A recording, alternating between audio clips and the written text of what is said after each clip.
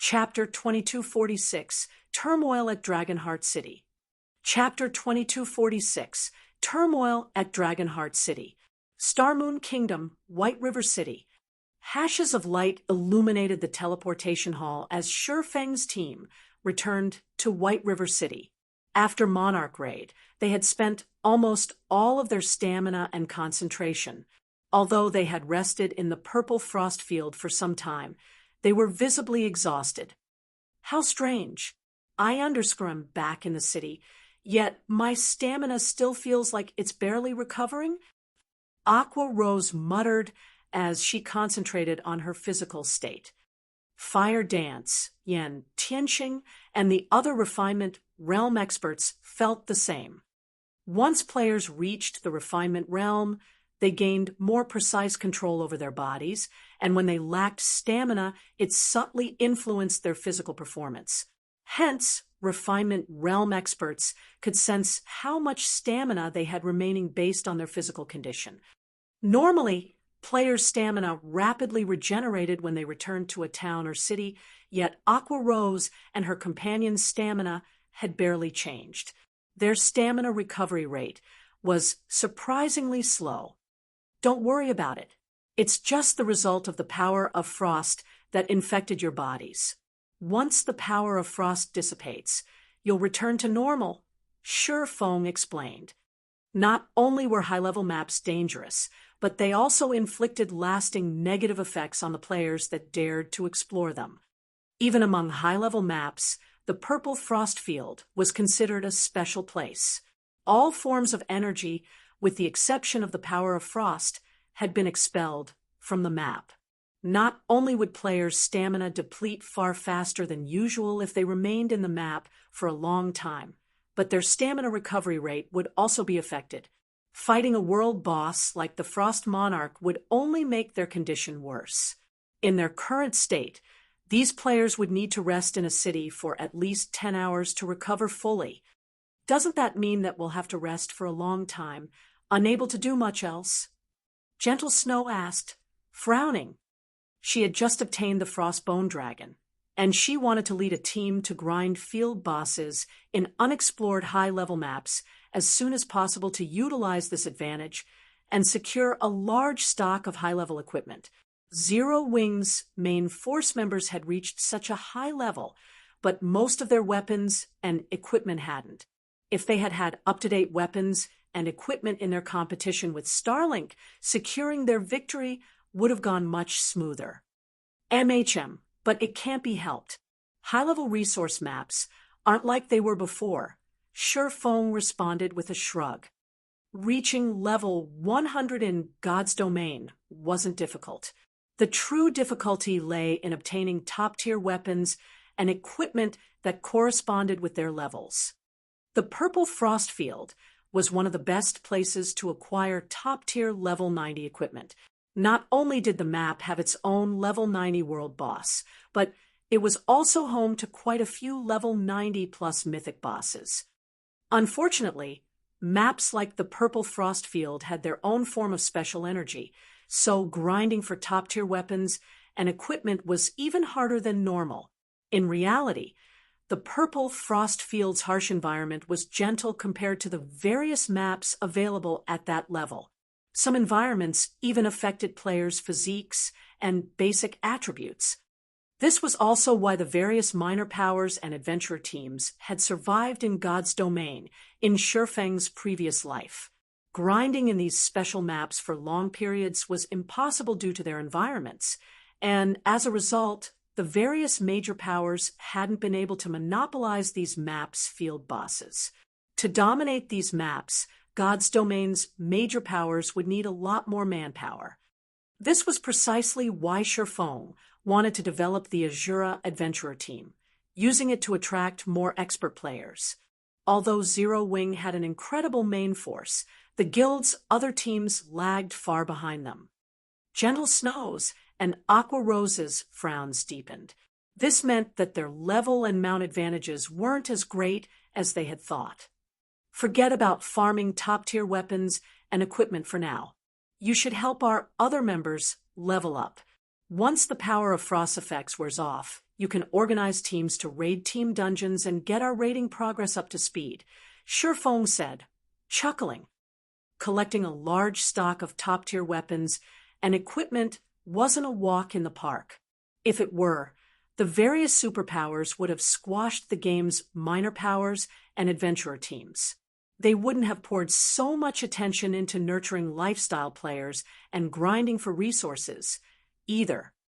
I'll do that, then. Gentle Snow felt helpless. She had no choice but to accept Shifeng's suggestion and take things one step at a time. After their conversation, Gentle Snow and Aqua Rose left the teleportation with the rest of Zero Wings members. They planned to take the guild's members out to power level in high-level maps. Shifeng, on the other hand, led Azura's members to the Candlelight trading firm and loaded them up with advanced mana armor kits, all-round devices, and other consumables that the trading firm only sold internally. He also instructed Melancholic Smile and her team to produce some resistance equipment for the adventurer team members to help them develop at a higher rate. Shifeng then found a special forging room before using the Abyss Pendant to teleport to Dragonheart Island. In the blink of an eye, Shifeng appeared in an alleyway in Dragonheart City's outer area. But for some reason, Dragonheart City seemed livelier than during Shifeng's last visit. Hardly any players had spent their time in the city's outer area before, but now he noticed a large number of players in this area of the city. Moreover, most of these players were neutral race players, not human. Why are so many neutral players here? Shifeng was astonished when he saw how many neutral players roamed the street. These neutral players were very high-leveled, with most of them at level 76 or higher. There were even quite a few level 78 players.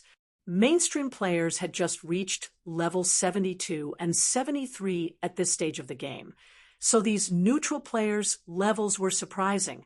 Even most large guilds' peak experts had only just reached this level. Meanwhile, Dragonheart City was located in the Sea of Death's inner region, and the closest neutral city was very far away. There should only be a small number of neutral players that would bother traveling this far. Neutral experts weren't the only players in the city right now. There were also large crowds of experts from the various major powers and many from second- and third-rate guilds. As Shifeng observed the passing players, he noticed a familiar group. It was none other than Thoughtful Rain and Blue Bamboo, who loved to vanish from the guild, and they seemed to be in the company of Melody and a few other Ninth Heaven members. Since Shifeng was still disguised as Black Flame, Thoughtful Rain and her companions quickly recognized him. "You're here, to Big Brother Black Flame?" Blue Bamboo promptly walked up to Shifeng as soon as she saw him. Guild Leader Black Flame, the half-elf Melody greeted. "Why are you guys here?"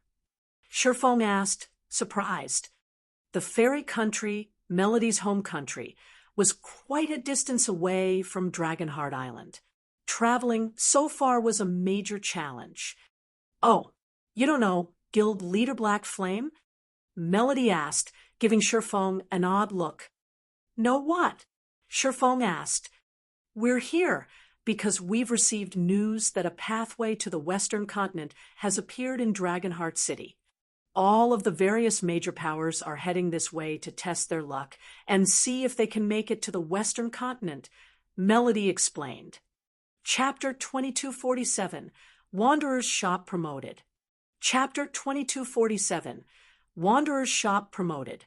A pathway to the Western Continent. Shifeng was surprised to hear the news. God's domain consisted of two main continents, separated by a massive distance. Even with a flying mount, it would take several days to travel from one continent to the other. To make matters worse, one would encounter many level 180 and 200-plus sea monsters and flying monsters. Even after players reached Tier 3 during Shifeng's previous life, very few people had been strong enough to travel between the continents. Normally, Players would have to rely on teleportation arrays or special paths that had survived since ancient times. Take Starlink, for example.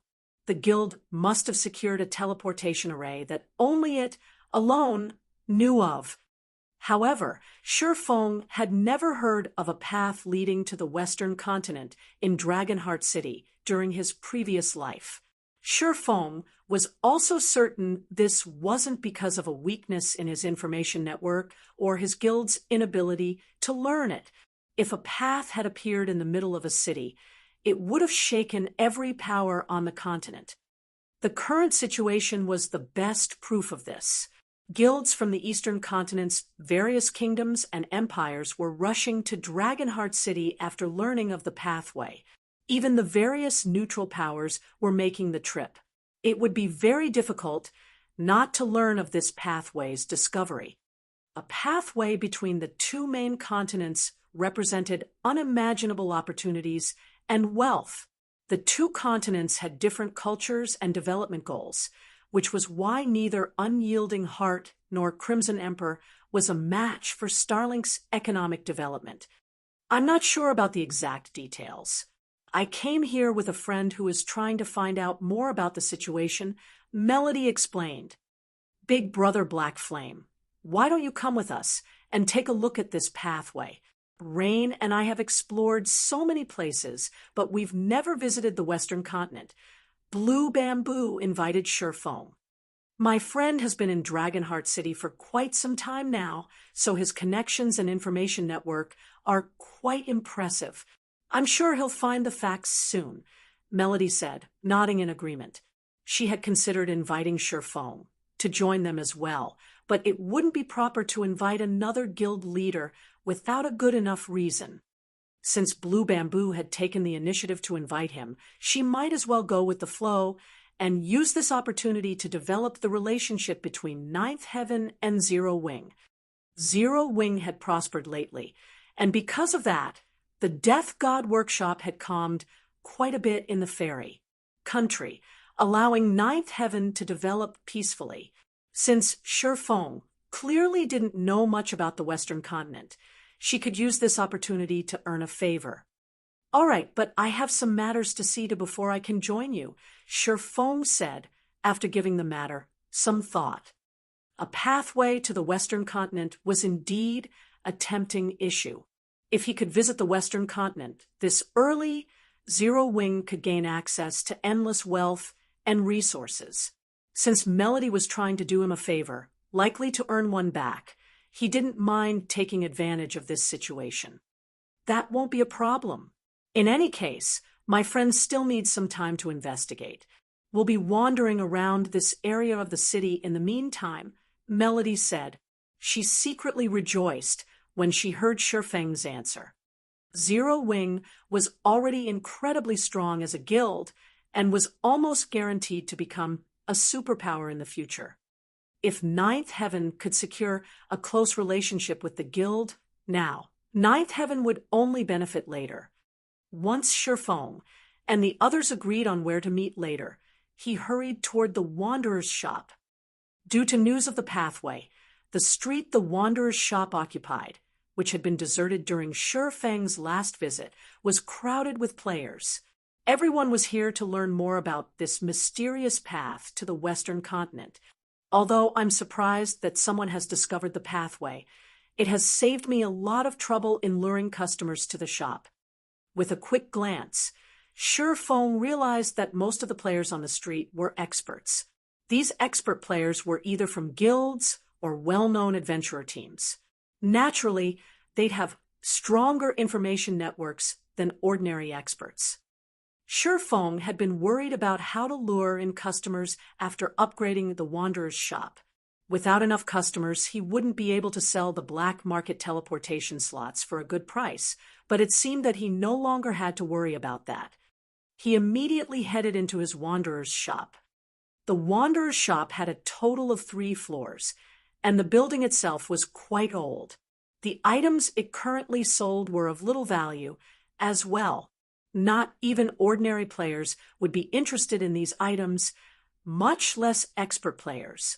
The only customers currently in the shop were NPCs, and when Feng checked the daily transaction volume, it was pitifully low. System: Bronze shop promotion order detected. Do you wish to upgrade the Wanderer's shop? Upgrade. Feng chose to upgrade the shop without hesitation.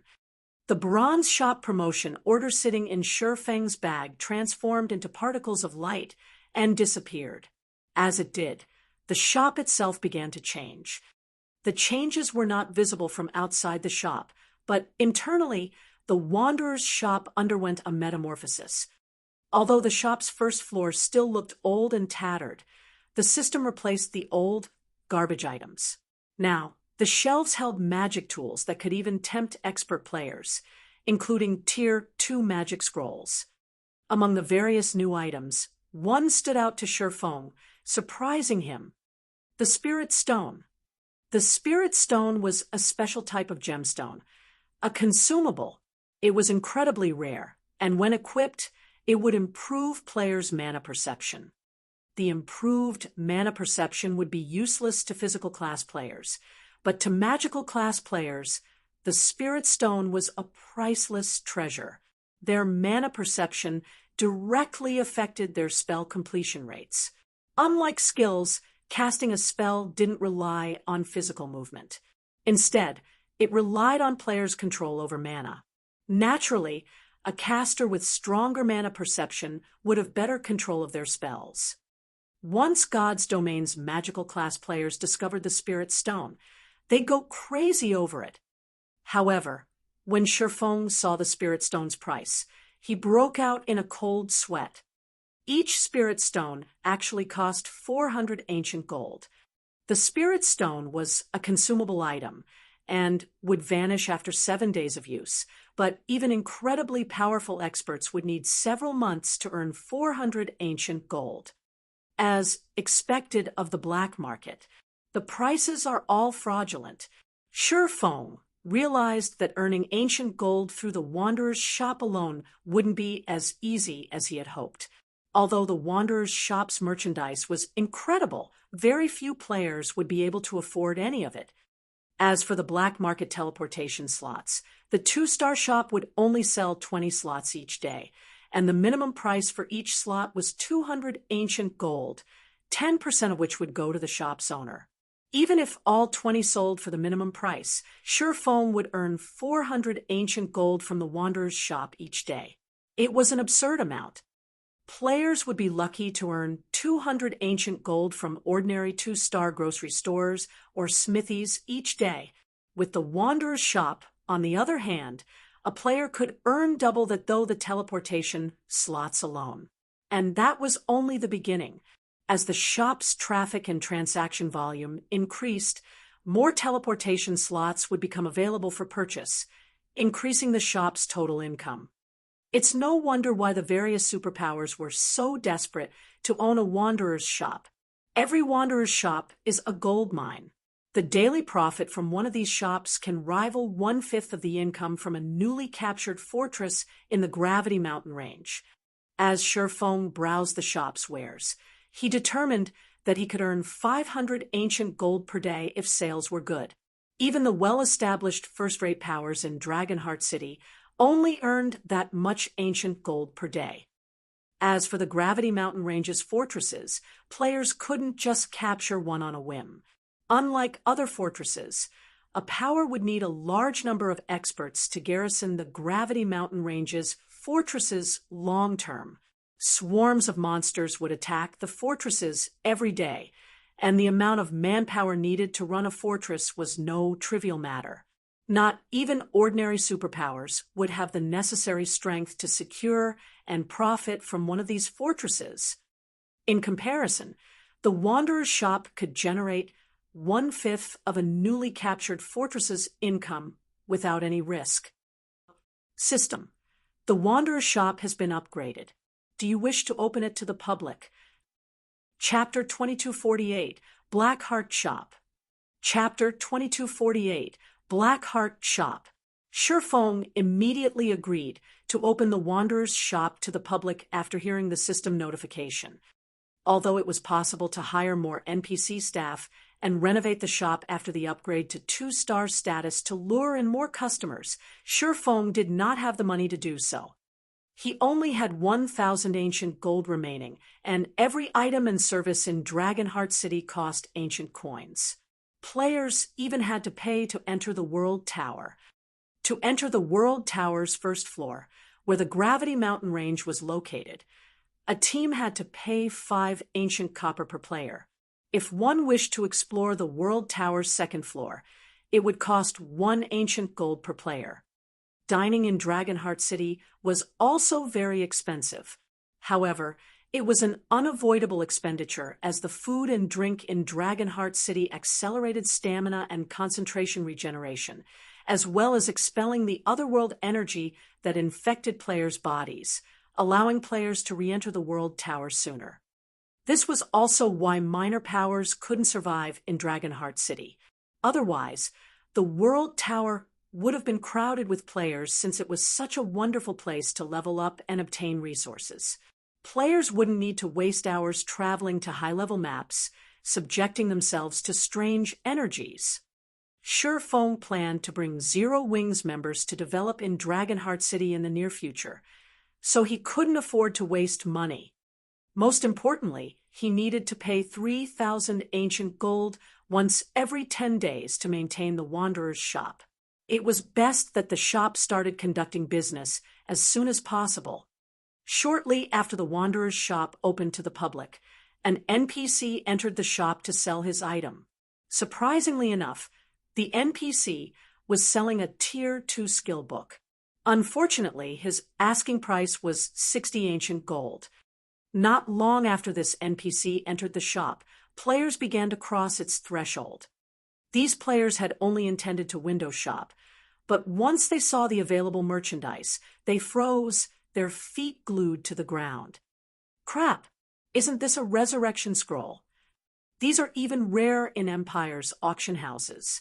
The last one I saw even went for 200 gold, yet this place is only selling it for 50 gold. Take a closer look. It cost ancient gold, not normal gold. The players' eyes glowed with excitement when they saw the shop's merchandise, but once they saw the listed prices, that excitement vanished. Well-known adventurer team experts, like themselves, could save up 50 gold, but even if they sold everything they had on them, they still wouldn't have 50 ancient gold. Yet, every item in the Wanderer's shop cost ancient gold. When Shifeng heard this group curse the Wanderer's shop for its black heart prices, he couldn't help but shake his head and chuckle. He had felt the same in the past. Despite being the guild leader of a second-rate guild, the Wanderer's shop's goods had been too expensive for him. Needless to say, adventurer team members wouldn't fare any better. Shifeng then left the shop and hurried toward the agreed-upon meeting place to meet up with Melody and the others. Since the Wanderer's shop was now open for business, it would only be a matter of time before the various major powers in the city discovered it. He would not have to worry about the black market teleportation, slots selling. He had also left 500 ancient gold with the shop and instructed its NPC staff to purchase epic materials. He decided to refuse NPC's other items since he couldn't afford them at the moment. He could only slowly accumulate ancient gold through the Wanderer's shop. After a few minutes, Shifeng arrived at a bar in the city's inner area. The bar was called the Blue Rose, and as soon as he arrived, he discovered Melody's group, happily chatting with a level 79 Tigerkin Berserker. Not only was this Tigerkin Berserker very high-leveled, but his equipment was also quite impressive. The Berserker currently wore the Raging Punishment set, a level 75 fine gold set equipment. His two-handed axe also gave off the glow effect unique to epic items. The wild and powerful aura he radiated was even powerful enough to deter first-rate guild's peak experts. Moreover, Shifeng could tell he was a refinement realm expert by the Tigerkin's movements. The Tigerkin Berserker's strength was even stronger than Melody. Big Brother Black Flame, have you settled your affairs? Blue Bamboo asked when she saw Shifeng enter the bar.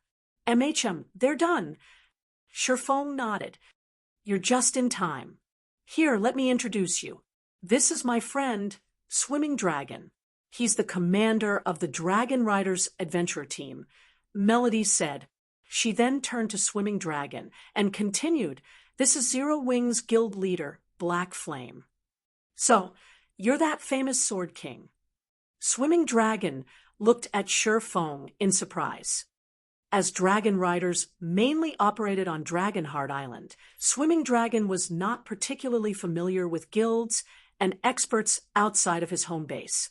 However, the top 50 experts on the God's Domain experts list were a different story. Furthermore, Shifeng's rank had recently risen on the experts list. In the latest issue, Shifeng had been ranked 14th. The man was difficult to miss.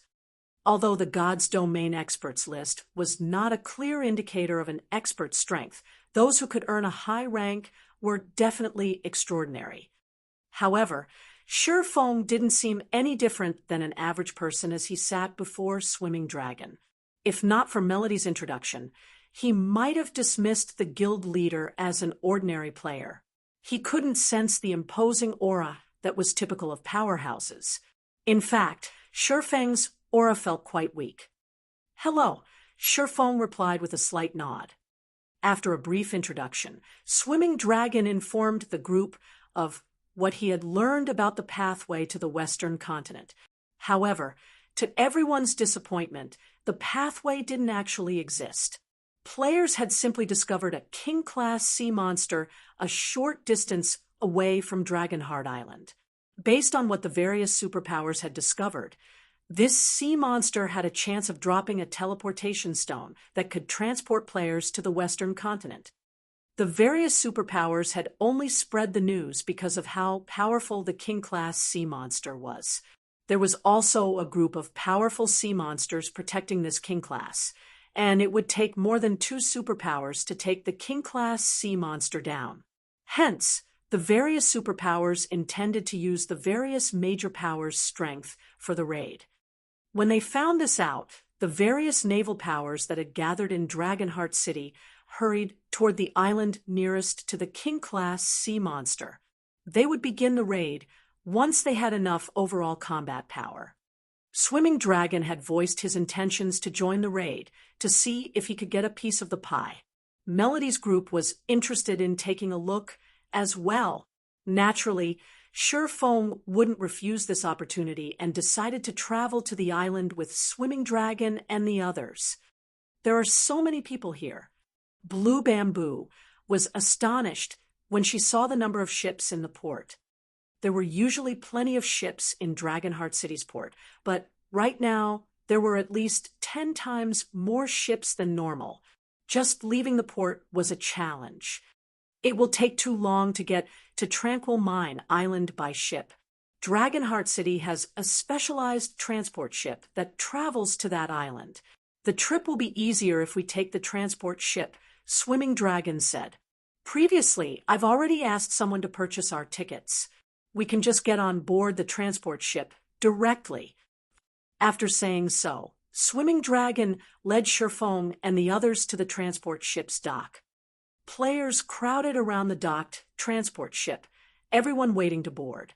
With no other choice, Shifeng and his latest companions patiently waited in line. After waiting for more than half an hour, it had come time for Shifeng's group to board the ship, but suddenly, two burly men approached them. One of these players was level 78, while the other was level 79. When the surrounding players saw these men, they promptly stepped out of the way and did their best to avoid meeting their eyes. Both of these experts possessed powerful backgrounds in Dragonheart City, and ordinary experts wouldn't dare provoke them. Swimming, I've heard you've purchased tickets to board the ship. Give them to me. I'm in a rush, the level 78 shield warrior said, grinning at Swimming Dragon. Relax, I won't just take advantage of you. I'll pay the favor back later. You're too late, Iron Hand. I've already given my tickets away, Swimming Dragon said, shaking his head. Does that matter? People are easy to replace. Tell me who they are, and I'll negotiate with them. I'm sure they'll gladly agree to give me their tickets. The shield warrior named Iron Hand said, laughing. Chapter 2249, Stormy Situation. Chapter 2249, Stormy Situation. Swimming Dragon's expression darkened at Iron Hand's words. Stop messing around. Iron Hand, the Dragon Riders Adventurer team is working under Heaven's Blade. Swimming Dragon warned. The shield warrior, Iron Hand, was nobody of significance. Like Swimming Dragon, Iron Hand was only a refinement realm expert. However, the Nine Snakes Adventurer team stood behind the man. Plenty of powers operated on Dragonheart Island, and the various adventurer teams ruled over a significant portion. Naturally, the island's top 10 adventurer teams led the way. These 10 adventurer teams were extremely powerful and had support from various corporations. They walked the path of the elite and had a large number of capable experts. In terms of strength, these top 10 adventurer teams were even stronger than the various first-rate guilds on Dragonheart Island. Meanwhile, Nine Snakes was one of the top 10 adventurer teams. Due to Nine Snakes' position on Dragonheart Island, the adventurer team's members were particularly arrogant. Unfortunately, very few players and powers had the strength to put Nine Snakes in its place. As a result, most of the adventurer teams and independent players on Dragonheart Island tried to avoid Nine Snakes members as much as possible. The Sea of Death's situation wasn't like that of the main continent. Not only was the competition here extremely intense, but the consequences for dying were also more severe. On land, players would only lose a piece of equipment and a level if they were killed. Out at sea, however, one would lose a ship. These ships were the key to naval players' survival. Without a ship, naval players' development would stagnate. Of course, as Dragon Riders was a well-known adventurer team as well, it had caught the eye of many powerful adventurer teams. As a result, Dragon Riders could ally itself with one of these adventurer teams for protection. The adventurer team Dragon Riders had chosen to ally with was none other than the Heaven's Blade adventurer team. Like Nine Snakes, Heaven's Blade was also one of the top 10 adventurer teams on Dragonheart Island. You think Heaven's Blade is that awesome? Do you know who this expert beside me is? Iron Hand asked, sneering. This is the War Blood Adventurer team's newly promoted team leader, Snowy Afterglow. He's that genius from War Blood. Swimming Dragon's expression turned serious as he looked at the slightly arrogant-looking level 79 Berserker youth beside Iron Hand. Practically every adventurer team on Dragonheart Island knew the name Snowy Afterglow. The man had become one of War Blood Adventurer team's team leaders despite being only 22 years old. War Blood was the third-ranked adventurer team on Dragonheart Island, and overall it was even stronger than Nine Snakes and Heaven's Blade. In fact, the two adventurer teams combined might not be a match for War Blood. It was no exaggeration to say that War Blood was half as strong as a superpower. Of course, one had to be a peak expert to become one of its team leaders.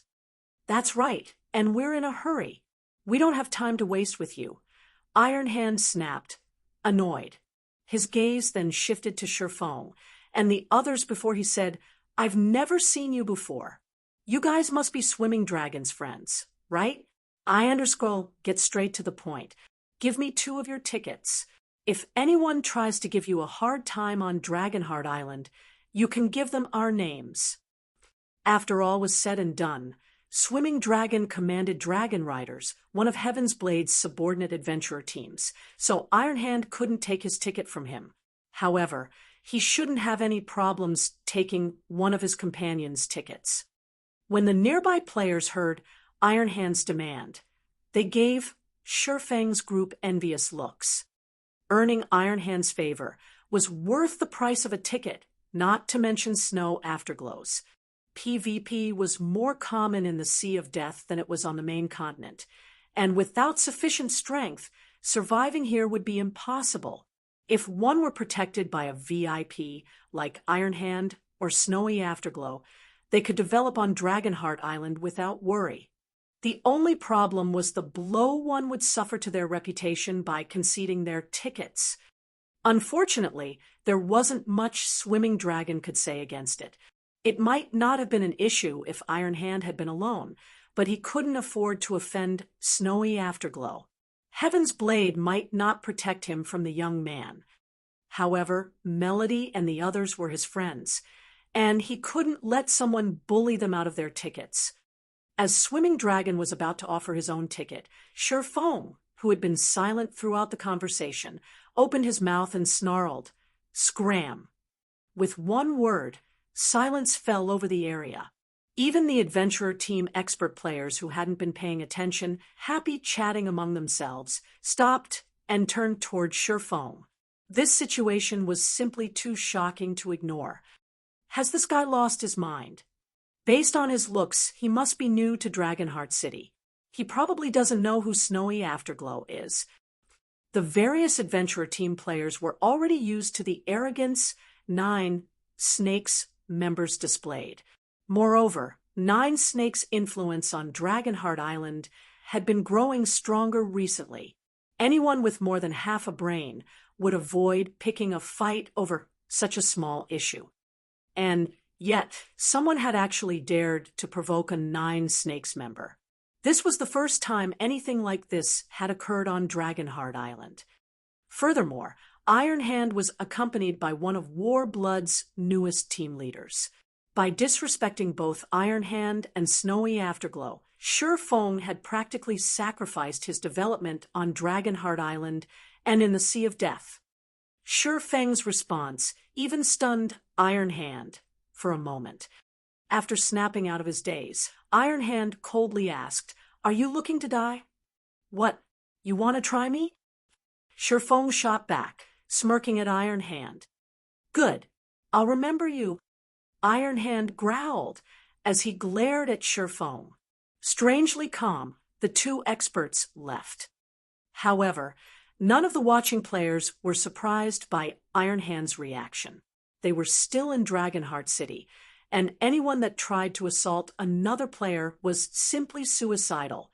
Not event the Warblood adventurer team would dare attack another player inside the city. There wasn't a single power in the game that could contend with the NPC soldiers that patrolled this city. That guy is dead for sure. His life in the Sea of Death is likely over now. Not even Swimming Dragon can protect him. Regardless, it was awesome to see Iron Hand so pissed. Many of the expert players on the docks flashed Sherfong pitying looks. There would now be bad blood between Sherfong and the 9 Snakes adventurer team, and 9 Snakes members were well known for seeking vengeance for the smallest insult. Iron Hand definitely wouldn't let this matter rest. While the crowd quietly discussed the disruption, Sherfeng's group boarded the transport ship without any more interruptions. They then made their way toward Tranquil Mine Island. As this was the first time they had boarded a transport ship, Blue Bamboo and Thoughtful Rain were surprised by the ship's size. The transport ship was almost as large as a destroyer in the real world, with a total of 4 floors. It was considerably larger than God's Domain's sailboats.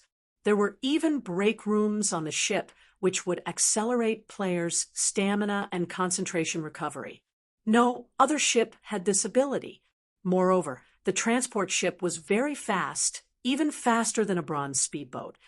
It was the ideal ship for most players who wished to develop out at sea. It's a pity that only NPCs can own transport ships. If players like us could own one, we wouldn't have to worry about our development at sea. Thoughtful Rain said.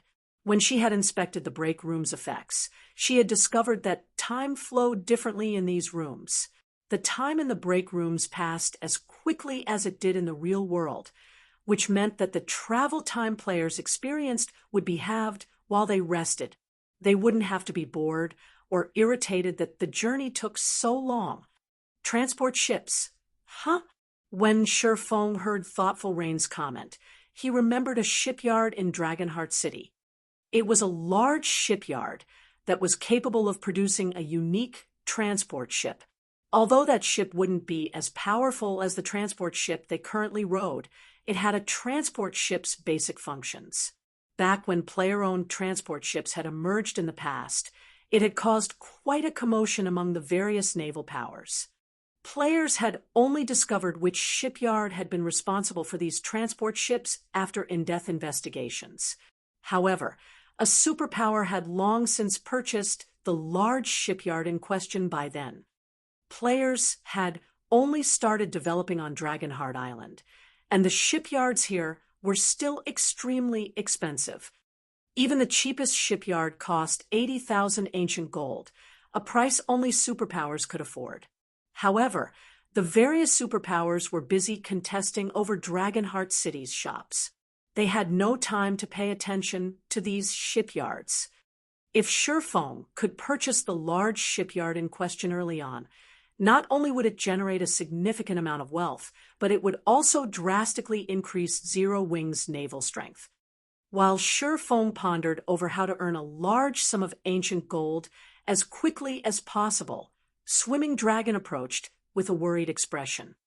Guild Leader Black Flame, 9 Snakes, the adventurer team Iron Hand that belongs to, is one of the local tyrants on Dragonheart Island. I don't think we should participate in the joint sea monster raid near Tranquil Mine Island. 9 Snakes will definitely try to pull something to punish us, Swimming Dragon said. Although Swimming Dragon knew that Sherfong was very powerful, they were in the Sea of Death. The rules here were drastically different than those on land. Otherwise, the various adventurer teams wouldn't have been able to secure territory on Dragonheart Island despite so many superpowers present. Relax. I know what I'm doing, Sherfong said, chuckling. He did not bother to explain further. Swimming Dragon sighed, inwardly. He thought that Sherfong was acting a little too full of himself. He simply didn't know how powerful naval adventurer teams were. After a little over 2 hours, the transport ship finally docked on Tranquil Mine Island. A thick layer of dark fog enveloped Tranquil Mine Island, and other than the port, a ghostly atmosphere devoured the island. Once players set foot on the island, they'd succumb to a chill, and their reaction speeds would significantly decrease. Players could even freeze to death if they lingered for too long on the island. This was practically an island of death. However, the port was full of bronze and mysterious iron speedboats. There were even a few sailboats here. The scene was even grander than in Dragonheart City's port. Shortly after the transport ship docked, and just as Sherfong and the others were about to step onto the wooden platform, they discovered a group of players before the transport ship. Every one of these players emitted a dense killing intent, and a few of them had already reached level 80. Even an expert like Swimming Dragon was afraid, as he felt these players' dangerous auras washed over him. Meanwhile, 2 familiar figures led this group of experts, and they were none other than Iron Hand and Snowy Afterglow. Brat, you were quite bold earlier. Would you dare repeat yourself now? Iron Hand demanded, sneering at Sherfong. Chapter 2250, A Person You Shouldn't Provoke. Chapter 2250, A Person You Shouldn't Provoke. When the players on the transport ship saw the small fleet surround them, they couldn't help but grow nervous. Combat was a daily occurrence for Dragonheart Island's players, whether it be against sea monsters or players. Although large-scale naval PvP was common as well, none of those battles had involved a fleet as powerful as the one around the transport ship. Over 20 speedboats had the larger ship surrounded, 8 of which were bronze speedboats, and 1 was mysterious iron rank. 9 Snakes' grand display of strength even surprised the other powers on Tranquil Mine Island, not to mention the players aboard the transport ship. These powers' upper echelons immediately ordered an investigation into this matter. We're doomed. Swimming Dragon stared at Nine Snakes' fleet with a grim expression. He hadn't expected Iron Hand to be so vicious. An ordinary adventurer team would be fortunate to have a single advanced speedboat in their fleet. The Dragon Riders were lucky enough to have 2 bronze speedboats, which were the reason that the adventurer team had become quite famous and gained some influence on Dragonheart Island. Yet, the Nine Snakes adventurer team had dispatched a mysterious iron rank and 8 bronze-ranked speedboats. Even if they could sprout wings and fly, they wouldn't escape Nine Snakes' encirclement.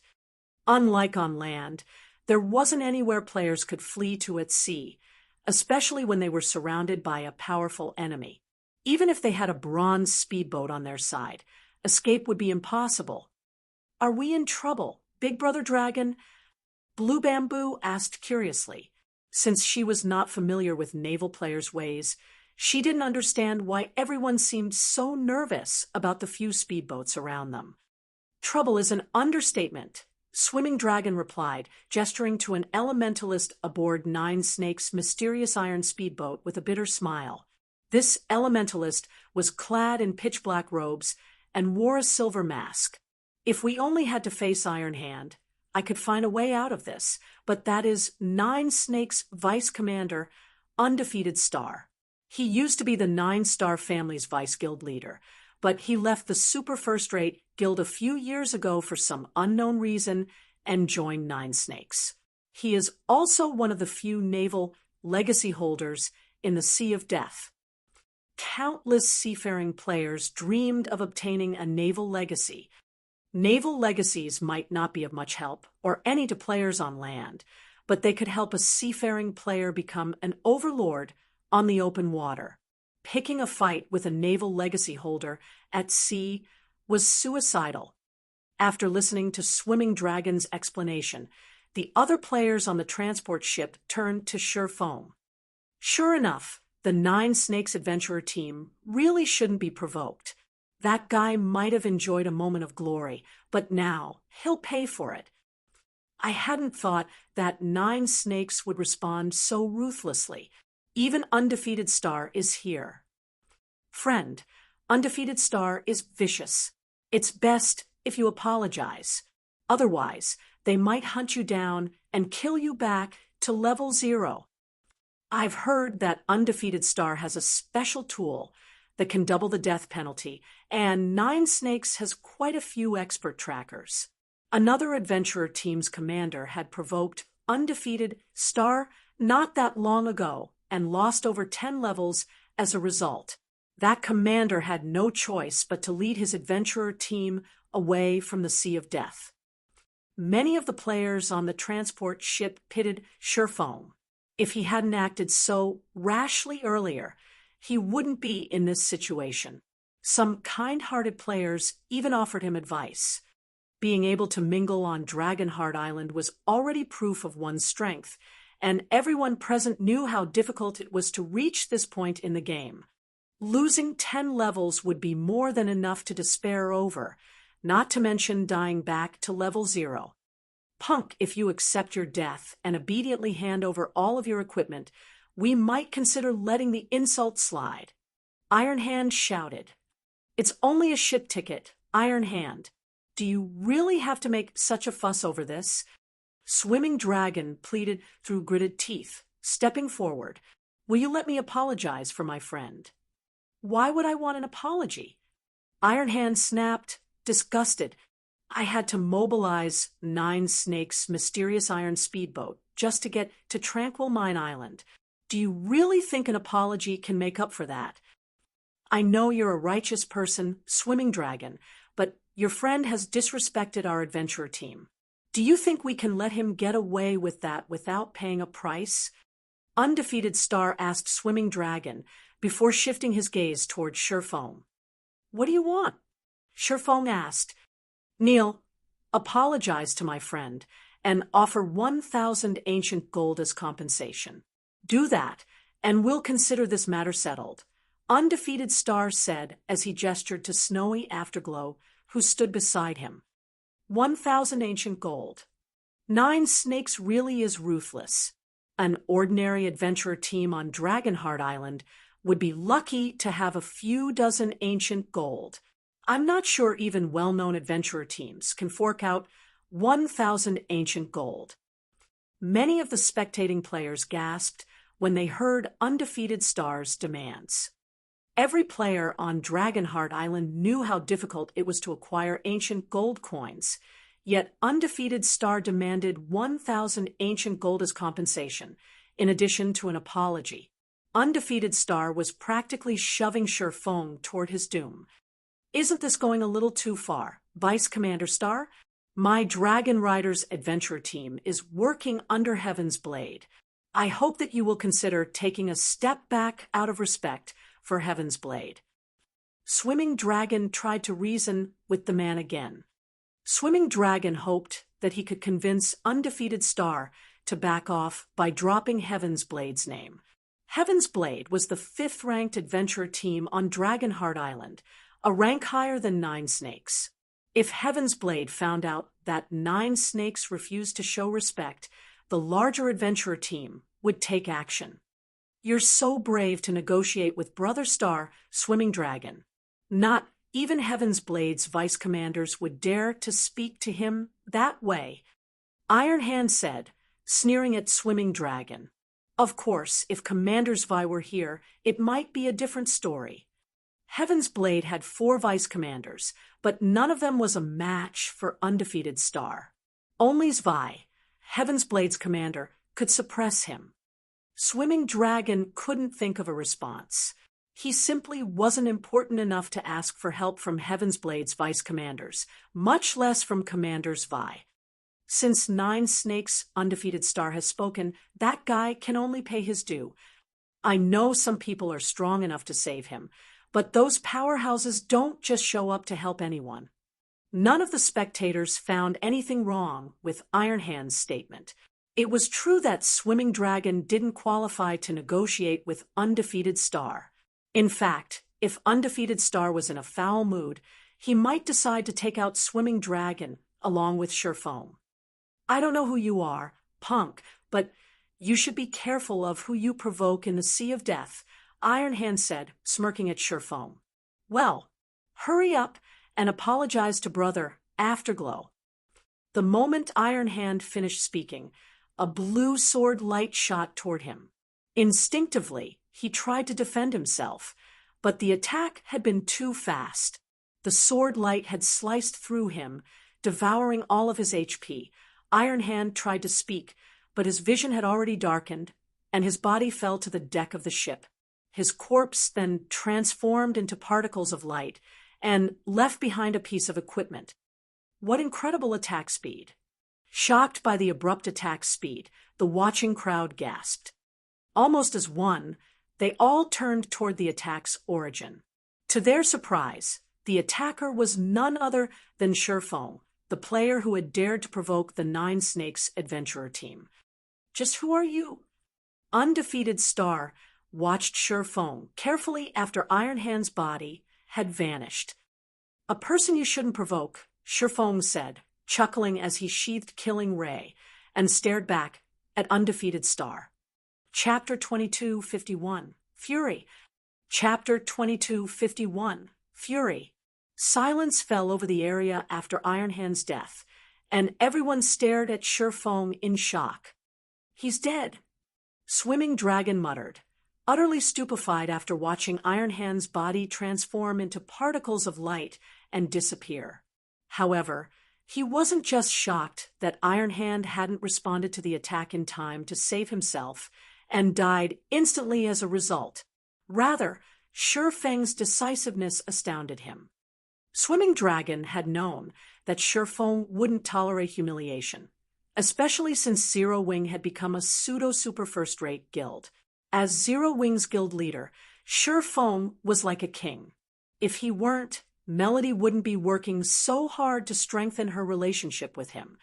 However, Zero Wing might be Starmoon Kingdom's absolute overlord, but there were plenty of overlords on Dragonheart Island. The weakest guilds on the island was a first-rate guilds, and even they had to show Nine Snakes respect. the adventure team, was simply that powerful.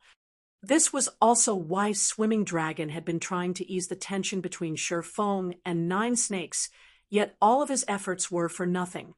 Not only had Sure Fong slain Iron Hand, but he had spoken so arrogantly to Undefeated Star in front of a large crowd. It was akin to a slap in the face. Powers like Nine Snakes, which prioritized their reputations, wouldn't take this insult lying down. We're truly doomed now. Swimming Dragon couldn't help his bitter smile when he saw Undefeated Star's ashen complexion. Undefeated Star was one of the top-ranked experts on Dragonheart Island. Moreover, he was accompanied by his squad of powerful bodyguards, all of which carried a special item that allowed them to form a specific magic array. This magic array would massively boost these bodyguards' strength when they were on the open ocean. Every one of these bodyguards was like a humanoid sea monster when the array was active. Because of this, very few people dared to disrespect Undefeated Star. Even Heaven's Blade's vice commanders treated the man with respect. "You are the first person to speak to me in such a way in the Sea of Death," Undefeated Star said, staring at Sure Fong like he was a dead man walking. "Let's see whether or not I can afford to provoke you. Wolf, I want him to suffer 100 deaths today." Every one of Undefeated Star's last few words had been spoken in an incredibly chilling tone. Even unrelated players shuddered when they heard it. "Understood," a man named Devouring Wolf, who stood beside Undefeated Star, replied. Devouring Wolf then led the dozen or so bodyguards in a charge against Sure Fong. Not only were these bodyguards all level 79, but they were also experts that had followed Undefeated Star when he had left the Nine Stars family, giving up his position as Vice Guild leader. Every one of them was a veteran refinement realm expert. As these bodyguards approached Sure Fong, magic runes began to appear on their bodies. At the same time, a gigantic magic array covering a 300-yard radius appeared in the sky above them. As the array manifested, the bodyguards' basic attributes began to rise. Their auras also underwent a tremendous transformation. Now, they felt more like ancient sea monsters rather than human players. Careful! Their basic attributes are higher than a great lords of the same level while they're in the magic array. You can't face them head-on. Swimming Dragon hurriedly warned Sure Fong. "Thanks." Sure Fong responded to Swimming Dragon's warning with a light nod. "So, what if you know about the magic array? You might be able to avoid a fight with one of us, but can you avoid us all?" Devouring Wolf, the bodyguard's leader, asked disdainfully. Devouring Wolf swung his battle axe at Sure Fong, and the weapon's strength was even high enough to warp space around it. However, before the battle axe could come anywhere near Sure Fong, the swordsman used Killing Ray to deflect the attack. The moment the sword and axe collided, an intense shockwave shook the players' surroundings.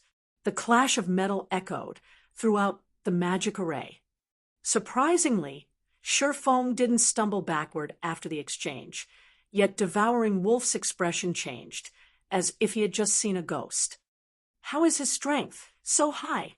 Shock and confusion filled Devouring Wolf's mind as he glanced down at his trembling arms and the 1,000+ HP he had just lost. He was as strong as a sea monster, while the magic array affected him. He even had enough strength to frighten a peak MT. However, when his axe had met Sure Fong's sword, he had actually taken damage. Swimming Dragon gaped at the two fighting players. Devouring Wolf wore even better equipment than he did, and while the magic array affected the bodyguard, even he'd have to activate a berserk skill to match Devouring Wolf's strength. However, Devouring Wolf had taken damage after charging at Sure Fong. Not bad.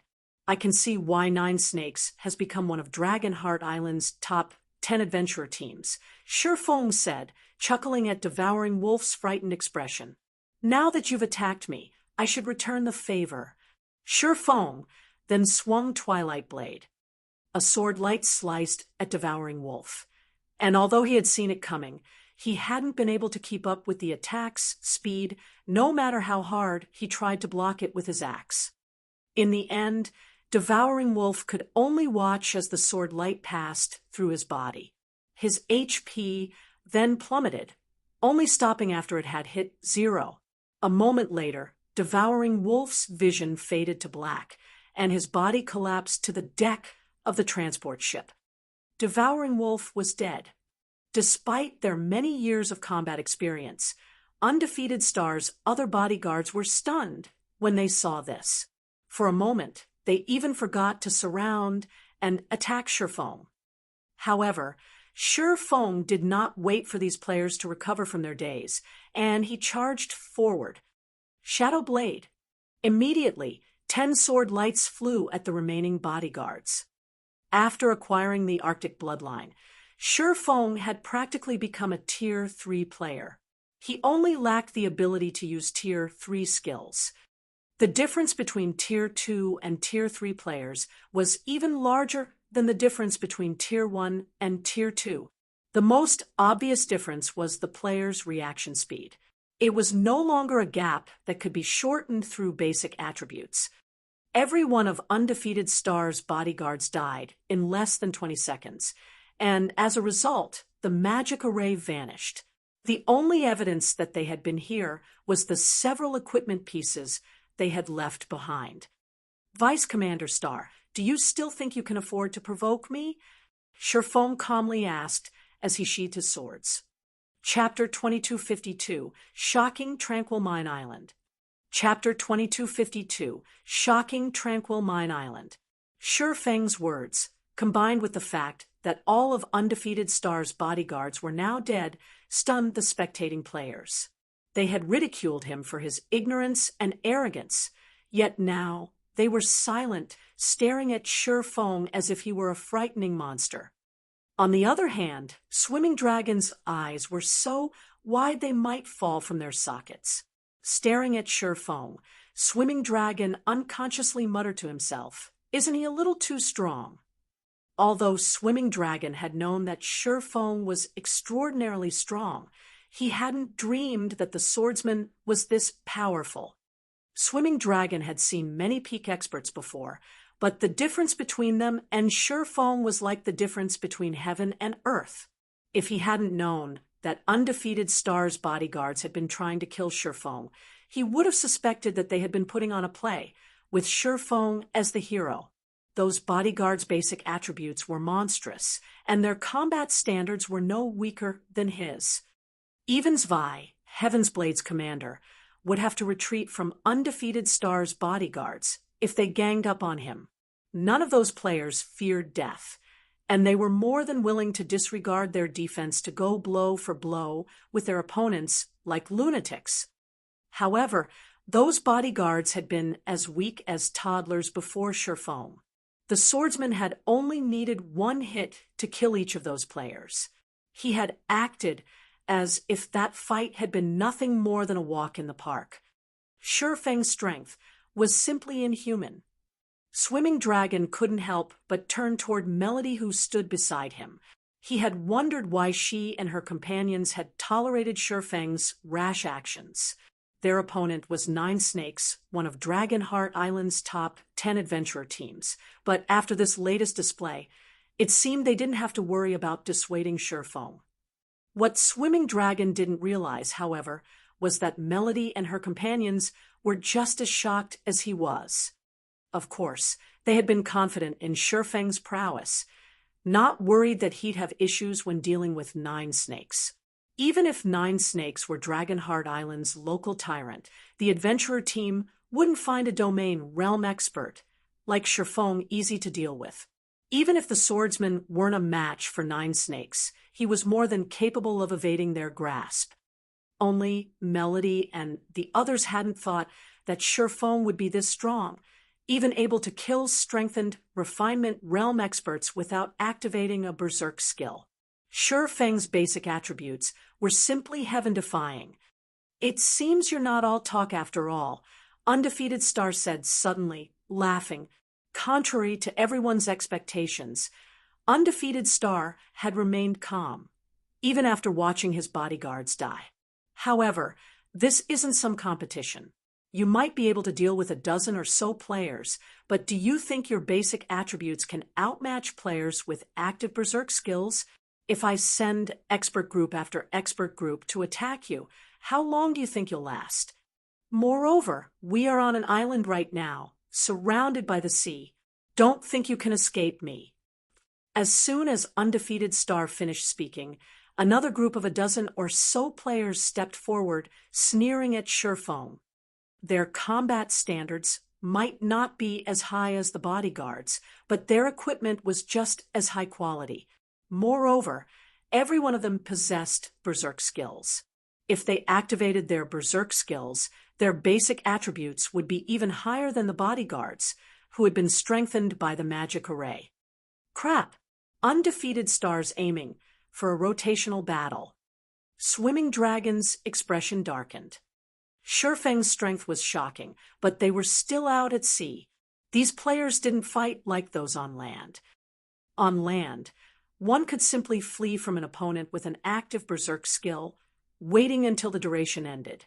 But an island was only so large. Where could players possibly run to? Moreover, Shurfeng was greatly outnumbered. Even if he activated his own berserk skill and widened the gap in basic attributes, Undefeated Star's subordinates could take their time, dragging the fight out and waiting for Shurfeng's berserk skill to end.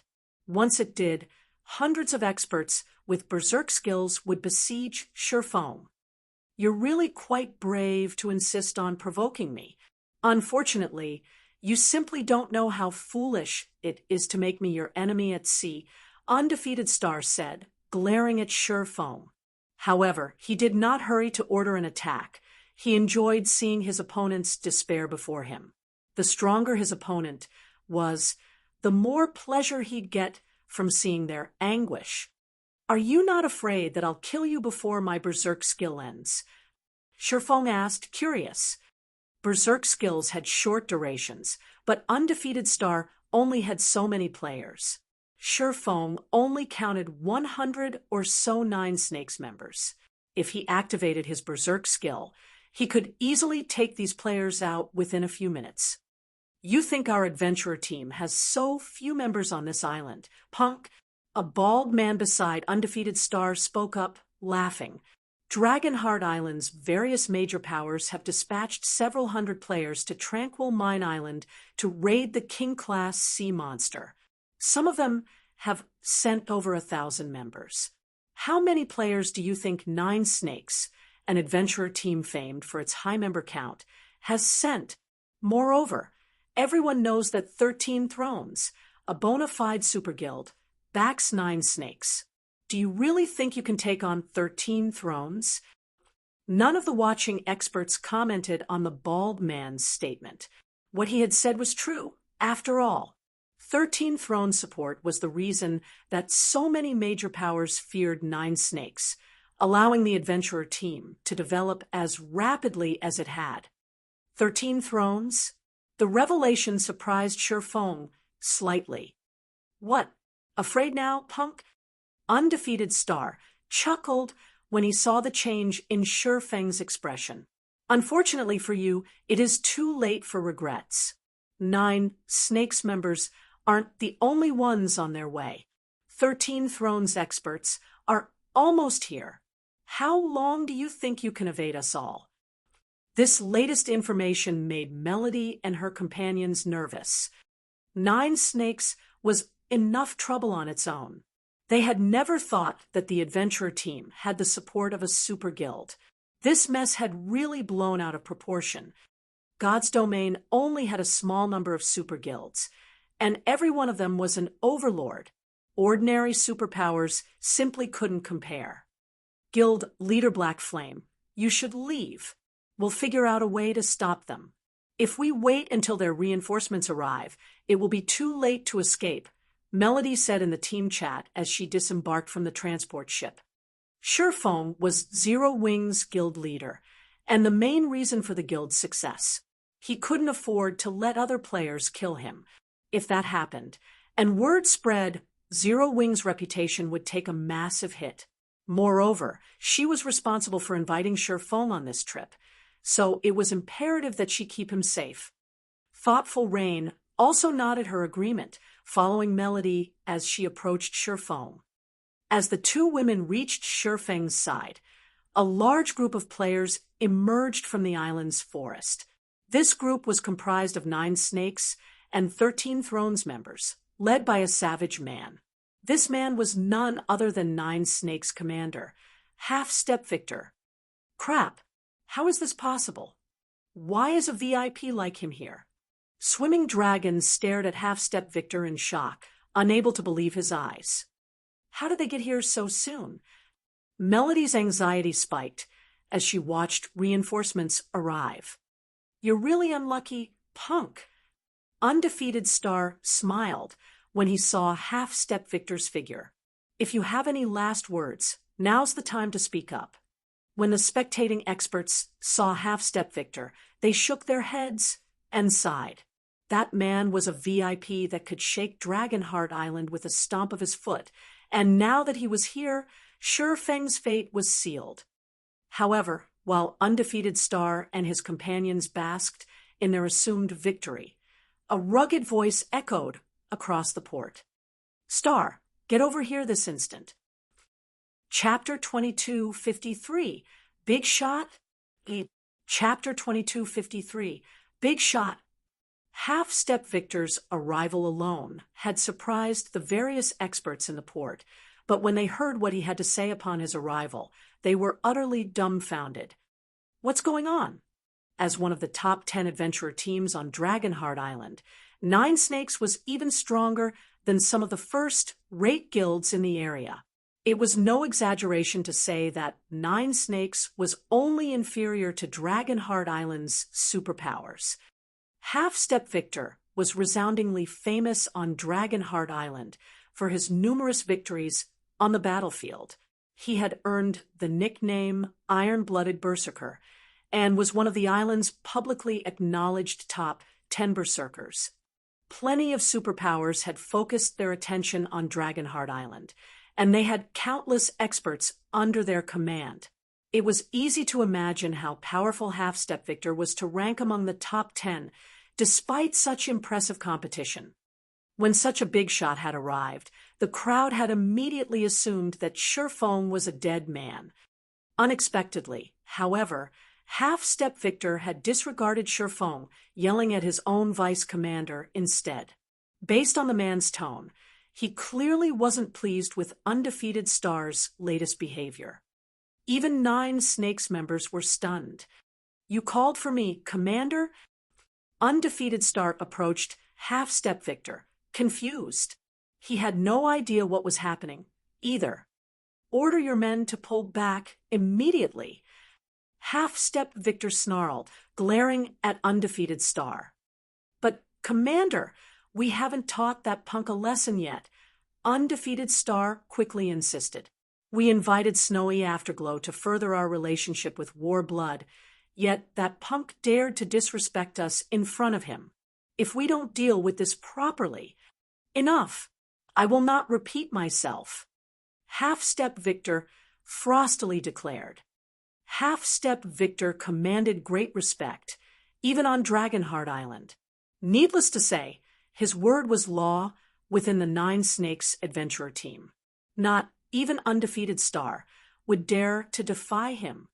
Obediently, Undefeated Star ordered his subordinates to retreat. The spectators on the docks were astonished as they watched 9 Snakes members withdraw. None of them understood what the adventurer team was up to. They're not fighting anymore. What? Is this for real? 9 Snakes members are leaving just like that. Undefeated Star had been adamant about killing Feng a moment ago, yet now his subordinates were pulling away from the fight. The watching experts simply couldn't keep up with this situation's development. Even Melody, Swimming Dragon, and their companions were confused. They didn't understand why the adventurer team would retreat so suddenly. While everyone wondered about Nine Snakes' intentions, Half-Step Victor approached Sherfong. "Friend, this has all been a misunderstanding. I hope you won't take this matter to heart," Half-Step Victor said with an apologetic look. "Here, take this sea barrier stone as compensation for the Nine Snakes Adventure Team's mishap." Half-Step Victor then revealed a fist-sized, light blue globe and handed it to Sherfong. Right now, the man looked nothing like Nine Snakes' peerless commander. Undefeated Star's eyes nearly fell from their sockets as he watched the exchange. He even wondered if the player he was looking at was the same Half-Step Victor he knew.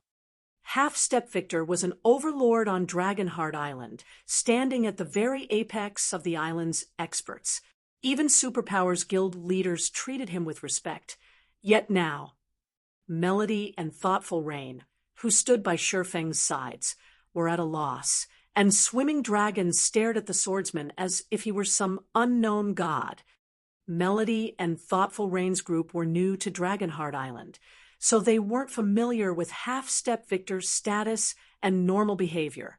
Swimming Dragon, however, was very familiar with what kind of person the commander was. Half-Step Victor was the Demon King of Disasters. He was absolutely ruthless. He wouldn't have been able to tame Nine Snakes' arrogant members otherwise. He was so ruthless that not even Undefeated Star dared to show any disrespect before him. And yet, Half-Step Victor apologized and offered Sherfong compensation. It was the first time many of the spectating experts had ever seen such a thing. Moreover, the item Half-Step Victor had offered was the Sea Barrier Stone. Players outside of the Sea of Death might not be familiar with the Sea Barrier Stone, but those who frequented the map knew it was a priceless treasure. First-rate naval guilds would go crazy over the item. The Sea Barrier Stone would generate a magic array that was strong enough to suppress any sea monsters caught within.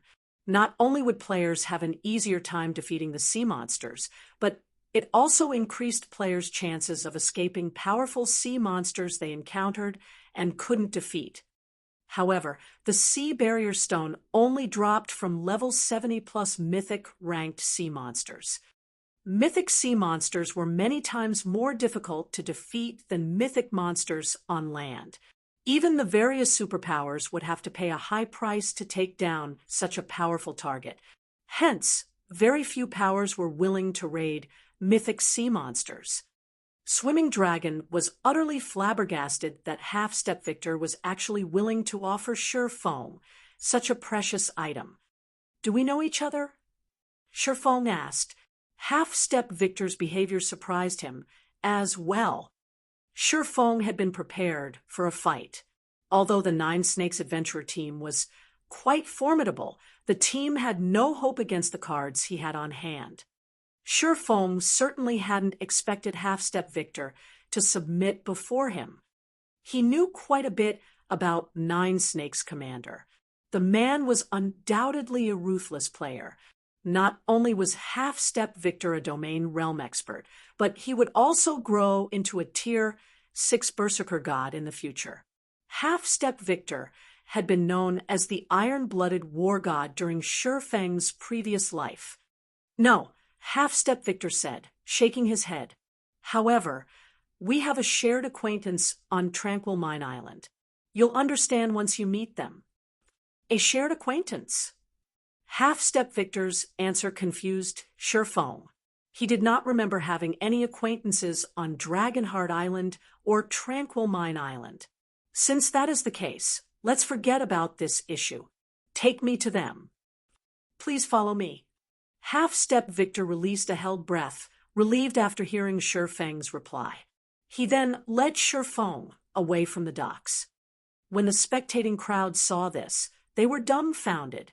Undefeated Star had been out for Sherfeng's blood a moment ago, yet a big shot like Half-Step Victor had shown up, offering peace and leading Sherfong away. Moreover, Half-Step Victor smiled amicably and treated Sherfong with immense respect. For a moment, the watching experts wondered if they were hallucinating. Who is that player?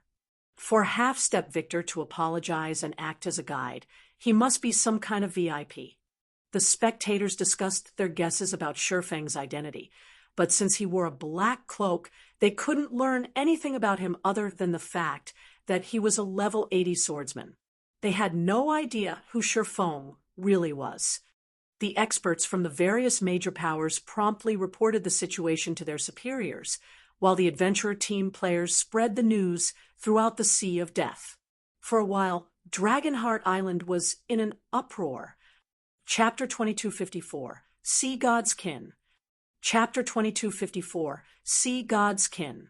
As Undefeated Star watched Half-Step Victor lead Shifeng's group to Tranquil Mine Island's inner region, he was overwhelmed with shock. I know what is going on here, Vice Commander Star? Snowy Afterglow asked. As the War Blood Adventurer team's youngest team leader, Snowy Afterglow qualified to look down on Nine Snakes vice commanders. He wasn't a match for Undefeated Star, but his combat power did rival peak experts.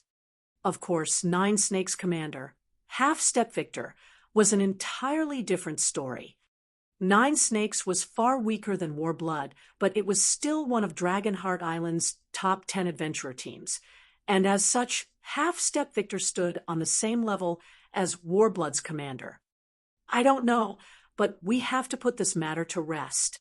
I hope Brother Afterglow can forgive us for this, Undefeated Star said, shaking his head as he smiled bitterly. Undefeated Star had assumed Shifeng had been joking. He hadn't actually thought that the man's claim was true. If even someone like Half-Step Victor had to treat Shifeng with such great respect, how could a vice commander possibly afford to provoke the swordsman? You jest, Vice Commander Star. Encountering such an important person had made this trip worth my time, Snowy Afterglow said, chuckling. Not even he could afford to provoke someone that even Half-Step Victor clearly feared. At this moment, he only hoped that Shifeng would forget about what had happened between them. The various major powers had set up advanced tents on a vast, open plain within the Tranquil Mine Island's forest. Swimming Dragon, who had followed Shifeng, was stunned when he saw it. Every one of these tents housed a power that was much stronger than the Dragon Riders adventurer team.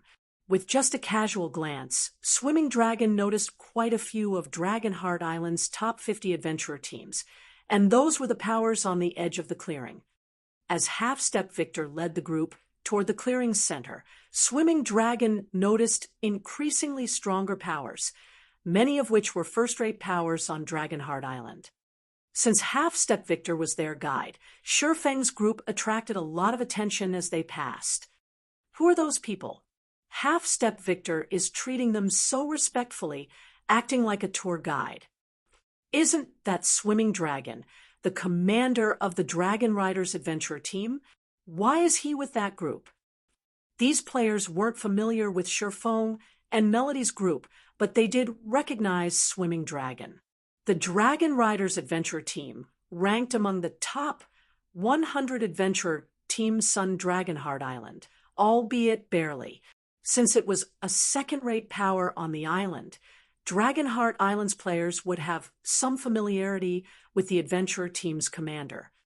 As Swimming Dragon felt the various first-rate powers watching him, his heart pounded with excitement.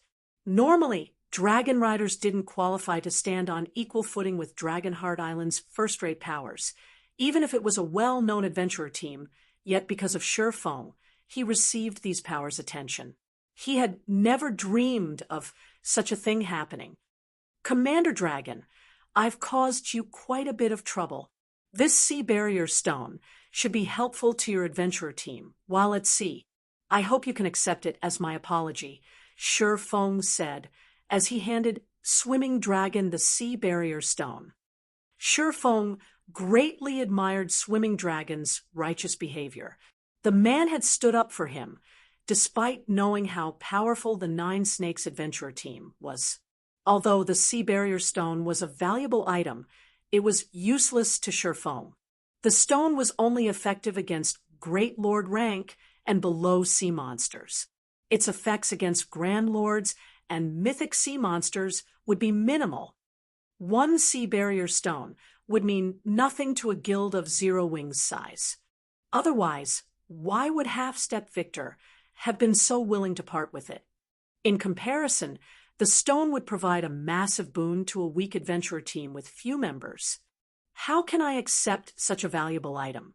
I barely did anything. Anyway, Swimming Dragon instinctively rejected Shurfang's offer. Guild Leader Black Flame has made the offer. You should accept it, Dragon, Melody advised. Big Brother Dragon, just take it. Our guild leader rarely offers gifts. Blue Bamboo chimed in. In that case, I'll take it. Realization dawned on Swimming Dragon after listening to Melody and Blue Bamboo's insistence.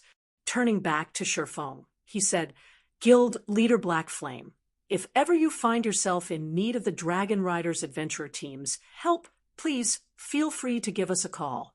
We'll use everything we have to assist you. The apology had confused Swimming Dragon, but after listening to Melody and Blue Bamboo, he realized that Shurfang was trying to offer him a favor. How could he possibly ignore the opportunity to form a connection with someone that even Half-Step Victor respected? I might have to take you up on your offer in the future, Commander Dragon, Shurfang said, nodding. Dragonheart Island would become the heart of naval development in the future. If Zero Wing wanted to gain strength on the open sea, it would have to develop on the island as well. Fortunately, Swimming Dragon was familiar with matters that related to the Sea of Death, and if he could convince the Dragon Riders to become one of Zero Wing's subordinate adventurer teams, Zero Wing would have an easier time developing on the island. Most importantly, Zero Wing could recruit Dragonheart Island's independent experts through the Dragon Riders Adventurer team.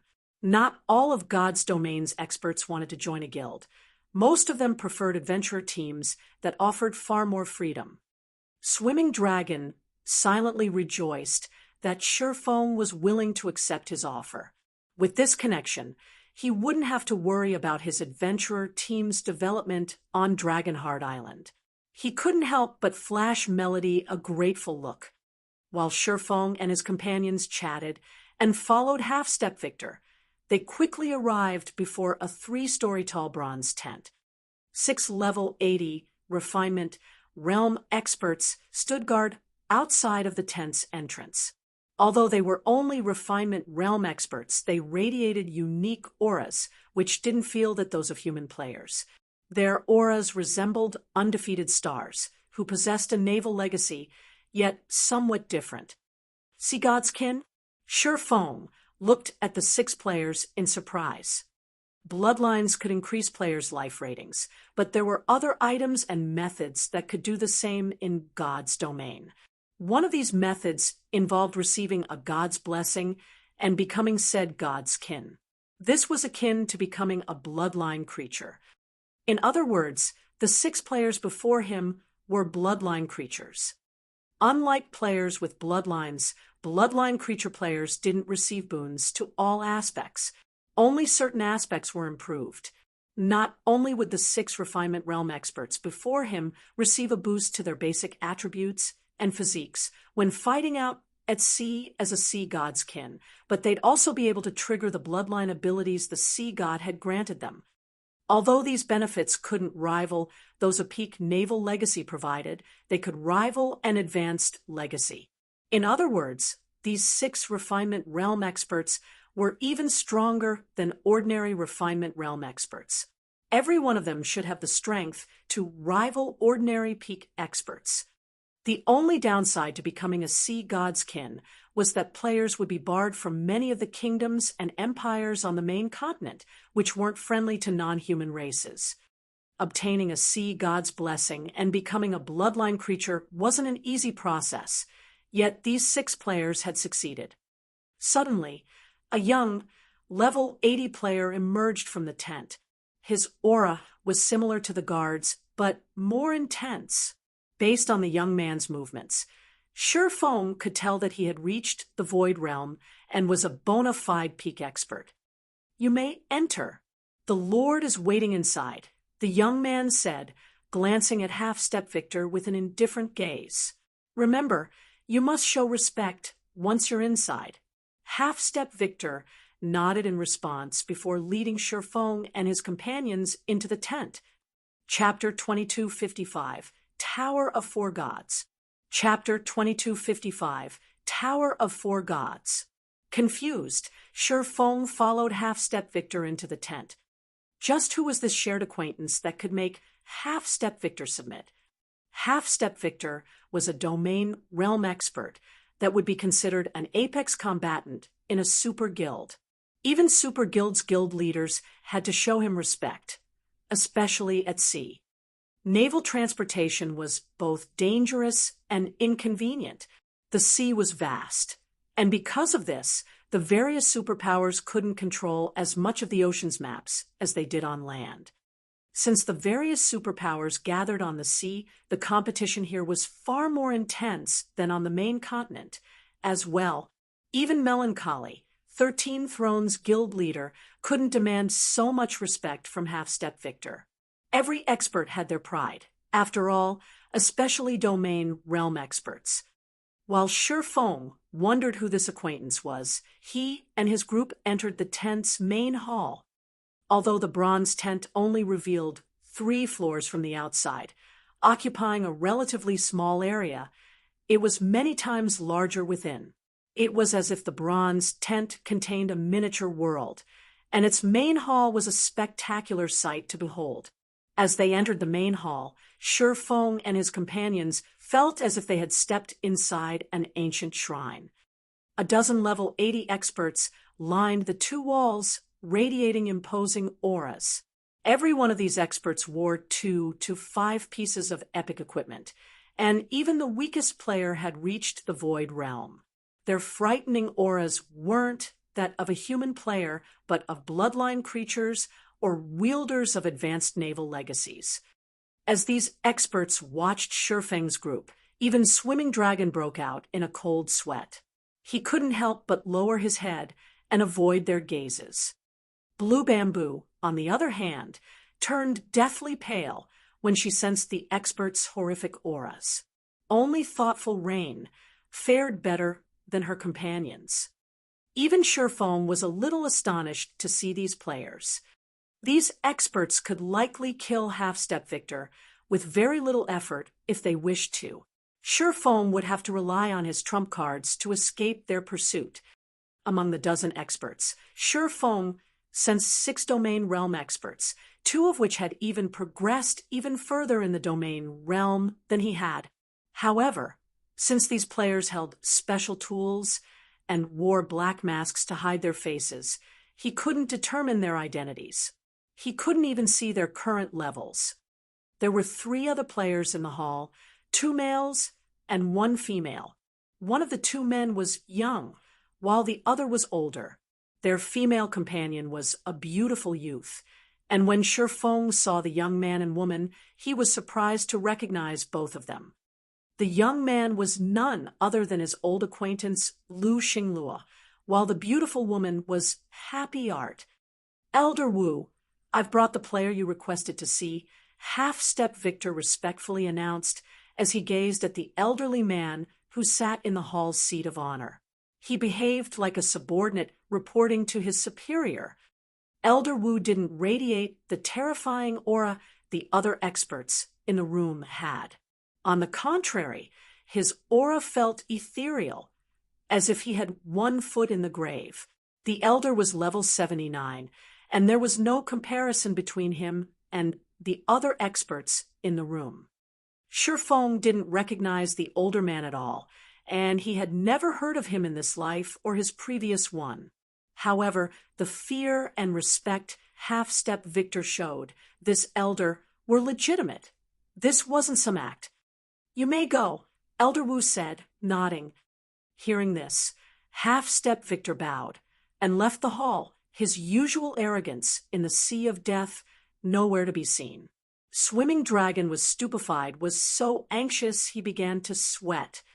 To Swimming Dragon's knowledge, Half-Step Victor could demand respect from Superpowers Guild leaders, even if he didn't stand on equal footing yet. While the Dragon Rider's commander wondered about the elderly man's identity, the player in question shifted his gaze to Shifeng. Shifeng felt as if this old man could look straight through him, and for a moment even he felt a little afraid. Sure enough, the younger generation will always surpass the old. It's no wonder why Little Melancholy is so optimistic about your prospects, Elder Wu said, chuckling. Little Melancholy?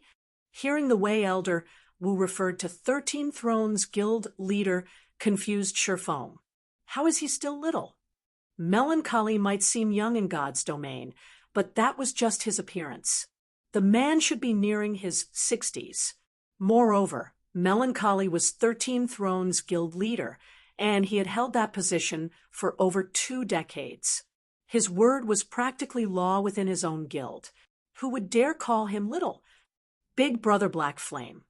Elder Wu is 13 Thrones' largest shareholder, and one of the guild's founders. You might not know of him, since he had been in seclusion for some time. Our guild leader is 2 generations younger than Elder Wu, Happy Art explained in a whisper to Shifeng when she saw his confusion. The explanation stunned Shifeng. 13 Thrones had been established nearly a century ago. Initially, the guild had been supported by 2 major corporations. In other words, this Elder Wu was more than 100 years old. Although Elder Wu had the support of a super guild, it was astounding that a man like him had reached level 79 at this stage of the game. It was true that a person's physical body in the real world wouldn't impact their virtual body in God's domain. Someone as old as Elder Wu should have some mental deterioration. It was simply impossible for him to behave like a lively young man, even in God's domain. If Elder Wu kept up with peak experts despite his extreme age, Shifeng couldn't imagine how powerful this man had been during his prime. May I know what business you have with me, Elder Wu? Shifeng asked after taking a moment to calm down. He didn't know Elder Wu, and no one of this man's status would call him here for a simple greeting. Smart young man, Elder Wu nodded approvingly. Smiling, he continued, I've heard about your situation from Little Melancholy. I'll be direct. I want Zero Wing to withdraw from the deal involving Gravity Mountain Range's fortress. My reasoning is simple. This operation involves some of 13 Thrones' valued secrets. However, Little Melancholy has still made you a promise. As compensation for breaking this promise, I will give you one of the Tower of 4 Gods teleportation stones we will obtain after raiding this king-class sea monster. The Tower of 4 Gods has existed since before the Great Destruction, and it's rumored to contain countless opportunities. Some of the current Empire's founders even attributed their success to the Tower of 4 Gods. In fact, the Or Empire's founding emperor had only gained enough strength to unify the Or race, forming his empire, due to his experience in the Tower of 4 Gods. Each teleportation stone can transport 2 players into the Tower of 4 Gods. Whomever you choose to accompany, you will be none of my business. Realization dawned on Shifeng after listening to Elder Wu's explanation. He had never heard of Dragonheart Island containing a path to the Western continent in the past. How could such a trip be so easy? After all, it was more likely that the rumor about the teleportation stone had been blown out of proportion as it had spread. The fact that various superpowers were keeping a tight lid on the information likely played a factor. Although the true teleportation stone didn't allow one to visit the Western continent, its ability to access the Tower of 4 Gods was just as valuable. As Elder Wu had stated, the Tower of 4 Gods was an amazing place. To be precise, it was a land for gods. Every teleportation stone that allowed entry into the Tower of 4 Gods was incomparably valuable, easily worth an epic item. What are your thoughts? Elder Wu asked. Happy Art couldn't do anything about this situation due to Elder Wu's immense authority within 13 Thrones. Not even melancholy would dare go against this man. Lu Xinglua couldn't help his inward sneer as he glared at Shifeng. The higher-ups have forbidden me from touching you, but they never said anything about impeding your development. Don't even dream that you'll get access to Dragonheart Island through 13 Thrones. 13 Thrones was a super guild. Melancholy might be interested in Shifeng, but he wasn't the only person with authority over the guild. Although Elder Wu offered the Tower of Four Gods teleportation stone due to the broken partnership, not everyone would find success within the tower, especially with a single teleportation stone. As Lu Xinglua felt pleased with himself for pulling this coup off, Shifeng opened his mouth and replied, "Thank you for your offer, Elder Wu, but since Zero Wing will not be participating in the fortress's capture, we will not need compensation. Zero Wing has its own strength, and we will fulfill our dreams on our own." Chapter 2256, Youthful Arrogance. Chapter 2256, Youthful Arrogance. Lu Xinglua was stunned to hear Shifeng's reply, but his lips curled into a sneer. "Black Flame, do you really think such a noble attitude will gain Elder Wu's favor?" Lu Xinglua inwardly chuckled. "Unfortunately, you've made the wrong bet. Elder Wu is not melancholy." Lu Xinglua was very familiar with Elder Wu's personality. Elder Wu was a man of his word. Since Elder Wu had promised to give Shifeng the Tower of Four Gods teleportation stone, he would ensure Shifeng took it. Rejecting the offer would only disgust Elder Wu. Moreover, the old man wouldn't mind retracting his offer after such a rejection. The experts standing guard along the hall's sides stared at Shifeng in astonishment, looking at him as if he were a fool. Has this kid gone crazy? Even if he isn't, I'm sure he is very close. Does he really think he can obtain an entry slot to the Tower of Four Gods with his strength alone? He might be trying to boast about his bravery before Elder Wu. The Tower of Four Gods entry slot presented a very rare opportunity, and only one King-class sea monster dropped the tower's teleportation stone. However, an extremely large number of powers was currently vying for these teleportation stones. There were already more than 10 superpowers preparing for the upcoming raid. At this point, only 13 Thrones was confident of securing these teleportation stones. The other superpowers had no guarantee of success. Shifeng had only recently reached Dragonheart Island, and even though Zero Wing had some naval power, it couldn't dispatch its forces to Tranquil Mine Island on such short notice. Swimming Dragon's Dragon Riders Adventurer Team could help the guild by adding to its combat power, but the Adventurer Team wasn't even strong enough to defeat the sea monsters that guarded the King-class sea monster, much less the main boss. The idea that Shifeng intended to rely on his strength to obtain the teleportation stones was simply a joke. However, the moment Shifeng finished his statement, he turned and left the tent. He didn't even pause to wait for Elder Wu's response. Startled, Melody and her companions followed Shifeng out of the tent. "Youthful arrogance," Elder Wu indifferently commented as he watched Shifeng leave. His gaze then shifted to Lu Xinglua as he began to address their plans, reacting as if Shifeng had never arrived. The expert guards found nothing strange about Elder Wu's reaction. They had watched many arrogant players behave as Shifeng had, and they received nothing from Elder Wu after rejecting his offers. Youthful arrogance, huh? Inwardly, Happy Art couldn't disagree with Elder Wu more.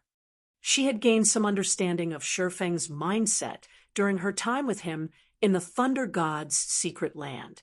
He didn't act unless he was absolutely confident in succeeding. Since Shifeng had claimed that he'd secure the teleportation stones by himself, then he was confident he'd succeed.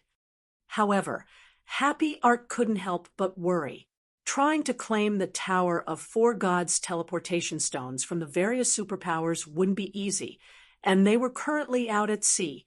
One would need ships to defeat sea monsters. If you're worried, Little Art, I can let them tag along with our fleet. At least that would give them a chance to approach the boss. It will also avoid giving the others a reason to call out our guild for being unscrupulous, a young, robust, level 80 male ranger said when he noticed Happy Art's concerned expression. Really? Happy Art asked, giving the ranger youth an excited, joyful look. The youth before her was the commander of 13 Thrones' Third Fleet, Modern Rain. If Modern Rain were willing to help, they wouldn't have any trouble getting Sure Feng's group close to the King-class sea monster. Rest assured, if they're with me, they'll reach the boss's side, Modern Rain declared. Happy Art was 13 Thrones' prided daughter. Modem Rain was a little annoyed with how highly Happy Art thought of Sure Feng, but he could use this opportunity to show off his power before the young woman. Once Elder Wu and Lu Xinglua finished their business, Happy Art and Modern Rain left in search of Sure Feng. Countless ships, all belonging to the various major powers, were tied to the docks in Tranquil Mine Island's port, including hundreds of bronze speedboats, which the various well-known adventurer teams considered quite rare and precious. There were also quite a few small sailboats, and many of the expert players on the island were shocked by the spectacular scene. This was especially true when these experts saw the fleets the various superpowers had dispatched. Every fleet consisted of 100 ships, and even the weakest among them was an advanced speedboat. Each fleet had over 20 bronze speedboats and 2 or 3 mysterious iron speedboats. As well, every one of them was led by a medium sailboat. So, this is the strength of various superpowers' foundations. Melody gazed at the fleets, surprised. These superpowers were on an entirely different level compared to Dragonheart Island's adventurer teams. Melody even spotted bronze sailboats among the multiple fleets.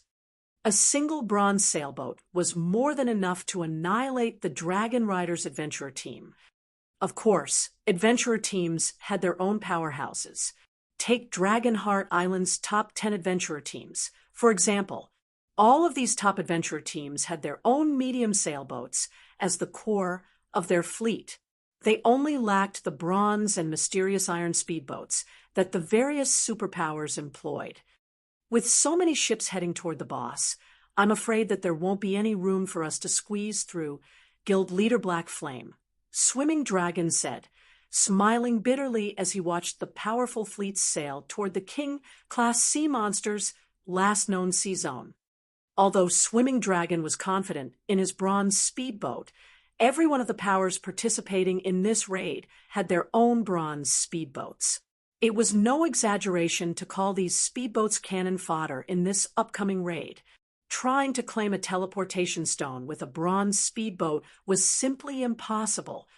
While the group stood in the port, watching the ships, Modern Rain and Happy Art found Sure Feng and approached to greet him. Big Brother Black Flame, our guild leader's initial offer was sincere. Unfortunately, Elder Wu has too much authority in the guild. Even our guild leader had no choice but to follow his wishes. Please, don't be upset with this outcome, Happy Art explained. I understand. Sure Feng nodded. In truth, he hadn't paid the matter much mind, to begin with. Since that is the case, why don't you tag along with us, Big Brother Black Flame, with Vice Guild Leader Rain's fleet? Approaching the King-class sea monster won't be a problem, Happy Art said. Since you are Happy Art's acquaintance, Guild Leader Black Flame, please leave the journey to the boss to me, Modern Rain stated as he gestured to the bronze sailboat that was the core of 13 Thrones' Third Fleet. The various major powers would step aside and open a path to the King-class sea monster for 13 Thrones' Third Fleet. They wouldn't need to fight or squeeze through the countless ships. Thank you, but we can get there by ourselves, Sure Feng said, shaking his head as he rejected the offer without a second thought. Big Brother Black Flame? The response surprised Happy Art. You're going there yourselves? I don't mean to look down on you, but even if you have a relatively formidable fleet, I'm afraid that you won't even reach the mobs around the boss, not to mention with just the 5 of you, Modem Rain said, smirking, while Modern Rain spoke. However, Sure Fong retrieved the Thunder Eagle's flute and blew into it. The deafening screech of an eagle echoed throughout the port, heralding the arrival of a gigantic eagle with a wingspan of 20 meters. It gracefully descended from the sky, landing before Sure Fong. Chapter 2257, Reappearance of the Flying Mount. Chapter 2257, Reappearance of the Flying Mount. Silence fell over the port after the Thunder Eagle's arrival. Everyone stared at the massive bird, surrounded by arcs of blue electricity, with wide eyes. A flying mount. Modem Rain was stunned when he saw the Thunder Eagle stand obediently before Sure Fong, unable to believe his eyes. Is he the player that appeared on Frosthell Island? Ships might be precious, but compared to a flying mount, they were utterly worthless. Not even medium sailboats were as valuable as flying mounts. The various superpowers had been in a frenzy, searching for any trace of another flying mount. Some superpowers even offered 10,000 gold for a clue that would lead to a flying mount. However, their search had been fruitless thus far, which was only a testament to how rare and valuable flying mounts were. The only player-owned flying mount anyone had heard of was the one that had appeared on Frosthell Island. There hadn't been another sighting. Melody, Thoughtful Rain, and Blue Bamboo, who stood beside Sure Fong, were dumbfounded as well. They had only heard of flying mounts before. They hadn't bothered to look further into the matter or try to acquire one for themselves. However, if not even the various superpowers were having any success, what were their chances? Rain, look, it's a flying mount. A flying mount. Blue Bamboo excitedly exclaimed as she grabbed Thoughtful Rain's arm. Only Happy Art maintained her composure, yet even she envied Sure Fong for his Thunder Eagle. Thus far, the only person Happy Art had talked to about Sure Feng's Thunder Eagle was Melancholy. To prevent others from finding out, Melancholy had decided to keep the information between them. As a result, neither player had mentioned anything about the Thunder Eagle's origin or owner to anyone. Instead, they secretly assigned more teams to grind for Thunder God's secret land entry slots to prepare to raid the side temple.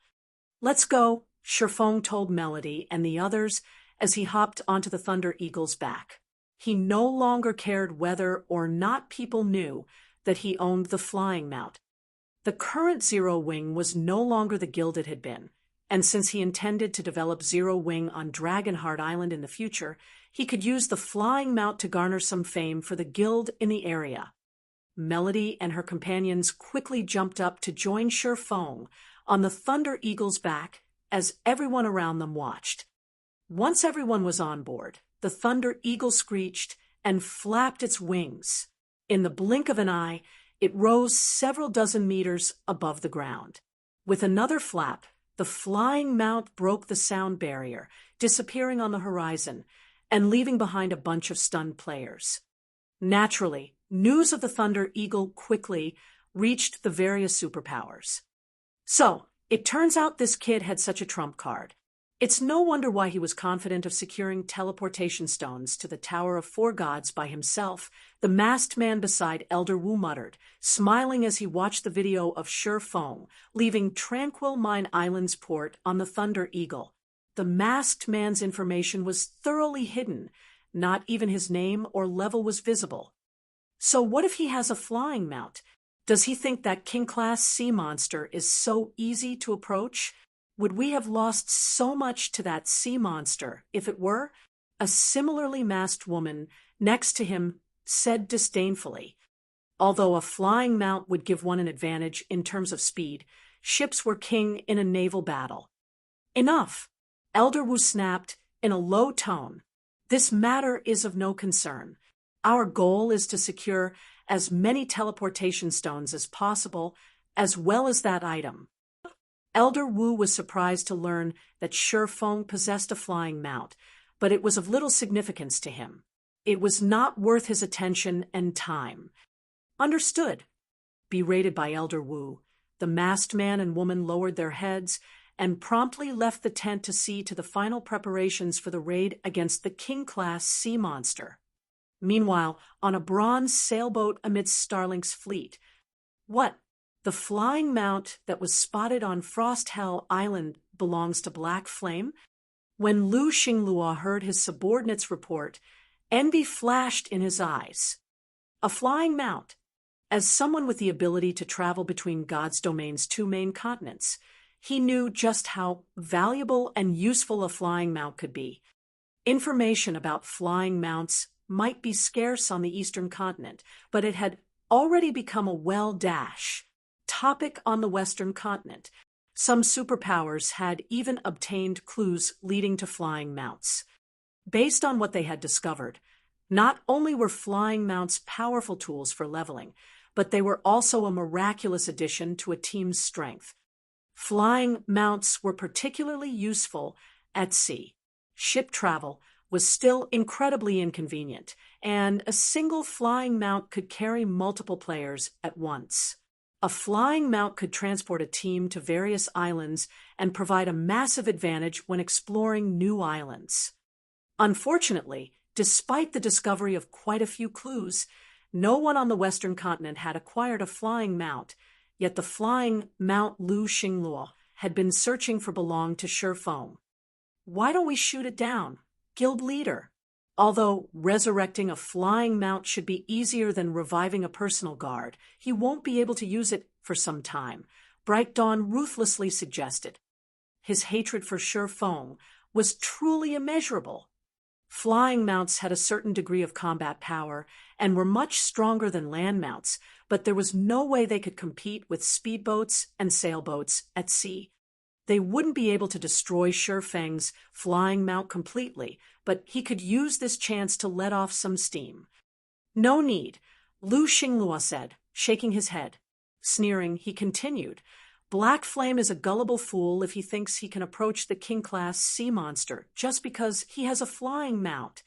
They were going to raid a level 91 mythic-ranked King-class sea monster. Every one of its attacks had Tier 4 power. They were prepared to use their ship's extraordinary defensive capabilities to tank the boss. Even before this King-class sea monster, a level 100 flying mount was a joke. The shockwaves from the boss's attacks alone would likely be enough to throw the Thunder Eagle. Meanwhile, Shifeng rode his Thunder Eagle through a stormy patch of the Sea of Death. If the Thunder Eagle hadn't been an extraordinary flying mount, it would have had quite a bit of trouble navigating through the powerful storm. Sure enough, ships still have an advantage when passing through special sea zones. When Shifeng glanced at the mysterious iron sailboats below, he noticed that they made more progress than the Thunder Eagle. Of course, not even dark gold speedboats would be a match for the flying mount's speed through normal sea zones.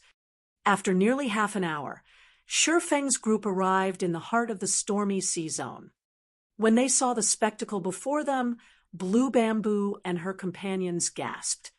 A giant tornado stretched between the water and the sky, spinning in the very center of the stormy sea zone. Nestled within the eye of the tornado was a colossal sea serpent that was several thousand meters long. The sea serpent's body was pitch black, and a silvery white horn grew from its head. Storm Serpent King, Marine King creature, King-class sea monster, mythic. Level 91, HP 2, 250, 000, 000, /2, 250, 000, 000. The Storm Serpent King's 25 billion HP was more than enough to induce despair, yet the boss was protected by a group of Lord and Great Lord-ranked one-horned sea serpents. At a glance, they were easily more than 300 of these monsters. The one-horned sea serpents would likely devour an ordinary fleet before it even reached the boss. For the moment, every ship in the area remained at least 1,000 yards away from these monsters. None dared to approach, yet as more powers gathered, the various superpowers began to assign tasks to their ships. The fleets then began to surround the Storm Serpent King. As all 10,000 plus ships spread out, even Swimming Dragon, who had seen many naval battles, was shocked. When these ships began to attack, the results were catastrophic. The level 90 Great Lord-ranked sea serpents rapidly lost HP, unable to survive a bombardment from so many ships. However, as they fell, new sea serpents surfaced to replace them. Prepared for this, the various superpowers lured these sea monsters away with their weaker ships, leaving their main ships behind to attack the Storm Serpent King. "Foolish humans, I will tear you to pieces to feed the fishes." The Storm Serpent King bellowed in rage as the numerous ships approached. A massive tidal wave rose around the boss and swept toward the offending ships. "Defend yourselves." The main ships promptly activated their defensive abilities. Among the various superpowers' ships, the mysterious iron speedboats in the lead took the brunt of the Serpent King's attack. Boom, boom, boom. As the tidal wave slammed into the mysterious iron speedboats, their defensive barriers flickered with light. It was obvious that the barrier's durability had decreased by a sizable chunk. The lesser powers in the raid weren't as fortunate as the various superpowers. The tidal wave crushed their advanced speedboats, dragging ship and crew to their watery graves. Only their bronze speedboats had withstood the attack, yet they had lost nearly 100 durability from the blow. At this rate, the Storm Serpent King only needed 4 or 5 more attacks to skin the bronze speedboats. With its first attack, the King-class sea monster had sunk nearly 100 advanced speedboats. The attack's ferocity instilled fear in the various adventurer team's members. Of course, the superpowers didn't stop their assault, despite witnessing the Storm Serpent King's power. Immediately, several dozen sailboats responded with attacks of their own. Sailboats' cannons were far more powerful than speedboats, and the various superpowers had invested a large number of resources into reinforcing these ships. As a result, every one of their attacks had peak Tier 3 destructive power, and each sailboat carried 5 or 6 cannons. Each sailboat dealt over -1 million damage to the Storm Serpent King after a single round of attacks. The Storm Serpent King's HP fell by several tens of millions, inspiring hope in the various powers. They charged toward the boss without any regard for the sea monster's attacks. The Storm Serpent King shattered one speedboat after another, and in return, its HP rapidly decreased. The scene even shocked Surefoam. Not even a creature as powerful as the Storm Serpent King could withstand a bombardment from 10,000 plus ships. As the Storm Serpent King's HP continued to fall, the intervals between each attack grew shorter. As a result, more ships began to skin. The tragic scene was even more frightening than a large-scale war between two guilds. "We should make our move, too," Surefoam said once the Storm Serpent King's HP fell below the 10% threshold. He directed the Thunder Eagle to fly into the King-class sea monster's domain. "We're going in?" Surefang's comment took Melody and her companions off guard. They had witnessed the Storm Serpent King's strength. Charging toward it now would be suicidal. When Lu Xinglua, who commanded Starlink's fleet, noticed the Thunder Eagle's approach, he sneered. The Storm Serpent King's attacks bombarded the entire area and were impossible to avoid, even from above. The sailboat's defensive magic arrays were the only reason that the various superpowers had survived the attacks thus far.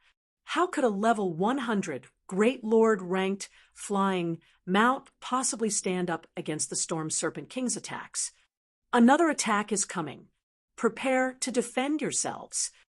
The Storm Serpent King growled again, and the various superpowers' fleets deployed their defensive barriers once more. A powerful storm swept toward the players, and not even the Thunder Eagle, which had entered the Storm Serpent King's range, was spared. As the approaching blast of wind was about to strike the flying mount, Surefoam retrieved a summoned guard scroll and called forth Anna. Chapter 2258, Might of a Magical Class. Chapter 2258, Might of a Magical Class. As soon as Anna appeared on the Thunder Eagle's back, she pointed her staff at the approaching blast of wind. Violent mana immediately gathered around the level 96 summoner, forming a dual-colored, twofold magic array. Tier 3 Overtier spell, Yin Yang Pillar. With Anna in the center, the 30-yard radius Yin Yang Pillar, a legacy defensive spell Anna had learned after reaching level 95, manifested.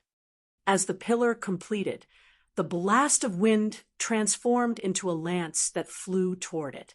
The wind lance was so horrifically powerful that space around it began to shatter, and its speed and range made it impossible to dodge, even for the Thunder Eagle. Melody and her companions paled, terrified, as the wind lance approached.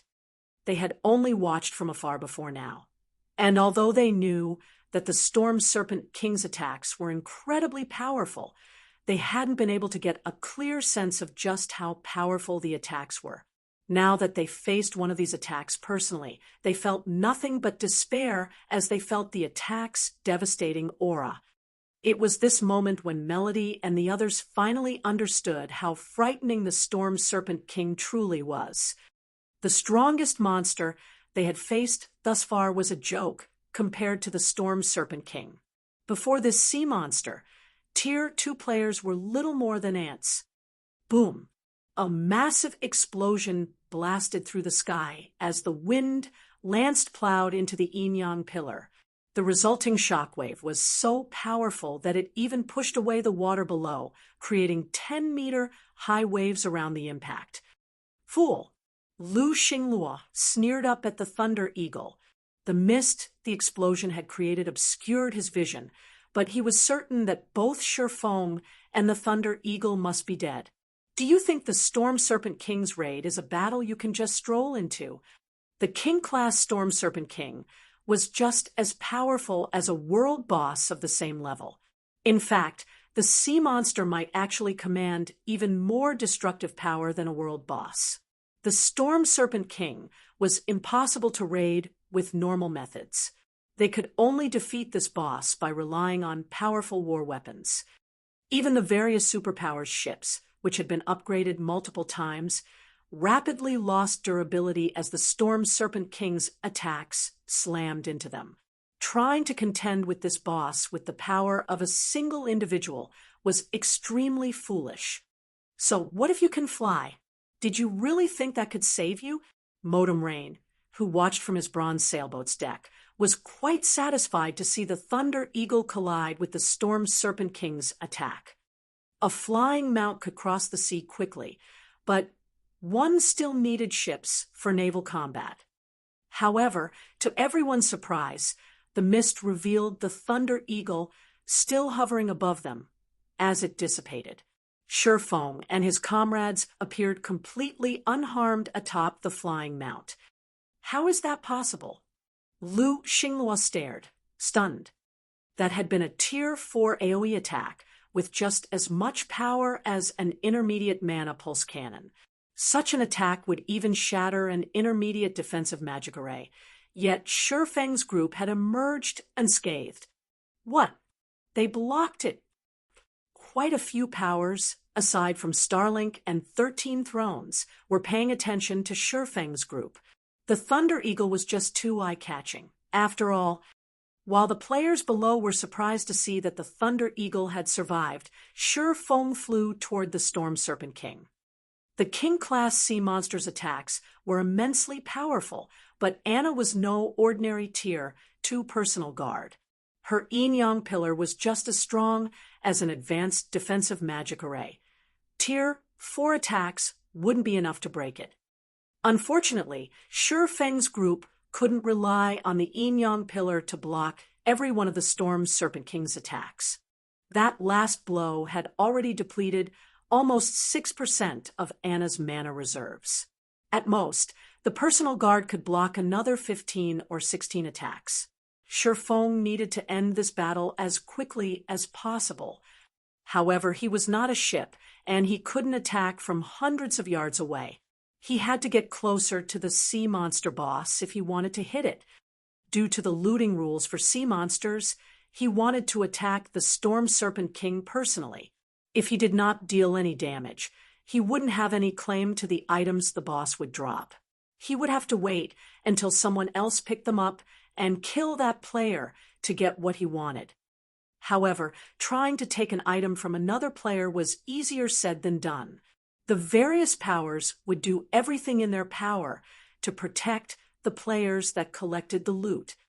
The moment the boss died would be the only opportunity he'd have to claim any of the loot. Everyone would be busy contesting for their share and wouldn't pay attention to him. This was why he had decided to attack once the Storm Serpent King had very little HP remaining. Don't even think of touching the boss that easily. Attack him, Lu Xinglua commanded. He recognized what Shifeng intended to do the moment he noticed the swordsman approach the Storm Serpent King. Several dozen ships within the boss's range immediately turned their attacks on the Thunder Eagle. Gnome cannons, magic cannons. Several hundred cannonballs and beam attacks flew toward the Thunder Eagle, each with peak tier 3 power. Moreover, every player in charge of these cannons was a refinement realm expert, and they all had an accurate grasp of the Thunder Eagle's flight trajectory. They were able to get an accurate grasp of the Thunder Eagle's flight trajectory. "It's over." Swimming Dragon's expression darkened as he watched hundreds of beam attacks and cannonballs fly toward him. These attacks might not be as powerful or cover as much area as the Storm Serpent King's attacks, but there were many of them. Not even a fly could evade these attacks in time. "Don't think I'm that easy to stop." Shifeng growled as he glanced at the incoming attacks. "Do it, Anna." All players still had the opinion that magical classes were weaker than melee players in PvP. At best, a team treated its magical class members like mobile turrets. However, God's Domain's magical class personal guards were far more valuable than melee personal guards. The value of a magical class Fine Gold Guard could even rival that of a melee Dark Gold Guard. During Shifeng's previous life, most players with magical class Fine Gold Guards had refused to trade, even when offered melee Dark Gold ranked personal guards. At most, a powerful melee personal guard could annihilate a city by themselves, but a powerful magical class personal guard could obliterate an entire country. Hearing the command, Anna, who had completed her next spell's chant, waved her staff. Suddenly, a frightening amount of mana gathered around Anna. These mana fluctuations were even stronger than that of her previous spell. Several hundred magic arrays then manifested around Anna, their glowing light illuminating the stormy sky. Black and white chains shot forth from these arrays. Tier 3 overtier spell, Yin-Yang chains. Every one of these chains had peak tier 3 power, and they were all under Anna's control. The chains blocked and countered every cannonball and energy beam in the air, and none of the attacks reached the Thunder Eagle. Impossible! The players below were dumbfounded by the scene. The sight astonished Melody and her companions on the Thunder Eagle as well. They had never thought that a personal guard could be so powerful that she could render Starlink's several dozen ships powerless. While everyone watched Anna block one round of Starlink's attacks after another, the Thunder Eagle came within 100 yards of the Storm Serpent King. With less than 5% of the boss's HP remaining, it had gone berserk, but since there were so many ships participating in this raid, several thousand remained, despite the several thousand the King-class sea monster had already destroyed. Once the flying mount was within range of the Storm Serpent King, Shifeng ordered Anna to attack the boss. Meanwhile, he pulled a Tier 4 magic scroll, which he had obtained from the Frost Monarch, from his bag.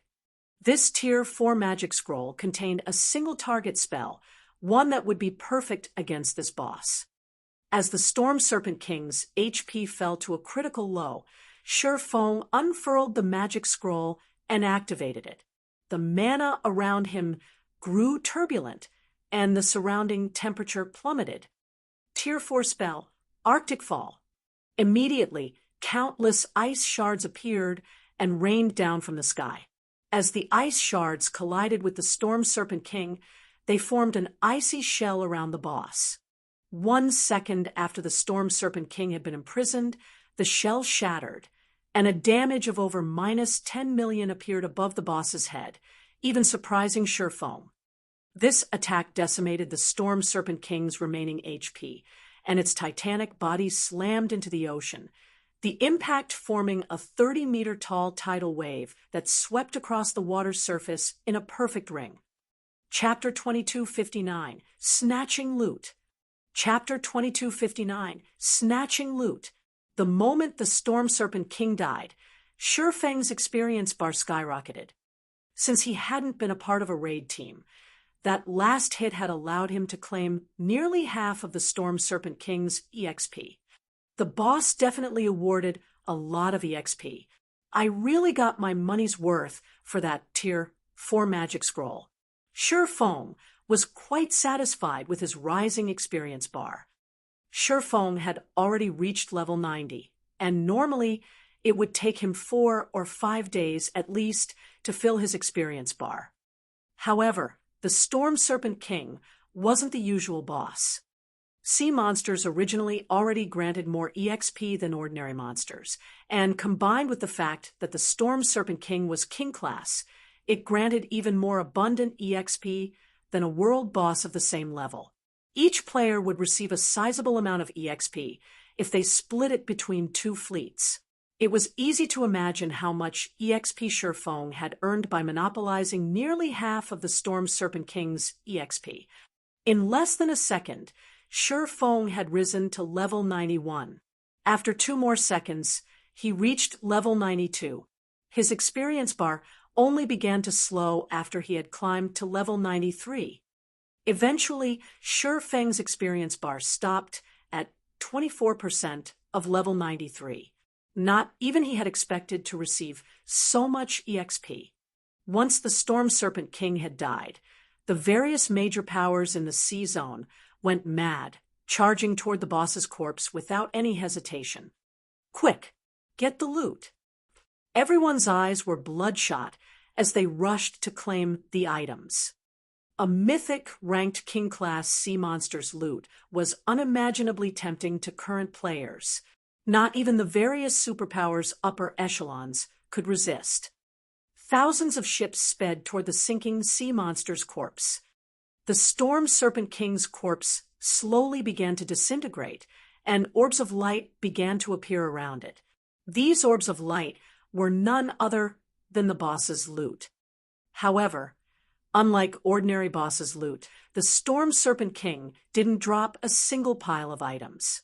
Instead, the items scattered, floating through the air. By the time the loot reached the water's surface, a significant distance separated each orb. Players would have to swim for quite some time to get from one item to another. This setting prevented players from claiming all of the Storm Serpent King's loot for themselves. The Storm Serpent King had dropped a very large number of items. Easily more than 300 items had scattered within 200 yards of the boss's corpse, their beautiful lights decorating the area. Unfortunately, none of these players had the patience to admire the graceful scene. They all rushed toward the globes with everything they had. The various superpowers, on the other hand, began to work together to claim the items as if they had already negotiated a deal. They formed a barricade around the area, preventing outsiders from approaching the sea of lights. If you won't let us claim any of the treasure, you should forget about getting any either. The various adventurer teams didn't need long to figure out the superpowers' goals. Instead of speeding toward the floating orbs, they put themselves in range of the superpowers' AoE attacks, launching an assault.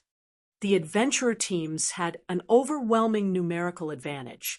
Even if they weren't a match for the superpower's quality, they could make up for it by swarming their opponents.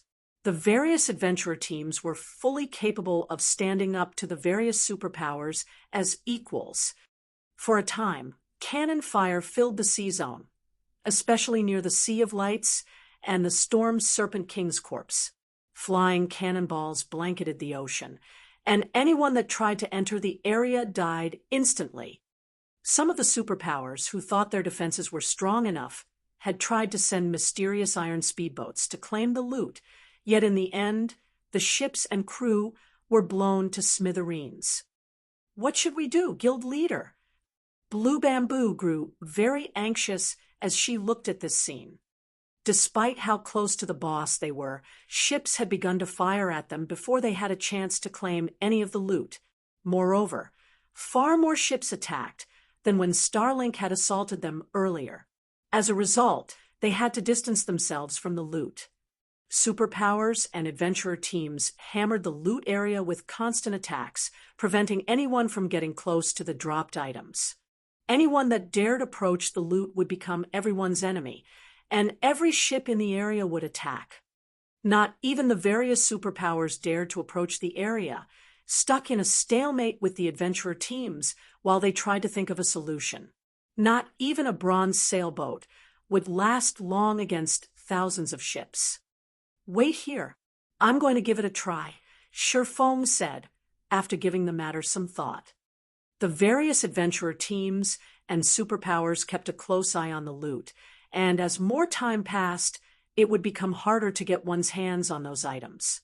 At this rate, the adventurer teams and superpowers would be forced to sit down and negotiate terms, or the various superpowers would reveal a trump card to clear the area by force. Regardless of which outcome occurred, Sherfong wouldn't get anywhere near the Storm Serpent King's items. If he wanted to claim his share, he'd have to brave the cannon fire. Sherfong activated the Seven Luminaries Rings Gale domain and flew straight toward the loot area. Since he was significantly smaller than the Thunder Eagle, the ships would have a very hard time targeting him. In addition, Sherfong was far more agile than the Thunder Eagle, and with Tier 3 reaction speed, he had no trouble dodging the monotonous cannon fire. Black flames approaching the loot. "Kill him. Those items are ours." Many players quickly noticed Sherfong, and none of them showed any mercy as they bombarded him together. Cannonballs and energy beams flooded the loot area. The various powers attacked Sherfong with even more ferocity than their assault on the Storm Serpent King. Does Black Flame really think he can snatch the loot by relying on his own strength? When Modern Rain saw the various powers target Sherfong, the corners of his lips curled to form a delighted grin. While the idea was that everyone would have an opportunity to claim some of the Storm Serpent King's loot, the true outcome of this raid would be based on the later negotiations. The quantity and quality of items each power would receive would be determined by their strength. This was also why Elder Wu had dared to offer Sherfong a teleportation stone to the Tower of Four Gods. Sherfong seemed to have some difficulty dodging the various powers' attacks, and as he got closer to the loot area, the more concentrated the attacks became. Some superpowers had even begun to use their basic mana pulse cannons against the swordsmen. Not only did the basic mana pulse cannons' attacks possess a huge 20-yard radius AoE, but they also carried incredible power. Anna was only able to stop a few of the shots with her yin-yang pillar. How ruthless! The superpowers' bombardment astonished Sherfong. Basic mana pulse cannons were war weapons. Installing them on a city's walls was troublesome enough, and trying to install them on a ship was even more of a challenge. Installing a single basic mana pulse cannon would cost around 70,000 gold, and once it had been installed, it couldn't be removed. If the ship sank, all of the invested money would go to waste. As a mana pulse cannon's energy beam swiftly approached, Sherfong gritted his teeth and activated Absolute Domain, gaining damage immunity for 10 seconds. Although the skill protected him from damage, he wasn't immune to the resulting impact. That one hit nearly plunged him into the ocean. Fortunately, basic mana pulse cannons had a very long cooldown. Even if multiple superpowers had them equipped, they couldn't fire unceasingly at Shifeng. A second later, Shifeng entered the loot area. Cannonballs continued to buzz through the area, but Shifeng's basic attributes were incredibly high. Even if a cannonball hit him, it barely affected his movement. However, since the various powers concentrated their cannon fire, Shifeng only caught a glimpse of a few items. He couldn't tell what any of the other items were. With little choice, Shifeng dashed for the items that were closest to him and those surrounded by dense mana. 1 item, 2 items, 3 items. Shifeng picked up more items, and the various superpowers went mad, firing 1 mana pulse cannon at him after another. Die! Kill him! Those treasures are mine! Lu Xingluo's eyes were almost fully red with rage as he watched Shifeng claim the loot.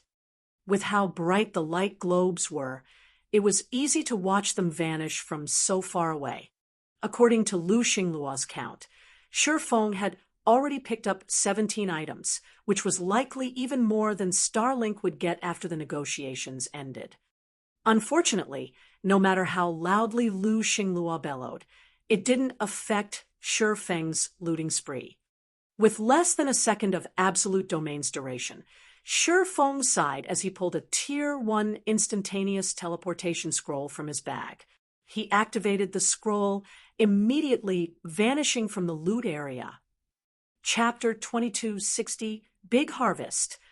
Chapter 2260, Big Harvest.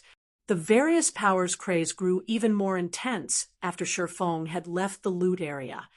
In less than 10 seconds, as many as 26 light globes had disappeared from the sea of lights. The Storm Serpent King had only dropped a little over 300 items, and even if each participating power only received 1, there wouldn't be enough items for everyone. And now, Shifeng had gotten away with nearly 1/10 of the King-class sea monster's loot. The most infuriating part about all of it was how little Shifeng had contributed to the raid. The various powers, on the other hand, had lost a large number of speedboats. The imbalance of the situation only incited a deep hatred for Shifeng. Kill him at all costs. Some particularly furious superpowers stopped focusing on the loot area and fired their mana pulse cannons when they found where Shifeng had reappeared. The various adventurer teams saw their opportunity. With the loot in a single location, the various superpowers could guard the items easily. But now that Shifeng had taken some of these items and teleported elsewhere, the Storm Serpent King's loot had been split. This would make safeguarding the loot a much greater challenge for the various superpowers, which presented an opportunity they could take advantage of. The various adventurer teams immediately used their trump cards against Shifeng. Tier 4 Magic Scroll, Spatial Lock. Tier 4 Magic Scroll, Soul Chaser. Tier 4 Magic Scroll, Stormy Weather. Any adventurer team that could survive on Dragonheart Island, especially the island's top 10, was far stronger than an ordinary adventurer team. Even the weakest of them had a foundation that could rival a pseudo-super first-rate guild. These top 10 adventurer teams might not possess large-scale war weapons like the basic mana pulse cannons, but acquiring Tier 4 magic scrolls wasn't impossible. Spatial Lock would prevent all players in an area from teleporting, while Soul Chaser would lock the target in place, allowing the user to keep track of their position for a certain time. As for Stormy Weather, it summoned a powerful magic barrier that trapped targets within. All 3 spells were Tier 4 and practically impossible for current players to escape. These people are insane. Swimming Dragon paled as he watched the magic barrier form around them. Do they really need to go this far? Tier 4 magic scrolls were incomparably precious, although they were not as valuable as epic items. Each Tier 4 magic scroll was worth half as much, yet the adventurer teams below had used 3 Tier 4 magic scrolls in a row. Their small party had practically no hope of escape now. This kid really is amazing. He actually snatched 26 items on his first try. I doubt we'll even get that many after the negotiations, the masked man beside Elder Wu commented. He sighed ruefully, however, and continued, "It's a pity that this is a superpowers game. How could it be so easy to steal food from a tiger's mouth?"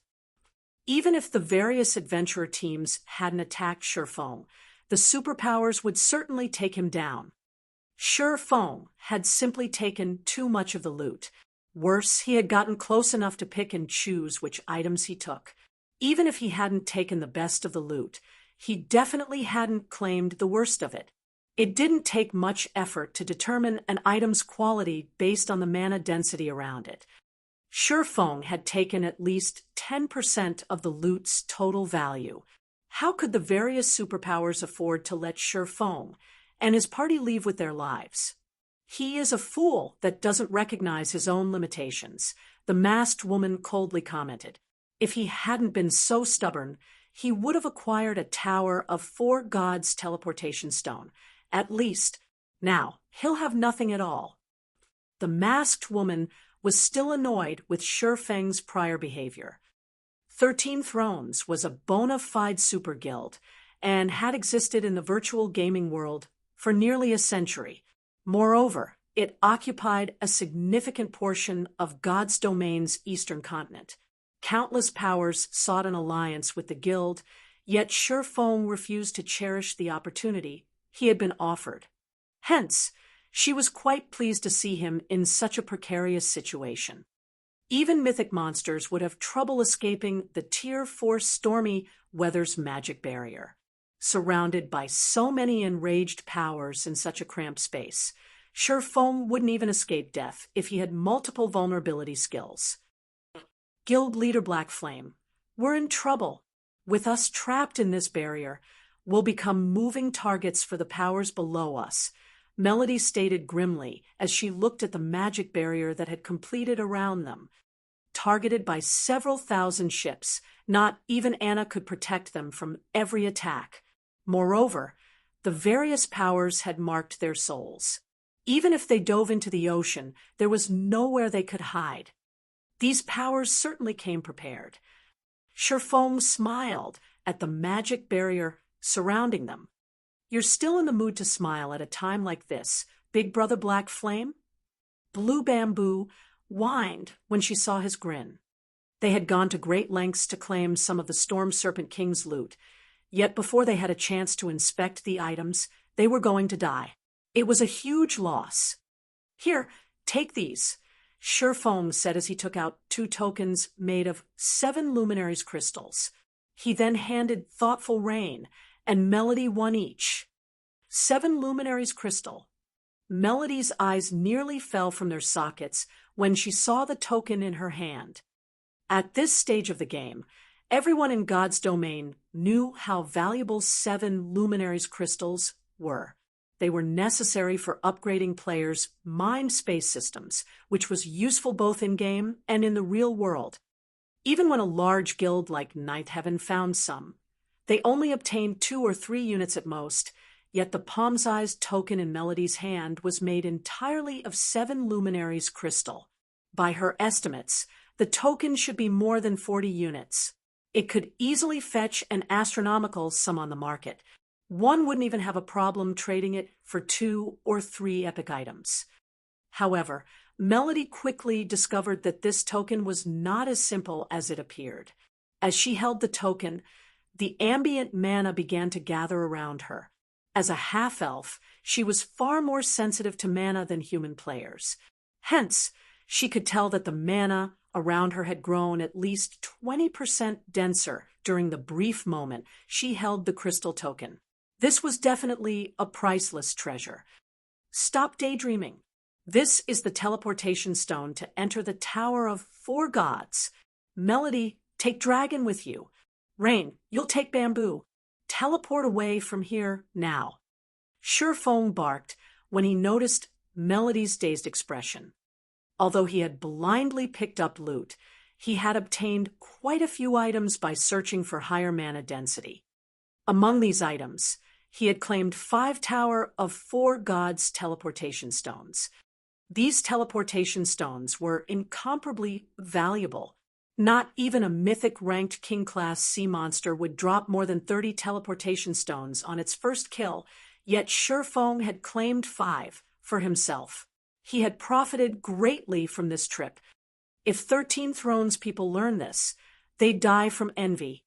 With so many superpowers participating in the raid, even a top-ranked super guild like 13 Thrones would be lucky to claim 3 or 4 teleportation stones after the negotiations.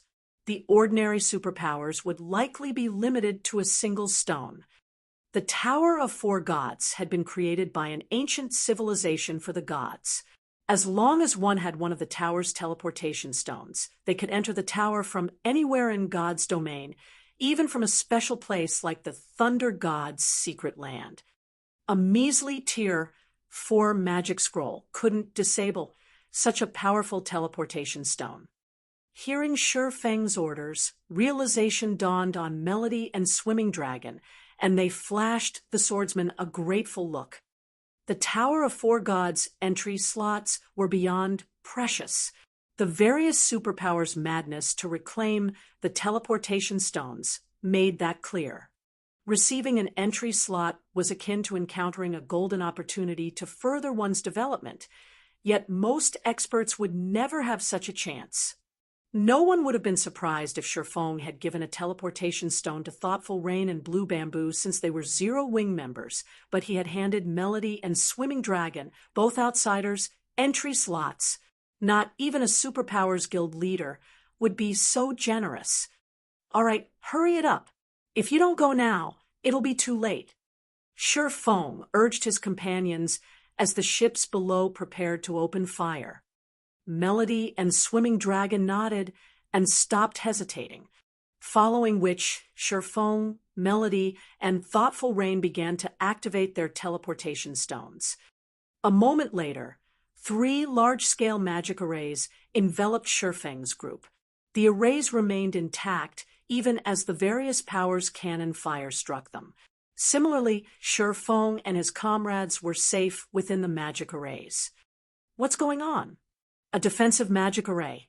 When the players below realized that Shifeng's group hadn't taken any damage from their bombardment, they were stunned. They had fired several thousand cannonballs, in addition to a few energy beams from basic mana pulse cannons.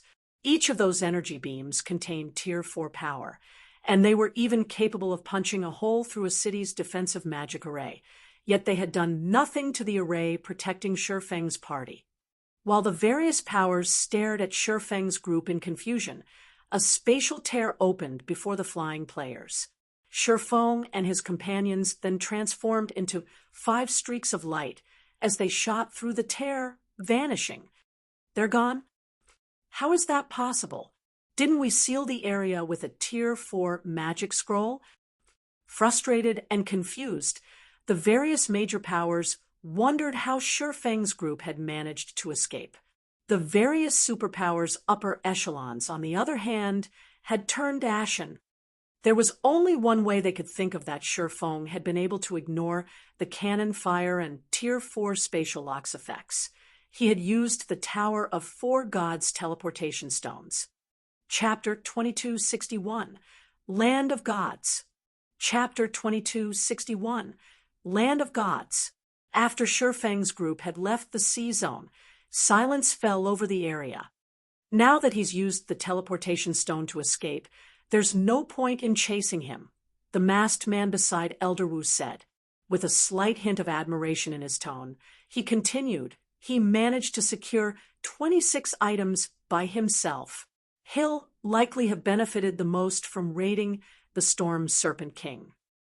13 Thrones wasn't even likely to secure 3 teleportation stones after the negotiations, yet Shifeng had used 3 to escape. Since the swordsman had gotten away with 26 items in total, he had certainly acquired more than just 3 teleportation stones. In other words, Shifeng had walked away with more teleportation stones than 13 Thrones would see from this raid. the participating powers have severely suffered to slay the Storm Serpent King. Since Shifeng stole so much of the loot, he's made every one of them his enemy, the masked woman stated dryly. He might have escaped with the treasure, but he nor Zero Wing have any hope of developing on Dragonheart Island.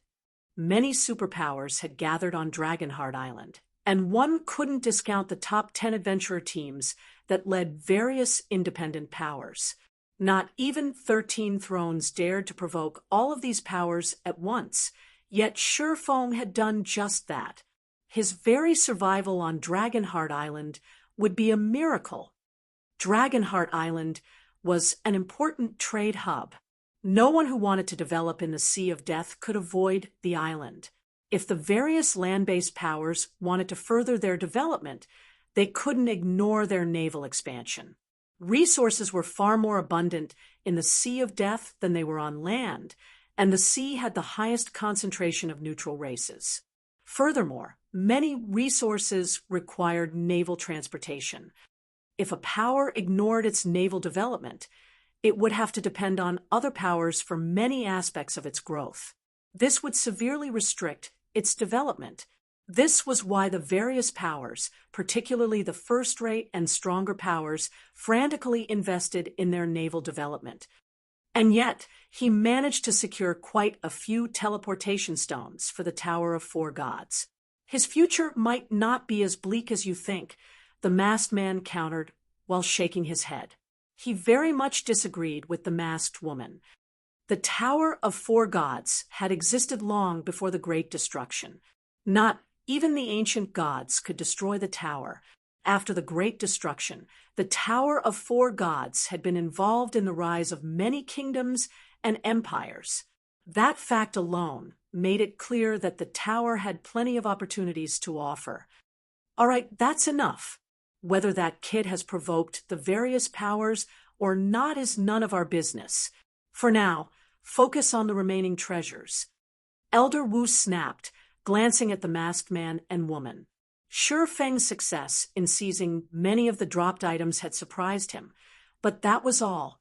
He felt nothing about the situation beyond that. Meanwhile, among Starlink's fleet, Guild Leader, what should we do? We have no way to reach Black Flame now that he's teleported to the Tower of Four Gods, Bright Dawn asked, staring at where Shifeng had been with a twisted expression. Oh, we have no way. Lu Xinglua suddenly laughed. How can we have no other method to reach him? Since Black Flame dares to steal food from the tiger's mouth, I will send him to hell. Have someone spread the rumor that Black Flame has obtained a fragmented legendary item and a large number of entry slots to the Tower of Four Gods. I want to see how he intends to survive in God's domain as the rumor spreads. The Storm Serpent King was a mythic-ranked king-class sea monster. Although Lu Xinglua did not know if the boss would actually drop fragmented legendary items, this had been the boss's first kill. As far as the public knew, it wasn't impossible for the Storm Serpent King to drop a fragmented legendary item. Every player in the Stormy Sea Zone had watched Shifeng snatch a bunch of items. Meanwhile, a fragmented legendary item was so rare that not even every superpower in God's domain had one. It was easy to imagine how tempting a fragmented legendary item would be. A fragmented legendary item wasn't like a flying mount, which bound to a player upon use.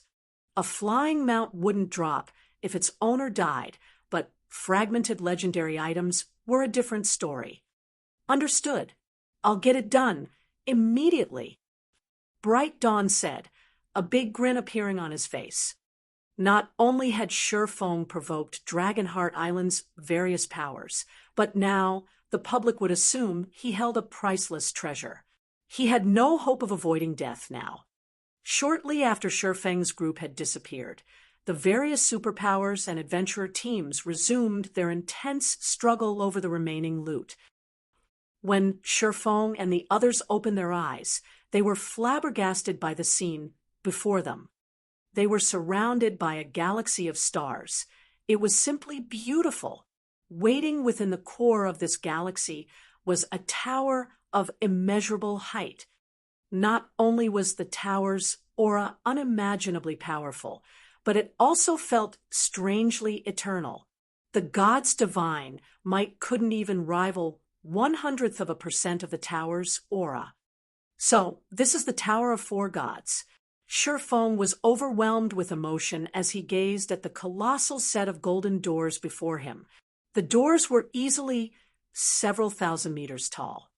He had seen gods in God's domain before, and they couldn't even compare to these golden doors, much less the Tower of Four Gods itself. If the five of them hadn't stood so far away from the doors, the pressure radiating off of the doors would have been enough to flatten them. Even from this distance, Shifeng felt as if he were carrying several hundred kilograms on his back. The smallest movement was incredibly difficult, let alone walking forward. He had only ever heard about the Tower of Four Gods in the past, never actually visited it. However, after standing here now, he finally understood why even Tier 6 God-ranked experts had repeatedly visited this place. The eternal energy in this space was simply astounding. Eternal energy was far superior to elemental mana. Just by being in this space, Shifeng's mind was unprecedentedly clear. He could now understand and solve many of the problems he had faced before with ease. The Tower of Four Gods was definitely the perfect place for players to improve their combat standards and master their skills and spells. While Shifeng's group was intoxicated on the eternal energy, the phantom of a man appeared from the void. He was over 12 meters tall and fully equipped in silver armor. The man also radiated a boundless divine might, yet Shifeng couldn't discern any details about this NPC. Outsiders, welcome to the Tower of Four Gods. The man lowered his head to look at Shifeng and the others. Since you have arrived via teleportation stones, according to the agreement the ancient gods had made so long ago, you will be allowed into the tower. The Tower of Four Gods had 7 floors, and each has several trials awaiting you. As you clear these trials, you will be able to ascend within the tower.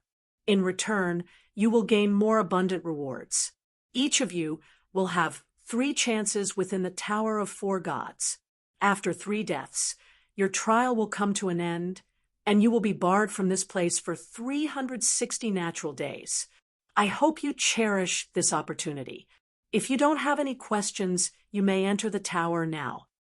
After saying so, the man waved a hand. Shifeng and his companions then transformed into 5 streaks of light and vanished through the golden doors. Chapter 2262, Storm Serpent King's Loot. Chapter 2262, Storm Serpent King's Loot. After entering the tower, Shifeng found himself in a vast, endless plain. Packs of wild wolves, each consisting of 3 to 5, wandered this endless plain. These wolves bore 2 heads, and each possessed a pair of glowing green eyes. Scorching flames enveloped their bodies, and the wolves' eerie auras felt as if they had climbed up from the pits of hell in search of fresh souls. Twin-headed netherfire wolf, demonic creature, Lord. Level 93, HP 27, 000 000/27 000. As soon as Shifeng inspected one of the 2-headed wolves, the sound of a system notification reached his ears. System: kill 1,500 twin-headed netherfire wolves within 3 days. If you fail to complete this task in the stipulated time, the challenge will automatically be regarded as a failure. So, this is a trial of the Tower of Four Gods. Shifeng breathed a sigh of relief after reading the notification. The first floor's trial was not as difficult as he had assumed. Although he hadn't entered the Tower of Four Gods himself, he had heard quite a bit about it during his previous life. The Tower of Four Gods had a total of 7 floors, and each floor was a world of its own. Meanwhile, each world had a total of 3 trials. These trials were straightforward, Players were only required to kill monsters, nothing else. After all, might was right in God's domain, and everything other than strength was inconsequential. Without sufficient might, the various kingdoms and empires wouldn't have defeated the other powerful races and ruled over the God's domain continent for tens of thousands of years. The rewards for clearing the tower's trials were secondary to most expert players. The experience was far more important.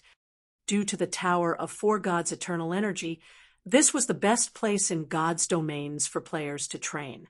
Not only could players exert their skills and spells to their full potential, but they could also execute combat techniques without worrying about running out of stamina and concentration.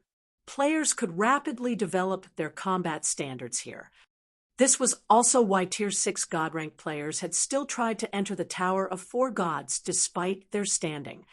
Even for Tier 6 God-ranked players, exerting 100% of Tier 5 skills and spells effects was an extreme challenge, not to mention Tier 6 skills and spells.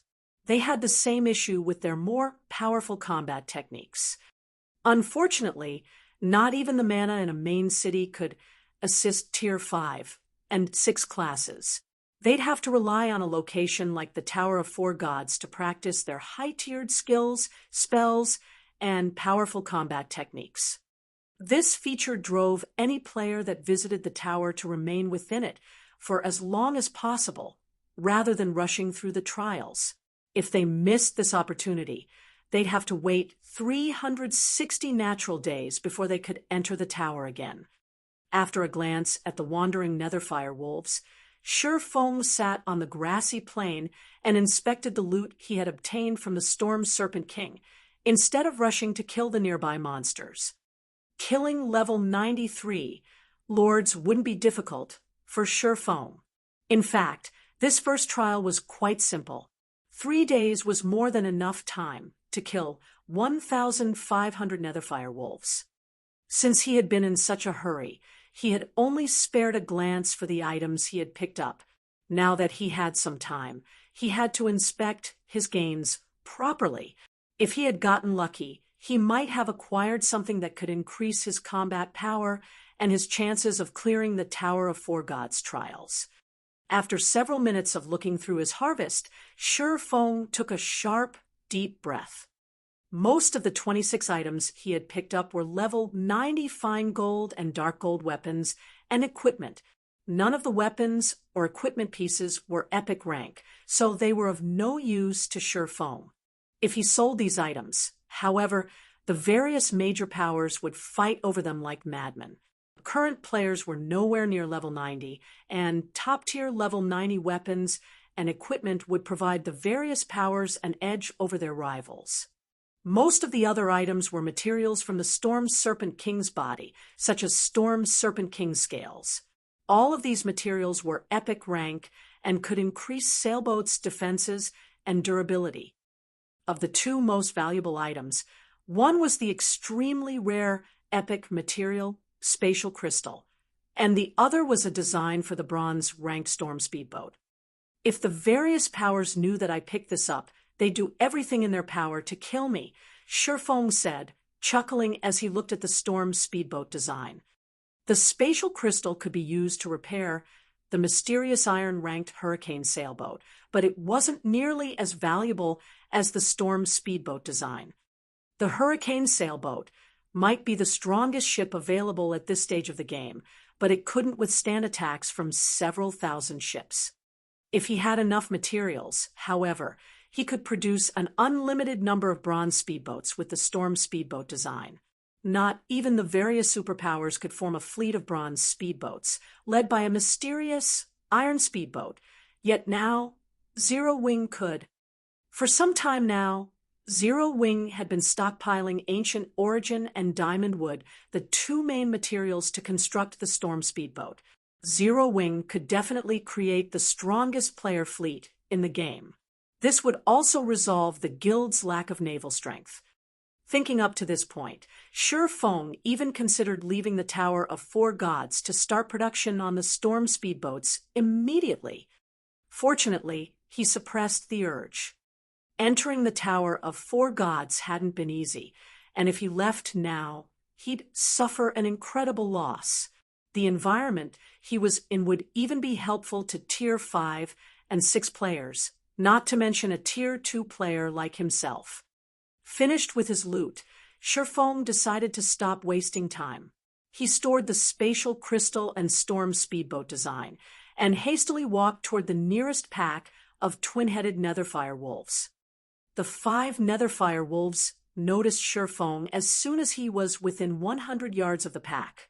Their perception was far more sensitive than ordinary level 93 lords. The 5 netherfire wolves were very smart. Like real wolves, they did not move alone. They slowly surrounded Shifeng and planned their attack from multiple sides, searching for weaknesses. Why are they so intelligent? The netherfire wolves' behavior surprised Shifeng. Ordinary level 93 lords couldn't employ such a strategy. Monsters this intelligent generally had combat standards on par with the Trial Tower's 3rd floor. Before Shifeng could refocus, the 5 netherfire wolves pounced from 5 different directions. The netherfire wolves were even larger than a normal lion. If 5 of them attacked together, they could topple a large elephant. However, these netherfire wolves were still only lord-ranked monsters. They might be a threat to ordinary Tier 2 players, but their attack speed was too low to be effective against Shifeng. Their attack patterns were also quite obvious. Shifeng evaded the netherfire wolves' attacks with slight movements. As the monsters brushed past him, he brandished Killing Ray and Twilight's Blade. Shadow Blade, like shooting stars, 10 sword lights sliced at the 5 netherfire wolves. The impact threw all 5 netherfire wolves as 2 damages of over -200,000 appeared above each of their heads. The counterattack heavily injured all 5 monsters, and with pained whimpers, they turned back to Shifeng with fear in their eyes. System: Shadow Blade completion rate 100%, resulting in 150% of skills effect. Skill proficiency +5. 100%. Is this the Tower of Four Gods effect? Shifeng was stunned to see the system notification. Shadow Blade was a Tier 2 skill. Normally, his completion rate with the skill was only at 90%. He only achieved a 91% or 92% completion rate on rare occasions. Tier 2 skills were far more complex than Tier 1 skills, and if he hadn't had a decade of experience playing God's Domain, he wouldn't even have executed Shadow Blade at 85% completion rate. And yet, despite his casual manner, the results had been so excellent. If he could reliably execute his skills with such a high completion rate, his combat power would increase tremendously. He'd even achieve an overwhelming victory against an opponent with equal attributes and combat standards. Flaming passion began to burn in his eyes.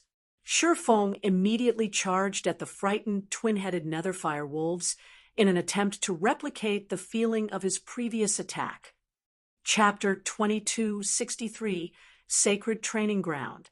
Chapter 2263, Sacred Training Ground. As soon as Shifeng stepped forward, the 5 twin-headed netherfire wolves did something that even surprised Shifeng. As if they had pre-planned it, the netherfire wolves turned and fled. They weren't behaving like normal monsters at all. Their intellect is this high? Shifeng frowned slightly as he watched the monsters flee.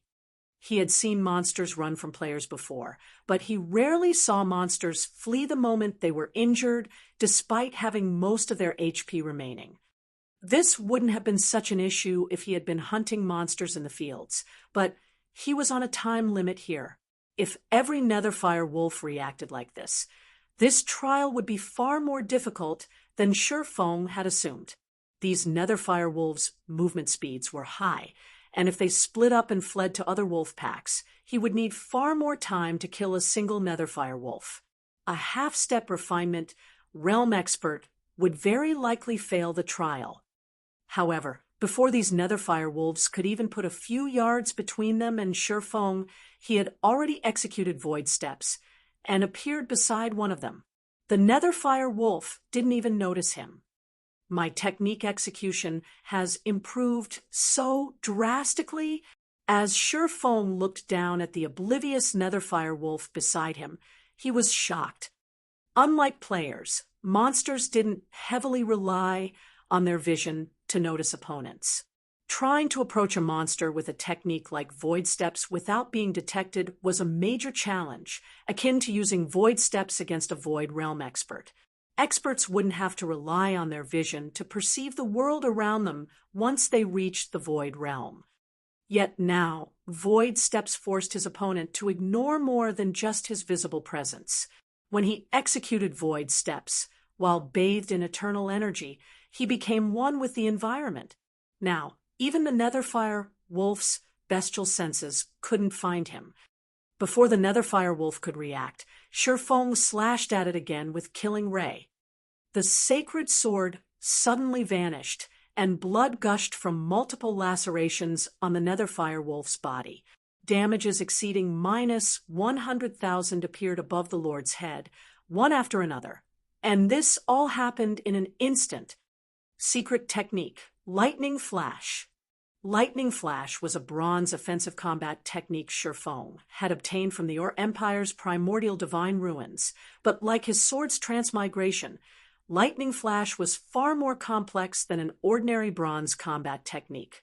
Despite having reached the Ascension realm, Shifeng found it difficult to master. Originally, Shifeng had wanted to reach Tier 3 before attempting to master Lightning Flash. However, now that he had the help of eternal energy, he barely managed to execute the technique properly. With just one attack, the Netherfire wolf had lost nearly 1/12 of its HP, yet Shifeng had depleted more than half of his concentration to execute Lightning Flash, and his mental clarity plummeted. It's a pity that I'm still a little off the mark, but at least I know that it isn't entirely impossible to use Lightning Flash at Tier 2. Regardless of Shifeng's mental state, he was satisfied. Lightning Flash was different from Sword's Transmigration in that it was a fully offensive-type combat technique. Although he could attack with Sword's Transmigration, the technique's movements involved defensive maneuvers. The bronze combat technique incorporated both offense and defense. With a fully offensive bronze combat technique, a void realm expert could thoroughly suppress a domain realm expert if there were a negligible difference between the combatant's basic attributes. However, his Lightning Flash wasn't complete. He could only employ a portion of the technique's true strength. Executing Lightning Slash perfectly meant using a series of 17 attacks and merging them all seamlessly. The technique allowed its user to harm opponents of a higher tier for a brief moment. Unfortunately, Shifeng could only combine 13 attacks right now, barely achieving Lightning Flash's minimum requirement. At this standard, Lightning Flash operated like an advanced combat technique, not a bronze combat technique. After landing the attack, Shifeng adjusted his posture and executed Lightning Flash once more. Within the Tower of Four Gods, his stamina and concentration recovery speeds were far faster than in the outside world. Even if he repeatedly employed bronze combat techniques here, his stamina and concentration would quickly replenish. Naturally, he couldn't waste his time in such a beneficial environment. The first level 93 twin-headed Netherfire wolf fell at Shifeng's hands in less than 20 seconds. Not even a 6-man party of the same level could slay a Netherfire wolf as quickly as Shifeng had. While Shifeng continued to train, Swimming Dragon, Melody, Thoughtful Rain, and Blue Bamboo began to do the same after discovering the Tower of Four Gods benefits. For 3 days, the 5 of them slew Netherfire wolves without rest. At the rate Shifeng killed the monsters, he could have completed the first trial in less than a day, but he didn't hurry to do so. Instead, he reflected on his actions and practiced Lightning Flash and his Tier 2 skills. He also gained a significant amount of EXP from killing the Netherfire Wolves. His leveling speed was just as fast as his normal grinding speed elsewhere. Moreover, the Netherfire Wolves also dropped considerably good loot, earning Shurfeng a lot of level 90 bronze weapons and equipment. His improvement speed over the 3 days was off the charts. By the time the trial was close to ending, Shurfeng could reliably execute Lightning Flash, only consuming 1/3 of his concentration with each use. Unfortunately, he was still limited to 13 slashes. He was missing something. Shurfeng only killed the last Netherfire Wolf, as the 3-day time limit was nearly up. As the last twin-headed Netherfire Wolf died, the scenery around Shurfeng changed again. Although he was still in an endless plain, the monsters had changed. Now, ghost warriors roamed the plain, carrying weapons and shields. These ghost warriors moved in groups of 6, with some on defense, some focusing on melee offense, and others assigned to ranged attacks. They were like a well-rounded raid party for bosses. Ghost Warrior, Undead, Lord, level 93, HP 30, 000, 000/30,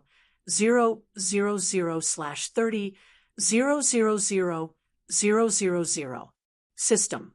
Kill 600 Ghost Warriors within 3 days.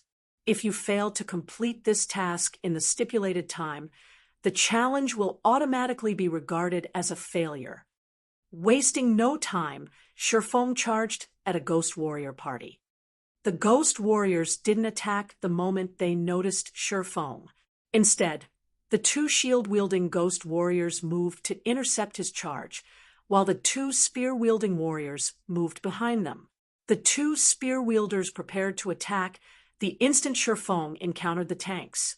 Meanwhile, the 2 ghost warriors carrying bows spread out to attack Shurfeng from the sides.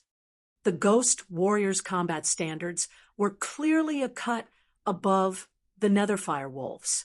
Using the trial tower as a reference, they were at the 3rd floor, middle stage standard. If an ordinary Tier 2 expert tried to take on this 6-man monster party, they'd likely struggle to escape, much less defeat their opponents.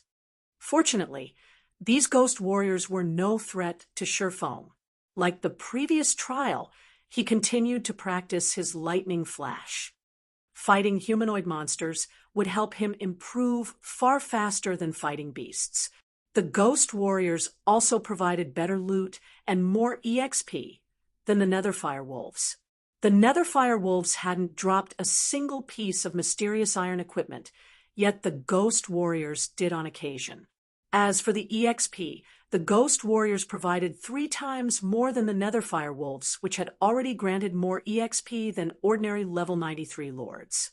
As a result, Shurfeng's experience bar filled rapidly. By the time Shurfeng cleared the 2nd trial, he had reached 94. The scene around Shurfeng changed after he cleared the 2nd trial, but when he saw his new opponents, he was astonished. The 3rd trial took place in an ancient coliseum, which was home to 10 fully armed giants. Every one of these giants was Tier 2. They weren't monsters, they were bona fide Tier 2 NPCs. Giant Gladiator, Giant Tier 2, level 94, HP 5, 400 000/5, 400 000. The giant race was a talented one. Not only did giants command immeasurable strength, but their earth affinity was unparalleled as well. They were natural-born warriors. Moreover, unlike players, NPC giants had inherited the giant race's attributes perfectly. They wielded far more combat power than ordinary Tier 2 NPCs. And now, Shurfeng had to face 10 of them. System. Kill 10 giant gladiators within 1 day. If you fail to complete this task in the stipulated time, the challenge will automatically be regarded as a failure. Chapter 2264. Breaking through 100%. Chapter 2264, Breaking Through 100%. Although the time limit isn't that short, this trial is far more difficult than the last, Shi Feng thought as he observed the 10 giant gladiators standing on the elevated platform in the center of the Colosseum. If a half-step refinement realm expert attempted this challenge, they'd likely need a full set of up-to-date dark gold equipment to have a chance of passing. Unlike monsters, NPCs had many skills and spells under their command. Their combat standards were also leagues above monsters. Moreover, there was a huge difference between NPC strength within the same tier. This was due to the individual NPC's weapons and equipment. An NPC in full dark gold equipment would undoubtedly have a huge basic attribute advantage over one in bronze equipment. Of the 10 NPC giants on the platform, the weakest wore bronze equipment, while the strongest was geared in fine gold-ranked items. With the giant race's innate talents, a human player's basic attributes might not be as high, even fully geared in dark gold equipment. Players could only clear this trial by relying on their techniques. External items and berserk skills were prohibited within the Tower of Four Gods. Players could only rely on their strength to clear the trials. The third trial's difficulty level made the first 2 trials look like warm-ups, while this was the beginning of the true test. However, Shi Feng did not give the matter much thought and approached the elevated platform. After 6 days of training, he had hit a bottleneck. No matter what he tried, he could only perform, at most, 14 slashes with lightning flash. He had only reduced his concentration consumption to 1/4 of his total as well. He would need far more time to improve with the technique. Hence, instead of wasting an entire day training without seeing any improvement to his combat power, he decided to clear the first floor's trials and move on to the second floor. The moment Shi Feng set foot on the platform, one of the NPC giants stepped forward and moved into the platform center. As the giant reached Shi Feng, it swung its 2-handed axe at the swordsman. Dense, earth-type mana enveloped the axe. Not only did the earth-type mana increase the axe's weight by a substantial degree, but it also intensified the gravitational force where Shi Feng stood, reducing his mobility. A combat technique. Surprise flashed in Shi Feng's eyes as the giant's attack approached. Combat techniques were not unique to players. In fact, they had always existed in God's domains. The legacy stone tablets were evidence of this. However, NPCs had a much harder time learning combat techniques than players. Normally, NPCs would only encounter combat techniques after reaching Tier 3. Even so, a small minority were actually capable of executing these combat techniques. Why wouldn't Shi Feng be surprised to see this Tier 2 giant use a combat technique against him? Even a basic combat technique could significantly elevate an NPC's combat power. Taking into account that the Tier 2 giant's combat standards were at the Trial Tower's 5th floor early stage, this NPC could easily pummel a half-step refinement realm expert. Only to Shi Feng, the giant's attack was quite crude. He blocked the giant's axe with a light swing of the Twilight Blade, countering with a slash from Killing Ray and taking advantage of the giant's blind spot. Shadow Blade. 10 dazzling stars flew toward the Tier 2 giant. Just as they were about to hit their target, their paths intersected as pairs merged. The 5 resulting stars radiated an even more resplendent glow. System. Shadow Blade completion rate 101%, resulting in 170% of skill's effect. Skill proficiency +10. When the 5 stars collided with the giant, the impact through the NPC and 5 damages of over -200,000 appeared above his head, one after another. By the time the giant hit the ground, he was momentarily paralyzed. What a powerful effect! The result of Shi Feng's counterattack astonished him. After 6 days of continuous training, he could reliably execute Shadow Blade with a 100% completion rate. He certainly hadn't expected to break past that now. As a result of crossing the 100% threshold, Shadow Blade had gained a new effect that paralyzed the target for 1 second. Of course, surpassing a 100% completion rate with a skill was intensely difficult, but after experiencing it, Shi Feng had a rough understanding of Shadow Blade's essence. Now, even once he left the Tower of Four Gods, he was confident in achieving a 100% completion rate with the skill. Shi Feng appeared by the giant and swung, killing Ray before the paralyzed NPC had time to recover. Lightning flash.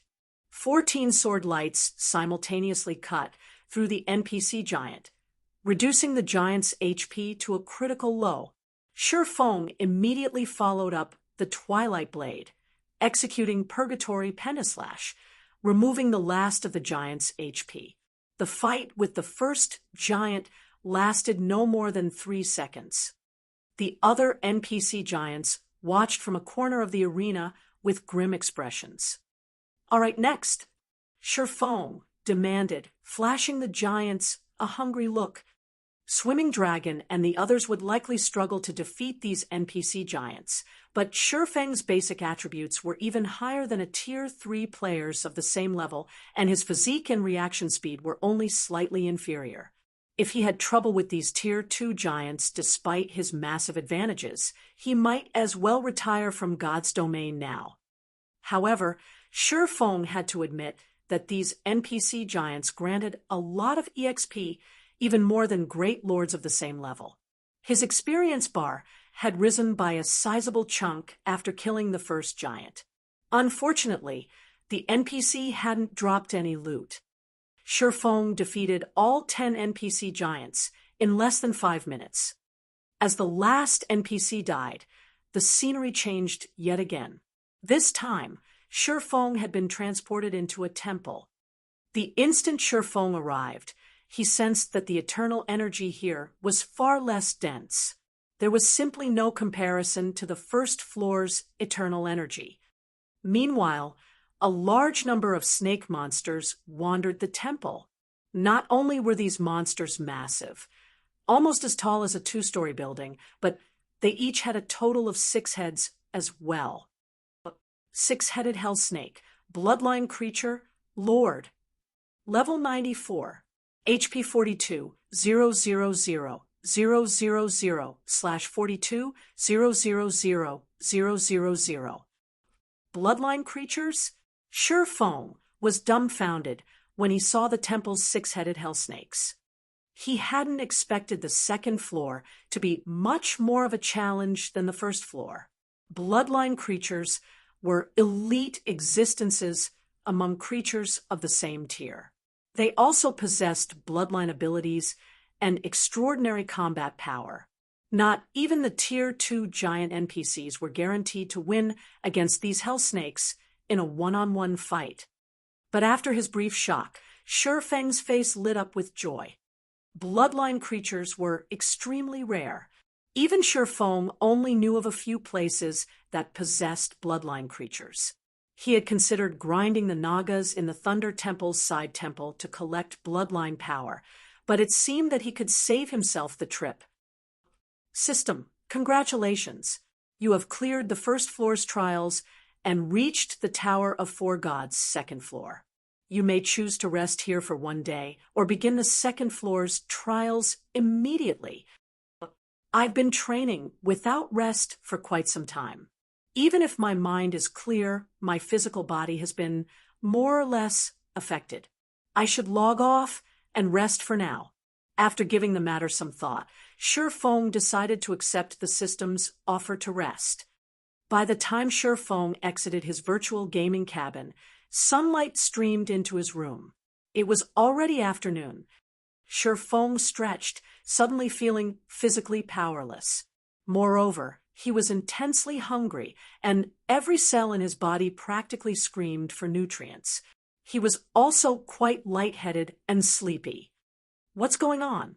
Feng's physical state surprised him.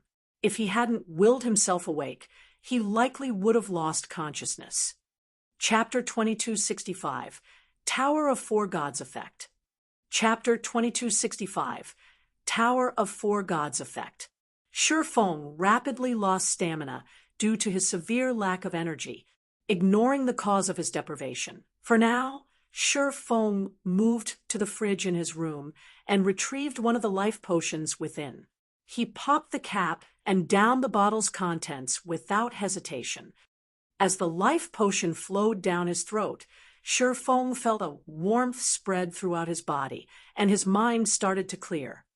After the drink warmed him, his cells devoured the nutrients like ravenous wolves. When he had first consumed the life potion, his body had needed 3 to 5 days to process it, yet now his body rapidly absorbed its nutrients. After about 10 minutes, Feng felt as if he had been resurrected. He had also completely digested the life potion. If any internal force expert saw this, their eyes would likely fall from their sockets.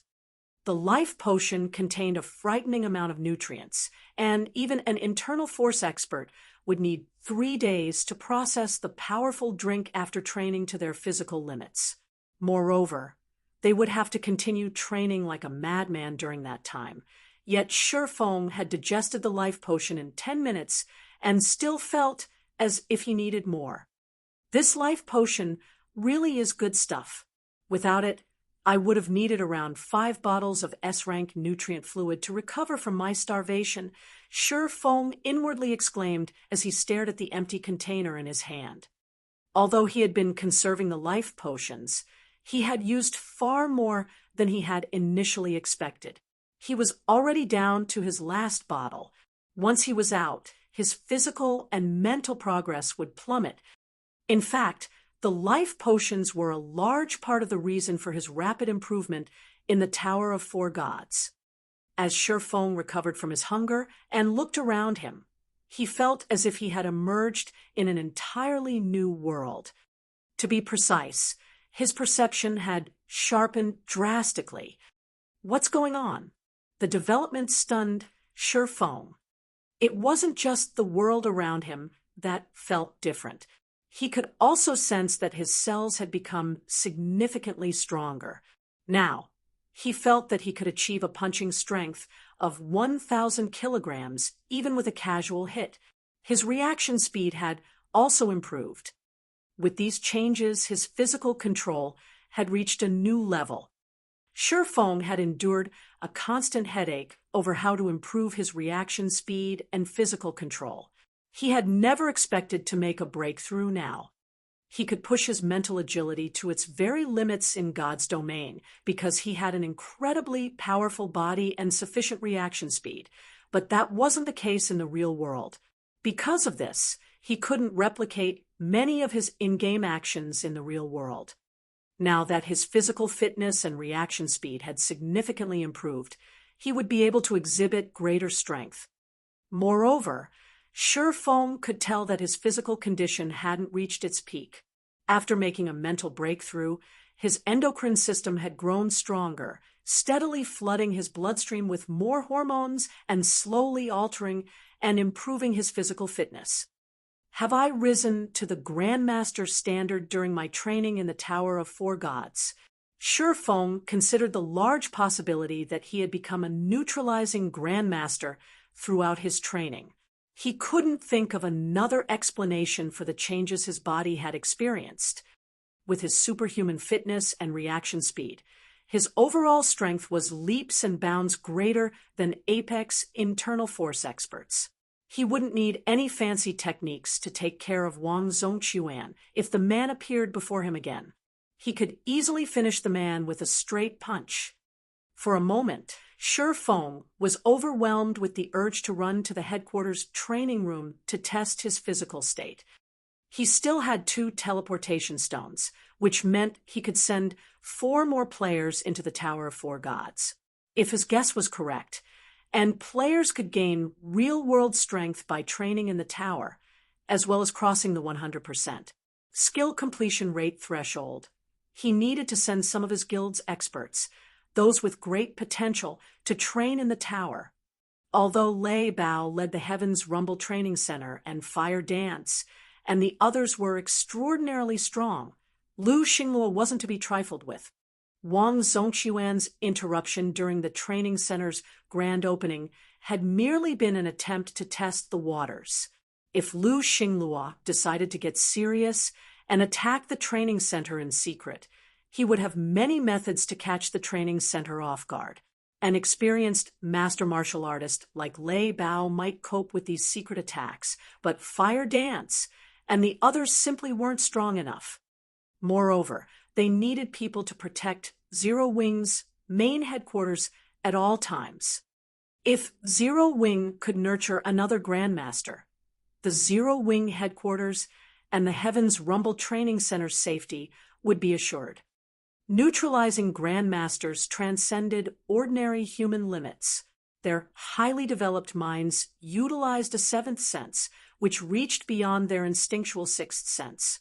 Their perception of danger and survivability reached inhuman levels. Even if Lu Xingluo tried to attack Zero Wing from the shadows, he'd be hard-pressed to achieve anything against a neutralizing Grandmaster. Thinking up to this point, Shi Feng contacted Liang Jing, asking for a report on Zero Wing's development and gather the guild's upper echelons for a meeting. He intended to discuss the Tower of Four Gods with everyone before making a decision. He only had 4 remaining slots, after all. Zero Wing had been developing smoothing before he had entered the Tower of Four Gods. And according to Liang Jing's report, not only had Gentle Snow helped her experts level up rapidly after acquiring her flying mount, but she had also hunted down quite a few rare field bosses. As a result, she had collected plenty of resources and equipment for the guild. Meanwhile, Fire Dance and the others relied on Stone Forest City's advantages, surpassing the various superpowers' exploration progress in the bottomless abyss. However, while all was well after the Storm Serpent King's raid, Starlink had spread a rumor that Shi Feng had stolen a fragmented legendary item. This caused a huge commotion in the Sea of Death. Every power in the area had begun to target Zero Wing's members, and as a result, Zero Wing had been unable to continue its naval development or contest for naval resources. Many experts were also searching for Shi Feng, especially those from the many dark powers. These dark powers' desire for a fragmented legendary item was particularly frenzied, and they had sent more than a few spies into Zero Wing to track Shi Feng down. Although we've secured the necessary materials for producing master potions and fine gold resistance equipment from the bottomless abyss, our naval supply line has practically been cut off. It has significantly slowed our material collection, Blackie said. Lu Xingluo really is ruthless. Shi Feng smiled bitterly. He had not acquired a fragmented legendary item from the Storm Serpent King, yet no one would believe him. The Storm Serpent King was the strongest boss anyone had killed in God's domain thus far. Not even the Frost Monarch was as powerful as the King-class sea monster. Meanwhile, when players advanced into level 100 maps, master potions, and high-level resistance equipment would be a necessity.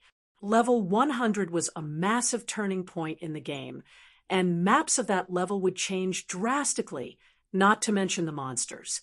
Without master potions and high-level resistance equipment, players would have no hope of survival in these maps. If players couldn't even survive in these areas, they'd have no chance of surviving in their Tier 3 promotion quest venues, which were far more dangerous. To take advantage of the various powers' ignorance on the matter, Zero Wing had secretly stockpiled the necessary materials to produce these items. However, with Zero Wing's naval supply line severed, its material collection had slowed by half. Why isn't Qingxue here? Shi Feng asked after listening to everyone's reports, glancing at the empty Vice Guild leader's seat beside him with a strange look. Gentle Snow was responsible for Zero Wing's branch guild in the Black Dragon Empire. She had a significant amount of the guild's resources and manpower under her management. This Blackie fell silent for a moment. Has something happened? Blackie's response, or lack thereof, gave Shifeng a bad feeling. Actually, the Fong family, Fonglin City's #1 family, has proposed marriage to Big Sis Qingxue. The Fong family had influence all over the city and in many of its industries, so Big Sis Qingxue's parents don't have much choice in the matter. Big Sis Qingxue is absent because she's trying to find a way to deal with the issue, Violet Cloud said. Even with the White Clan group's backing, the Bai family was only considered second-rate in Fonglin City. In comparison, the Fong family was the top first-rate family in the city. Destroying the Bai family would be child's play for the Fong family. The Fong family? Shifeng could not help his smile after hearing the news. I just so happen to have some business with the Fong family. Since that is the case, Liang Jing, prepare the car, please. Guild leader, you shouldn't do anything reckless. The Fong family is guarded by a neutralizing grandmaster, Lei Bao hurriedly cautioned. Most might not know of the Fong family, but as one who had spent a good portion of his life in the fighting world, Lei Bao was very familiar with the power the Fong family wielded. The Fong family had become the top first-rate family in Fonglin City due to that neutralizing grandmaster's support. A neutralizing grandmaster? What a coincidence. I also happen to be one. Shifeng announced as he glanced at Lei Bao. He then stood and left the meeting room. Chapter 2266, Consequences. Chapter 2266, Consequences. Fonglin City's Redstone Restaurant. As the most prestigious restaurant in Fonglin City, the Redstone Restaurant was strictly members only. Regardless of how much money one had, non-members had no hope of dining in the restaurant. However, many of the city's high-profile individuals frequently visited the establishment to discuss business. The Redstone Restaurant was a particularly safe place, and one wouldn't have to worry about other professionals eavesdropping on a sensitive discussion. The establishment's capable waiters and waitresses made this point clear. Secondly, the restaurant's food was amazing. Even people who ate delicacies every day would never forget the taste of the food here. And since the Redstone Restaurant didn't offer takeout, anyone who wished to dine had to visit personally. Because of these two factors, practically every respectable individual in Fonglin City took every opportunity they had to dine in the restaurant seriously. Naturally, the Fong family were frequent customers. Two young men currently occupied one of the restaurant's 7th-floor VIP rooms. While they conversed, the young men took their time to enjoy the delicacies that covered the table between them. One of the men was rough and robust, while the other seemed scholarly. No outsider would assume that these two were brothers by blood. The scholarly young man was the Fong family's current head, Fong Xiaotian. Fong Xiaotian currently wore a set of white robes, and although he looked to be in his mid-20s, he was already in his 30s. He was the Fong family's eldest young master. The muscular man across from him was the family's second eldest son, Fong Mingyu. Little two, how are the preparations going for the annual martial arts competition between the 5 great families? Fong Xiaotian asked, looking up at Fong Mingyu. Unlike most families, the Fong family was an ancient martial arts family. To them, the annual martial arts competition between the 5 great families was even more prestigious than the national fighting competition. Rest assured, Big Bro, this year's competition is ours for the taking. Fong Mingyu responded with a laugh. He then pointed at the dozen or so youths standing behind him and explained, I've trained every one of them personally. 2 have even grasped internal force. The dozen or so combatants behind Fong Mingyu looked very young. None of them were older than 20, and the youngest was only 17. However, not even national-level fighters were a match for these youths' fitness. Good. Fong Xiaotian nodded approvingly. God's Domain has been growing more popular recently, and many major corporations have already invested in the game. Grandpa wants us to join the game as well, so you'd better be prepared. We're going to play 2. The Revelation Surprised Fong Mingyu. MHM. The game touches upon certain important secrets, so the Fong family intends to take part, Fong Xiaotian said. This is also why I suggested that we send a representative to propose a marriage with the Bia family. Not only is the Bai family's Bai Qingxue beautiful, but she is also quite capable. She successfully defended her elder brother's guild, albeit for a short time.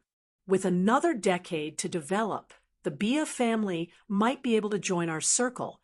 It's a pity that the Blackwater Corporation interfered so soon, but I've recently heard that she's prospering in God's Domain and had earned quite a bit of profit for the White Clan group. She's just perfect for Little 3. Hopefully, this will help Little 3 finally control himself. Despite several scoldings from Grandpa, he refuses to change and continues to fool around, Fong Mingyu said, chuckling. Although their third brother was useless, he was still a member of the Fong family. Although the Bai family was second-rate in Fonglin City, the Fong family had displayed immense respect by allowing Bai Qingxue to marry into the family. Unfortunately, it seems that little girl has been playing tricks. If you have the time, pay the Bai family a visit and shake them up a bit. If she continues to be a problem, invite the Bai family's old man to speak with us. Tell him that our family's head wishes to meet with him. Fong Xiaotian said. Sure, I'll make sure it gets done, Fong Mingyu replied, nodding. Honestly, Fong Mingyu didn't think it was necessary for him to take action. The Fong family had already offered them a marriage, and if the Bai family didn't know how to appreciate that kindness, the Fong family could simply remove them from Fonglin City. The Bai family should understand this point and know which decision they should make. At this point, Shi Feng arrived outside the Redstone restaurant. According to Liang Jing, Fong Xiaotian, the Fong family's current head and eldest son, was currently dining in the restaurant. Since Fong Xiaotian was responsible for this marriage proposal, Shi Feng had to discuss the matter with him directly. Let's head inside, Shi Feng said, as he glanced at Xiao Yu, who had just arrived. Shi Feng wasn't a member and couldn't simply enter the Redstone restaurant. Xiao Yu, however, had gained membership through his connection with Hani Feng. Even so, Xiao Yu still had to pay 2 million credits per year to maintain his membership. Ordinary citizens could only afford the membership fees in their dreams. Are you really planning to speak with Fong Xiaotian, head instructor Shi? Xiao Yu asked anxiously. The Fong family can't compare to the Starling Corporation, but it has very deep roots in Fonglin City. Its influence across the city is immensely powerful, especially in the city's fighting industry. We've only opened the Heavens Rumble Training Center recently. If we provoke Fong Xiaotian, I'm afraid the consequences will be, Old Xiao, you're afraid that we'll provoke him, but I'm afraid that he doesn't understand the consequences for provoking us. Lei Bao, who stood beside Shi Feng, said, chuckling. All right, that's enough. Let's head inside. Lei Bao's comment rendered Xiao Yu speechless. He was sure that the man was messing with him. When Xiao Yu saw Shi Feng's determination, however, he gritted his teeth and followed the 2 men into the restaurant. Once inside, a waiter quickly led Shi Feng's party to a VIP room on the 7th floor. 4 men in black suits stood by the doors, guarding the room. These people were none other than Fong Xiaotian's bodyguards, and they all radiated imposing auras. Although they merely stood there, it was clear that the 7th floor was under their observation. They would notice and react to any suspicious movement in the hall instantly. Even Lei Bao was a little intimidated by the 4 bodyguards. All 4 bodyguards were internal force experts, and in a small city, they'd easily become the bosses of the local fighting industry. However, These individuals had lowered themselves to guarding the Fong family's members. It was clear how much power the Fong family had. "Sir, this is a private room. Outsiders are not allowed inside," one of the bodyguards declared as Shifeng's group approached. "Tell young Master Fong that heavens rumbles. Shifeng wishes to chat with him." Shifeng replied, unperturbed. "Please wait a moment," the bodyguard said. He then communicated Shifeng's request to the bodyguard in the room through his earpiece. The bodyguard in the room relayed the message immediately. "Shifeng, heavens rumbles, Hall Master?" Fong Xiaotian chuckled. "It seems he's here to stand up for Bai Qingxue. He overestimates himself. He's just a new training center's hall master. Yet he dares to interrupt us?" Fong Mingyu said, frowning. "It seems I've been away from Fonglin City for so long that these people have forgotten about me." "Forget it. We'll just send them away," Fong Xiaotian decided after giving the matter some thought. The bodyguard beside Fong Xiaotian informed the bodyguards outside the room of his employer's reply and told them to deal with the problem. Suddenly, however, the room's doors burst open, and a young man entered the room, followed by Lei Bao and Xiao Yu. Chapter 2267, Initial Confrontation. Chapter 2267, Initial Confrontation. As Shifeng and his two companions entered the graceful, antique-styled room, Fong Xiaotain and Fong Mingyu stared at them in shock. "Who allowed them inside?" Fong Xiaotian demanded coldly as he glared at the open doors. He was furious. He had clearly instructed his bodyguards to chase Shifeng's group away, yet they had made it into the room. He hadn't heard a commotion outside the room, so he could only assume his bodyguards had allowed them to pass. However, Fong Xiaotian received no response as the seconds ticked by. The situation confused him. Had they all betrayed him? After considering the idea, he realized that would be impossible. The Fong family had paid a huge sum to train their bodyguards, so the men were absolutely loyal. Even if one of them had become a turncoat, there was no way that all 4 bodyguards had turned against him simultaneously. "Save your energy, young Master Fong. Your bodyguards are already asleep," Shifeng explained when he noticed Fong Xiaotian's confusion. "That's impossible." Fong Xiaotian denied Shifeng's claim instinctively. He was very familiar with the 4 bodyguard skills. They were only basic internal force experts, but if they worked together, they could even give a national fighting champion a run for his money. How could anyone knock all 4 of them unconscious without making a sound? Lai Bao could only shake his head and sigh from behind Shifeng. The cooperation between 4 basic internal force experts would certainly be a magnificent scene to behold, but compared to a true neutralizing grandmaster, they were little more than infants. With exceptional reaction speed, perception, and physical prowess, if a neutralizing grandmaster wanted to go somewhere, how could a bunch of bodyguards stop him? Fong Xiaotian ordered one of the bodyguards behind him to check on the 4 outside. When he reached the door, he found the 4 bodyguards unconscious in a corner of the hall. "Young Master, Tao, the others, they're really unconscious," the bodyguard stammered. Silence filled the room, and Fong Xiaotian turned to evaluate Shifeng's group. "It's no wonder why you were so confident to meet me here," Fong Xiaotian said.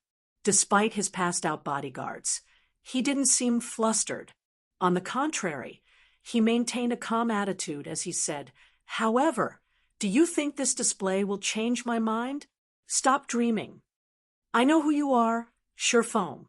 Your heavens rumbles hall master. You've already defeated Wang Zhongquan and shook Fonglin City's various dojos and training centers with your name alone. Moreover, you are one of Zero Wing's core upper echelons. Zero Wing has been developing quite nicely in God's domain and has become a pseudo-superpower. It is now an overlord on the eastern continent. Now, The guild has been recruiting a large number of talented fighters through the Heaven's Rumble Training Center and is rapidly growing stronger in the game. However, this is the real world, not some game. In the real world, Zero Wing has no background or supporters. It's nothing. I wouldn't even need to lift a finger to deal with you. A few words would be more than sufficient to end your business in Fonglin City. Xiao Yu felt an immense weight drop on his shoulders as Fang Xiaotian spoke. Zero Wing wasn't afraid of financial suppression. Only small, hostile tricks could affect the guild and workshop. Fang Mingyu stood abruptly, looming like a brown bear in the room, standing at 2-3 meters tall. His arms were thicker than a woman's thighs, and his tanned complexion made him look like a golden statue. Unbreakable. Someone's actually trained in the Honglian style to the unbreakable realm. Lei Bao stared at Fang Mingyu as he walked toward the group in utter shock. Training with the Honglian style was a painful toil. One had to submit themselves to hellish training tactics to master this martial art, which was several times more challenging than other styles. Even internal force experts would struggle to deal with the difficult training regimen, but if one could master the Honglian style, they'd become horrifically strong. With basic mastery, one could face off against ordinary internal force experts. Not only would a combatant's punch carry 1,000 kilos of force as an advanced master, but they'd also be able to take hits from an internal force expert without injury. Not even apex internal force experts would want to mess with an advanced Honglian-style practitioner. And yet, Fang Mingyu had fully mastered the Honglian style, reaching the unbreakable realm. If he fought someone like Wang Zhongquan, he could end the fight in one hit. Wang Zhongquan would be utterly helpless against Fang Mingyu. You are quite strong to take out 4 of my elder brother's bodyguards simultaneously. I'll give you a chance. Join the Fang family and sell us all of your Zero Wing shares. You'll receive your share of the pie once the Fang family owns Zero Wing. You will enjoy greater status and authority than you could ever enjoy in Zero Wing, Fang Mingyu offered as he approached Shifeng, his firm tone leaving no room for negotiation. Xiao Yu, who stood behind Shifeng, felt the strength drain from his legs. Fang Mingyu's aura was simply too frightening.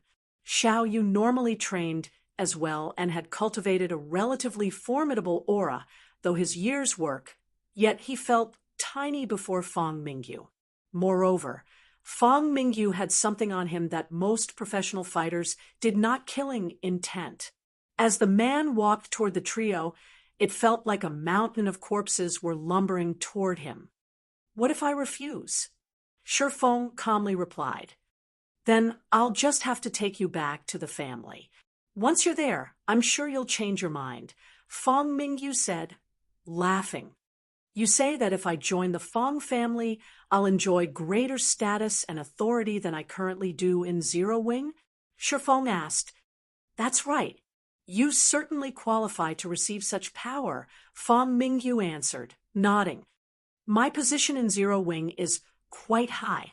Not only do the guild's vice-guild leaders have to listen to my commands, but every large-scale operation the guild considers must receive my permission first. Moreover, I am responsible for approving any decision regarding the guild's finances and development, Shifeng said after giving the matter some thought. As soon as Shifeng finished speaking, silence returned to the room. Are you toying with me? Fang Mingyu demanded, his expression darkening. If the Fang family annexed Zero Wing, not even Fang Xiaotian would have such immense authority, much less Fang Mingyu. I'm not. It is simply the truth, Shifeng said honestly. It seems you won't be convinced until you face reality. Since that is the case, you'll return with me, Fang Mingyu declared as he extended a hand to grab Shifeng by the shoulder. Although the action seemed innocent, how could the touch of one who had reached the unbreakable realm in the Honglian style be so simple? The grab was actually a technique with 13 transformations. Even if Shifeng were a lively monkey, there was no escaping Fang Mingyu's grip. However, as Fang Mingyu was about to clamp down on Shifeng's shoulder to immobilize the young man, Shifeng shrugged his shoulders slightly, so faint that the movement was barely discernible. As if he had been electrocuted, Fang Mingyu jerked back his hand. To an outsider, it would have looked like the larger man's hand had bounced off an invisible barrier. Losing his posture, Fang Mingyu stumbled back a few steps. Chapter 2268. Threat, what did he do? Chapter 2268. Threat, what did he do? Although Fang Mingyu had only stumbled back a step, the Fang family members were shocked. This was especially true for Fang Xiaotian. Every member of the Fang family knew how powerful Fang Mingyu was. The family's old man had even called him a talent that only appeared once a century in the Fang family and was the strongest member of the younger generation. Fang Mingyu's strength had been unparalleled among Fenglin City's younger generation even before he had mastered the Henglian style. Later, Fang Mingyu had gone overseas to continue his training and master the Henglian style, gaining monstrous strength. Yet, not only had he failed to affect Shifeng, but he had taken a blow as well. Why wouldn't his family members be shocked to see it? Even Lei Bao, who stood some distance behind Shifeng, was stunned. He knew that Shifeng had become a neutralizing grandmaster, but that achievement should be recent. Neutralizing grandmasters' superior mental capacity allowed them to improve their strength in all aspects, which was a part of the reason that they were so powerful. It especially affected their physical fitness. But even with the help of various hormones, these improvements weren't immediate. Rather, these alterations would take place over a long time.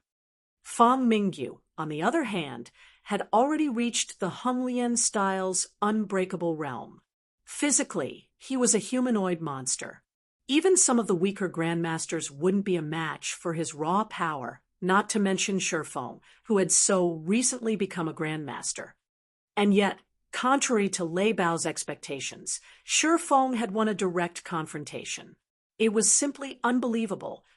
To counterattack in the brief moment when I relied on my strength, it seems that you're not all talk after all, Fang Mingyu said, frowning. He realized what had happened immediately, but I won't give you another chance.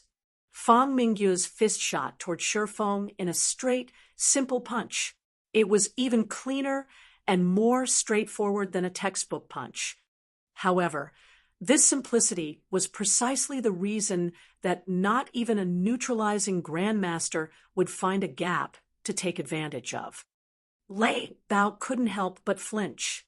He felt as if the sky were falling as the punch shot toward Shifeng. There was simply no room to flee. There were no holes to exploit. If he were on the receiving end, he'd have no choice but to take the hit. Worse, this punch hadn't made any sound that Lei Bao could hear. This meant that Fang Mingyu's punch was even faster than the speed of sound. Combined with Fang Mingyu's ferocious strength, the hit could likely kill an adult elephant. However, just as Fang Mingyu's fist was about to collide with Shifeng's cranium, Shifeng moved forward to greet the attack. Before meeting with the hit, Shifeng sidestepped and allowed Fang Mingyu's fist to brush past his head. Shifeng moved to the larger man's side, while Fang Mingyu's fist met nothing but air. Shifeng's arm swayed as he placed his palm on Fang Mingyu's chest and shoved. Fang Mingyu lost his balance and fell, pinned to the ground by Shifeng's hand. Boom! Fang Mingyu lay flat on his back, and the impact of his fall was so powerful that it cracked the marble floor and shook the room. The large man's consciousness wavered, his insides shaken. From an outsider's perspective, it had looked like Shifeng had just appeared beside Fang Mingyu, grabbed the giant, and slammed him to the ground. Everyone in the room fell deathly silent. Are neutralizing grandmasters really this powerful? Lei Bao was at a loss for words as he stared at Fong Mingyu on the ground. Lei Bao had seen Shifeng's every action, so he knew the movements had been quite simple, yet these simple actions had become magical when Shifeng performed them. Not only had Shifeng effortlessly neutralized Fong Mingyu's punch, but he had also reversed the situation, pinning the bear of a man to the ground. Lei Bao had never thought that such a great expert, who had reached the Honglian style's unbreakable realm, would be so frail before a neutralizing grandmaster. At this point, he couldn't even fathom how powerful neutralizing grandmasters truly were. The rest of the room's occupants stared at Shifeng as if he were a monster. However, the young man's gaze never left Fong Mingyu, who lay beside his feet. This unbreakable realm is really something. Shifeng was quietly amazed as he stared at the dizzy Fong Mingyu. He hadn't thought it possible for someone to nurture their strength to such an extent. If he hadn't become a grandmaster, he wouldn't have been a match for this man. Shifeng's fight with Fong Mingyu had seemed one-sided to everyone else in the room, but Shifeng didn't think so. If anyone else had faced Fong Mingyu, that punch would have blown them away. The larger man was even more physically fit than Shifeng. At the very least, Shifeng would need quite a bit of time to catch up. In a frontal confrontation, Fong Mingyu would thoroughly outmatch Shifeng. However, neutralizing grandmasters' reaction speed and precise control of their power were what made them so powerful. Shifeng had moved to dodge the hit the moment Fong Mingyu's fist had moved. Once Shifeng had pushed the man off balance, he had relied on Fong Mingyu's weight and his own strength to achieve the shocking results. Despite such a heavy blow, Fong Mingyu had suffered barely any damage, as if his body were truly made of steel. He had merely suffered a minor disruption to his blood circulation and had been temporarily incapacitated. After inspecting Fong Mingyu's condition, Shifeng looked up at the dumbfounded Fong Xiaotian, who sat on the other side of the table. Sensing Shifeng's gaze, Fong Xiaotian felt a chill crawl down his spine. "What are you trying to do? I'd advise you against messing around. This is the Redstone Restaurant." Fong Xiaotian blurted out. The Redstone Restaurant had branches all over the world, residing in any second-tier or above city. Although many major powers had desired the restaurant's special food and beverages, no one had successfully stolen the recipes. The restaurant's power was obvious. A little commotion within the Redstone Restaurant was acceptable, but it wouldn't tolerate anything more than that. "Young Master Fong, you jest. Why would I act recklessly here?" Shifeng asked with a chuckle. Shifeng knew a little about the Redstone Restaurant situation, so he knew the restaurant's rules. Even a neutralizing grandmaster would suffer if they tried to provoke the Redstone Restaurant. The moment Shifeng had entered the VIP room, he had sensed a powerful aura lock onto him. Although the aura didn't originate from a grandmaster, the individual's spiritual prowess was quite high. Shifeng guessed that the individual was only a half step from becoming a grandmaster. Shifeng approached the table, and Fong Xiaotian instinctively wanted to retreat. However, the mentality of a superior he had nurtured over many years allowed him to remain firm in his position. "What are you trying to do?" "Gloomy," Fong Xiaotian snarled. "Even if you're immensely powerful, the Fong family's might in Fonglin City is beyond imagining. You shouldn't get so excited, young Master Fong. I'm here merely to chat with you," Shifeng said as he sat in Fong Mingyu's original seat. He glanced at Fong Xiaotian and continued, "I know you wish to annex Zero Wing starting with gentle snow, but I'd advise that you abandon that notion while you still can. Zero Wing will be taking charge of this matter. You might have great authority and strength under your command, but you shouldn't forget that not even an entire country can protect you if your enemy is close." After Shifeng's statement, A biting cold assaulted everyone in the room. For a moment, these individuals felt as if they stood before the gates of hell.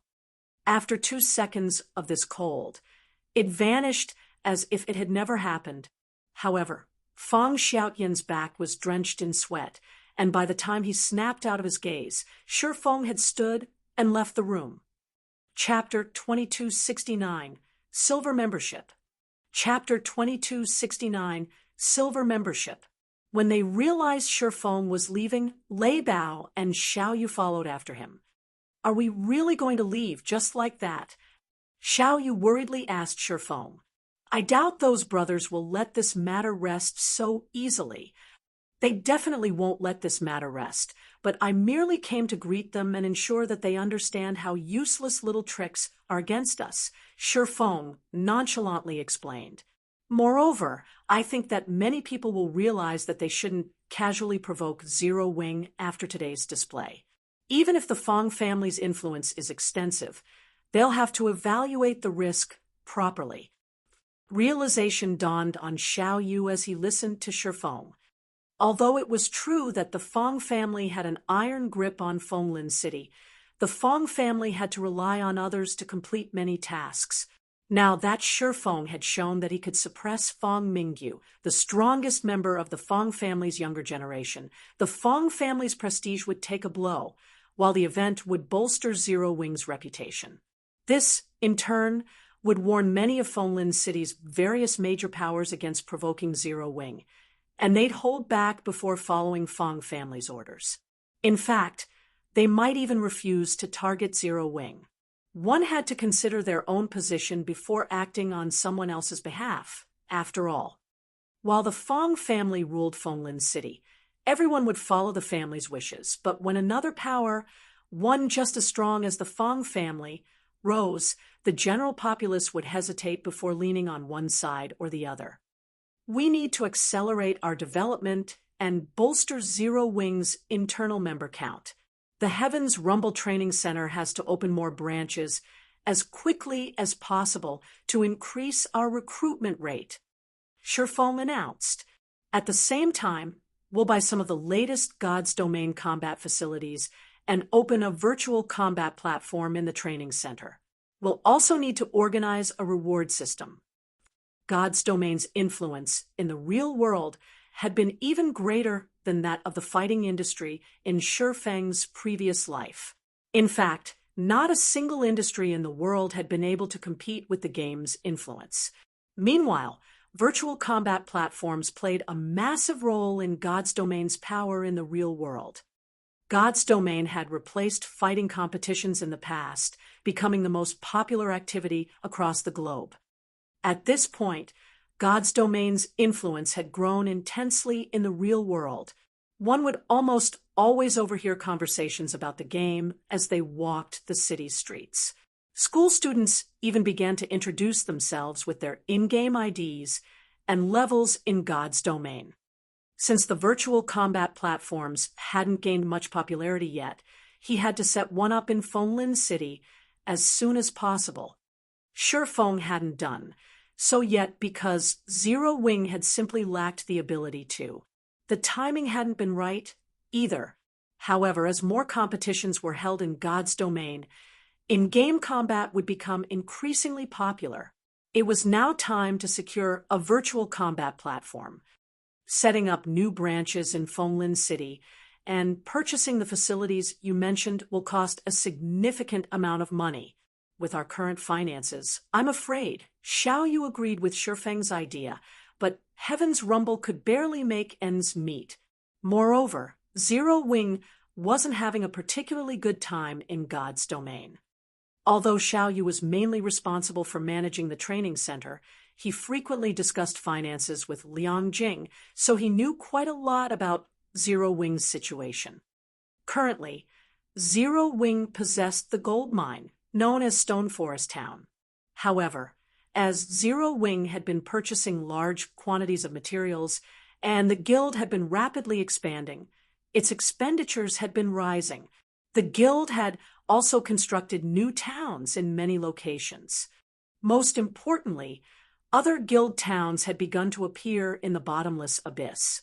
As a result, Stone Forest Town's customer base had significantly decreased, which in turn reduced Zero Wing's income. The guild simply didn't have the money to spare. We can set up more branches later, then, but we cannot delay establishing a virtual combat platform, Shi Feng said after giving the matter some thought. Naturally, he was familiar with Zero Wing's situation. Zero Wing might not have the money to open new branches for the Heaven's Rumble Training Center, but it had the money to purchase virtual combat facilities. Any corporation that wanted to expand would need a huge amount of capital. Thus, corporation owners would try to attract as much investment as possible, but doing that would reduce the owners' shares and their authority in the company. Without sufficient authority, these owners would be restricted in what they could accomplish. Moreover, a corporation risked betrayal by accepting investors. Investors weren't impervious to threats and bribery. Such situations had been common in God's domain during Shi Feng's previous life. Although Zero Wing was developing slowly, every step was firmly rooted. Hence, outsiders had a very difficult time attacking and influencing Zero Wing from within. This was also why the various superpowers had a difficult time annexing Zero Wing.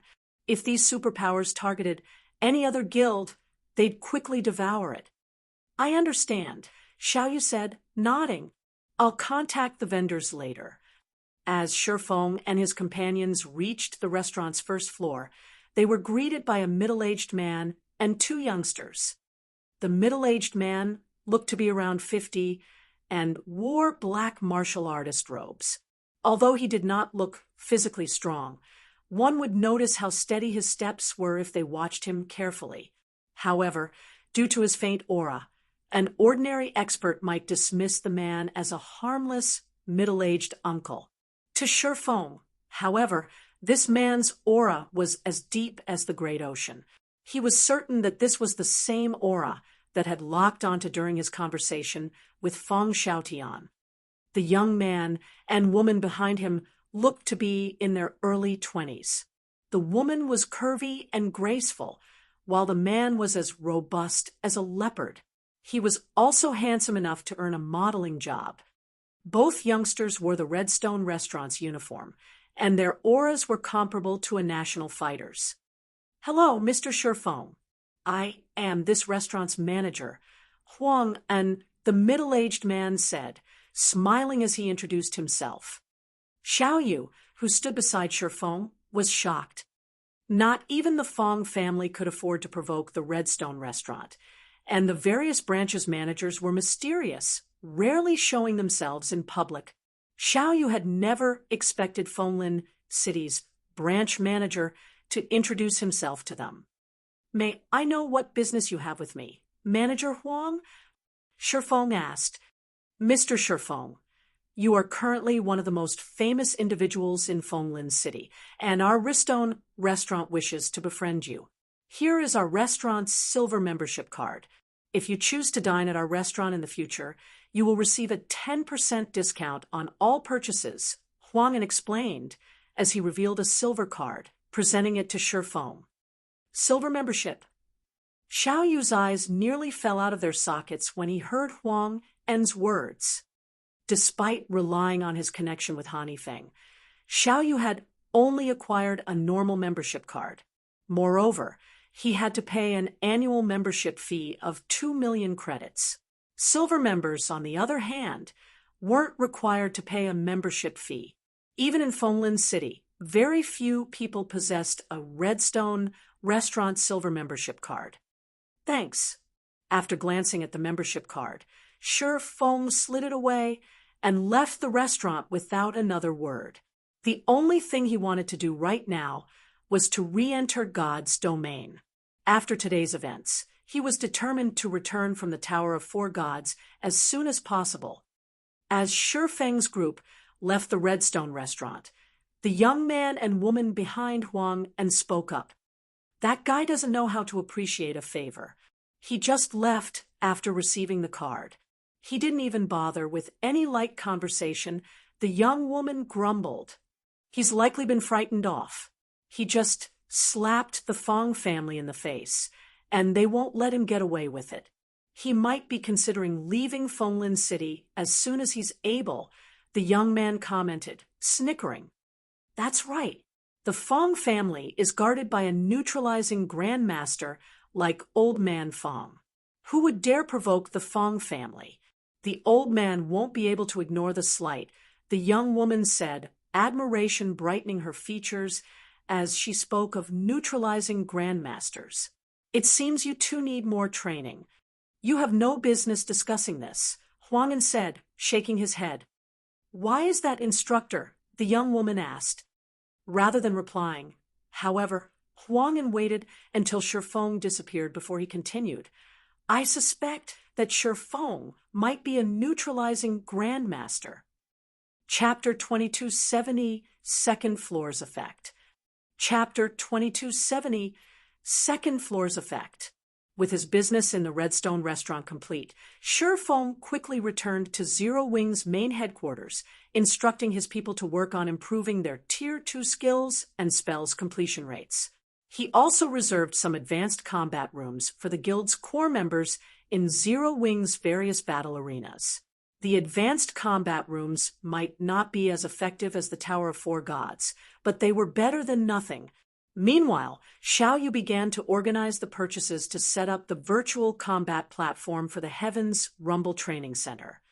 Blackie, I'm afraid I'll have to spend quite some time in the Tower of Four Gods. While I'm gone, I want you to focus on collecting ancient origin wood and diamond wood. Also, have Qingxue lead the main force members to the Sea of Death's Tide Vortex to grind monsters. The monsters there should drop something called the Tide Stone Fragment. Shifeng said, collect as many fragments as you can. I will need them. Players could only enter the Tower of Four Gods once every 360 days, and he couldn't just leave the tower and waste the opportunity. After completing the trials on the first floor, however, he realized that completing the rest would take a long time. Meanwhile, more powers had begun to shift their focus to the sea. As a result, Dragonheart City had become more important in the game. If Zero Wing wished to continue its rapid development while collecting enough funds to set up more Heaven's Rumble Training Center branches, it would have to establish itself in Dragonheart City as soon as possible. To do that, Zero Wing needed to increase its popularity in the city. That way, Zero Wing could establish a guild residence, allowing easy teleportation to the city for its members. This was also why the various large guilds were pushing their members to complete quests in Dragonheart City. Although many of these guilds had collected the necessary ancient gold to purchase land and build a guild residence, they didn't have enough popularity to establish a teleportation array within the residences.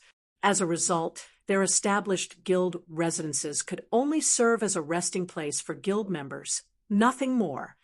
Unfortunately, gaining popularity in Dragonheart City wasn't an easy task. As an independent, neutral city, very few quests offered guild popularity, and with so many guilds contesting for these quests, accumulating 50,000 guild popularity was incredibly difficult. However, quests weren't the only method of gaining guild popularity. A guild could also accumulate popularity in Dragonheart City through Tide Stone Fragments. The only monsters that dropped these fragments were in the Tidal Vortex, which was located in the Sea of Death's core area. Even the weakest monster in the area was a level 90 Great Lord, and the Tidal Vortex was home to quite a few level 90-plus Grand Lords. One would frequently encounter level 90-plus mythic monsters as well. There was no doubt that the Tidal Vortex was a very dangerous place. If a team entered the Tidal Vortex without a Tier 3 expert, even survival would be an immense challenge. Initially, Shifeng had wanted to lead a team to the Tidal Vortex to grind for EXP and Tidal Stone Fragments himself, but since he was stuck in the Tower of Four Gods and Zero Wing's situation was growing tenser, he had to rely on Blackie and the others to complete the task. Zero Wing's main force was no longer weak. Its members were level 90 on average. The main force also had an MT like Kola, who wielded a fragmented legendary shield. The main force members should barely be strong enough to grind efficiently in the tidal vortex. All right, I'll notify the others right away, Blackie replied. He took the situation seriously when Shifeng had stated that the tidal stone fragments were of great importance. He left Shifeng's room immediately to notify the other main force members. Once Blackie left, Shifeng lay in his virtual gaming cabin and logged back into God's domain to clear the Tower of Four Gods trials as quickly as possible. As God's domain appeared around him, he returned to the temple with the six-headed hell snakes. System: kill 1,000 six-headed hell snakes within 3 days. If you fail to complete this task in the stipulated time, the challenge will automatically be regarded as a failure. Kill 1,000 of these things in 3 days. The second floor's first trial is much harder than the first floor's. Shifeng could not help but frown when he read the system notification.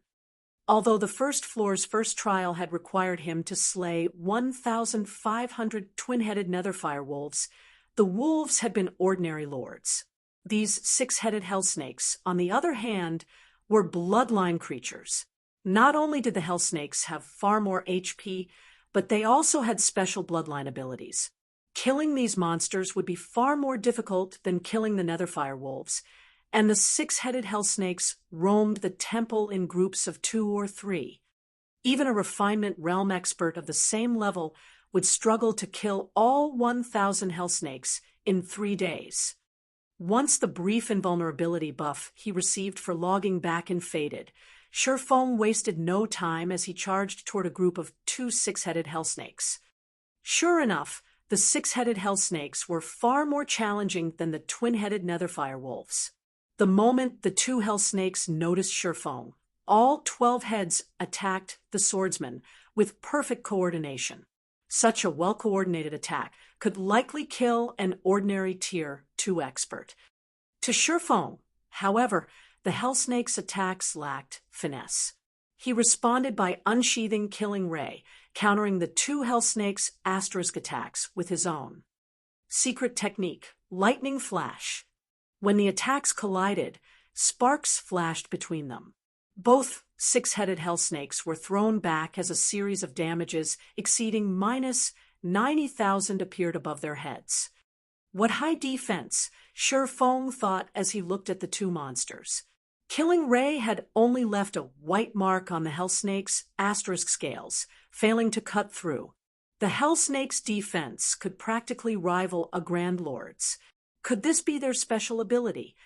Killing Ray was a top-tier epic weapon, and when paired with his strength, he could easily slice through the flesh and meat of a Grand Lord of the same level, yet he had failed to injure the Lord-ranked six-headed hell snakes. The only explanation he could think of was their bloodline ability. This was the bloodline ability that players detested more than any other.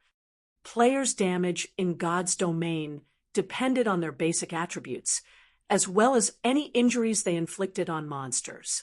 Skin, muscle, and bone damage could significantly affect players' overall damage.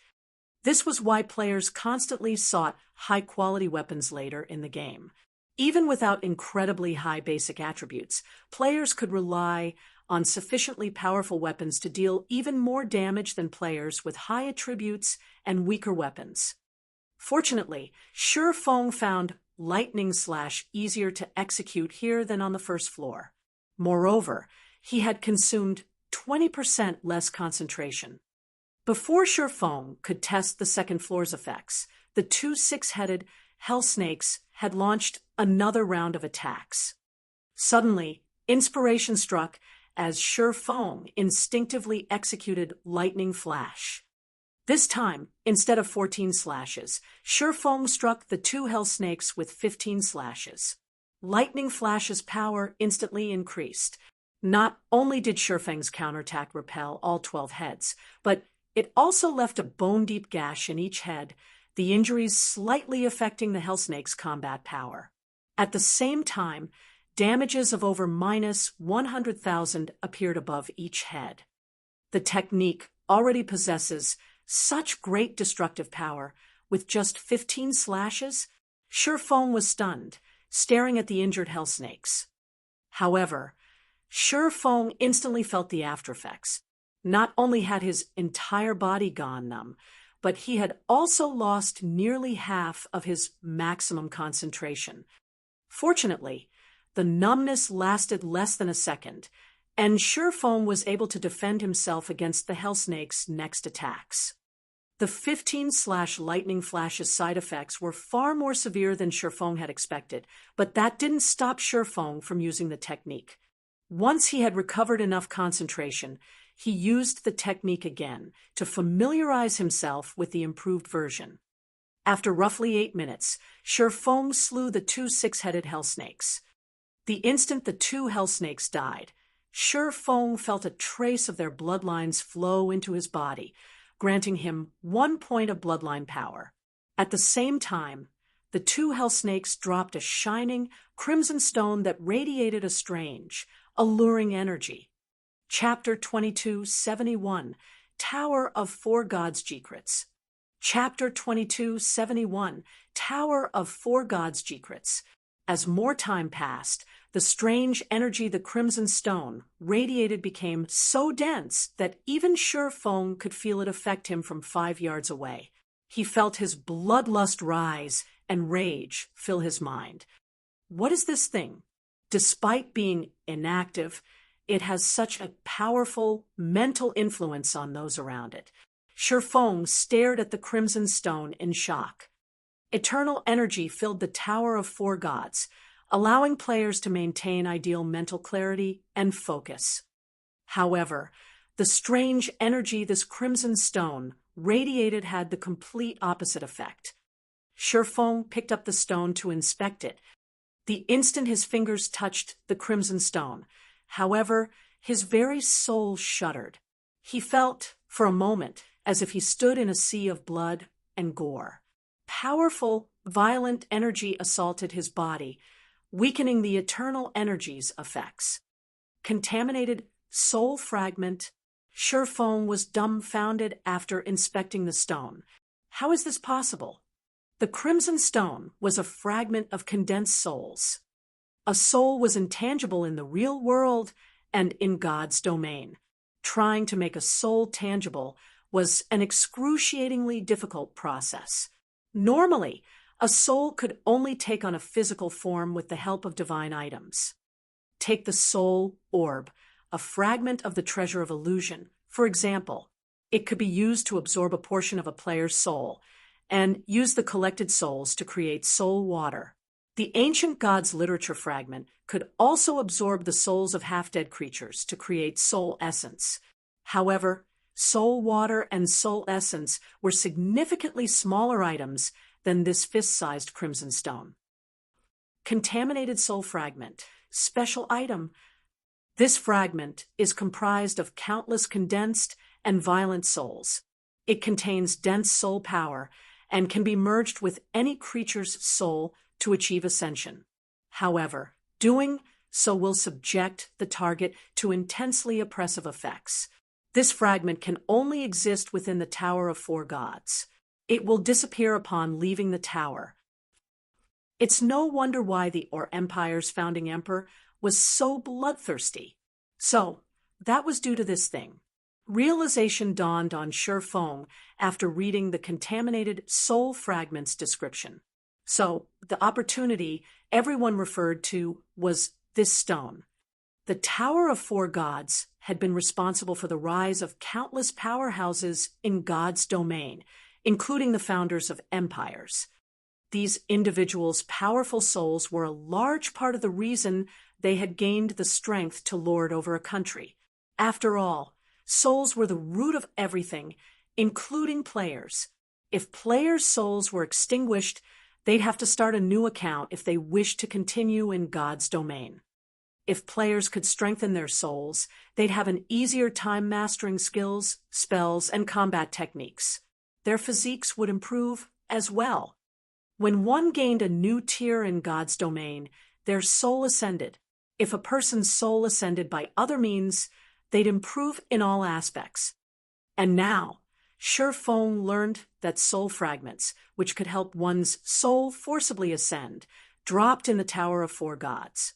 One could easily imagine how great of an opportunity this was. It was no wonder why even Tier 6 God-ranked players had fought to enter the tower. Absorbing such violent souls will likely be a major challenge for players. Absorbing too many of these contaminated soul fragments is likely impossible. Feng gave the Crimson Stone in his hand a disappointed look. He only held the contaminated soul fragment, yet it had such a powerful effect on his mental state. Moreover, it was surrounded by eternal energy. Its effects would likely be many times stronger in the outside world. Feng couldn't even imagine what would happen if he absorbed this thing. He estimated that absorbing 2 contaminated soul fragments would be his limit. Any more, and it would affect his mental state. Of course, his limit was only this low because he was a Tier 2 player. He'd likely be able to absorb more contaminated soul fragments as he rose in tier. It was like adding salt to water. Once the water was saturated, no more salt would dissolve. In this case, the violent energy within the contaminated soul fragment was the salt, while his soul was the water. If his soul couldn't absorb the violent energy, the excess would affect his mind.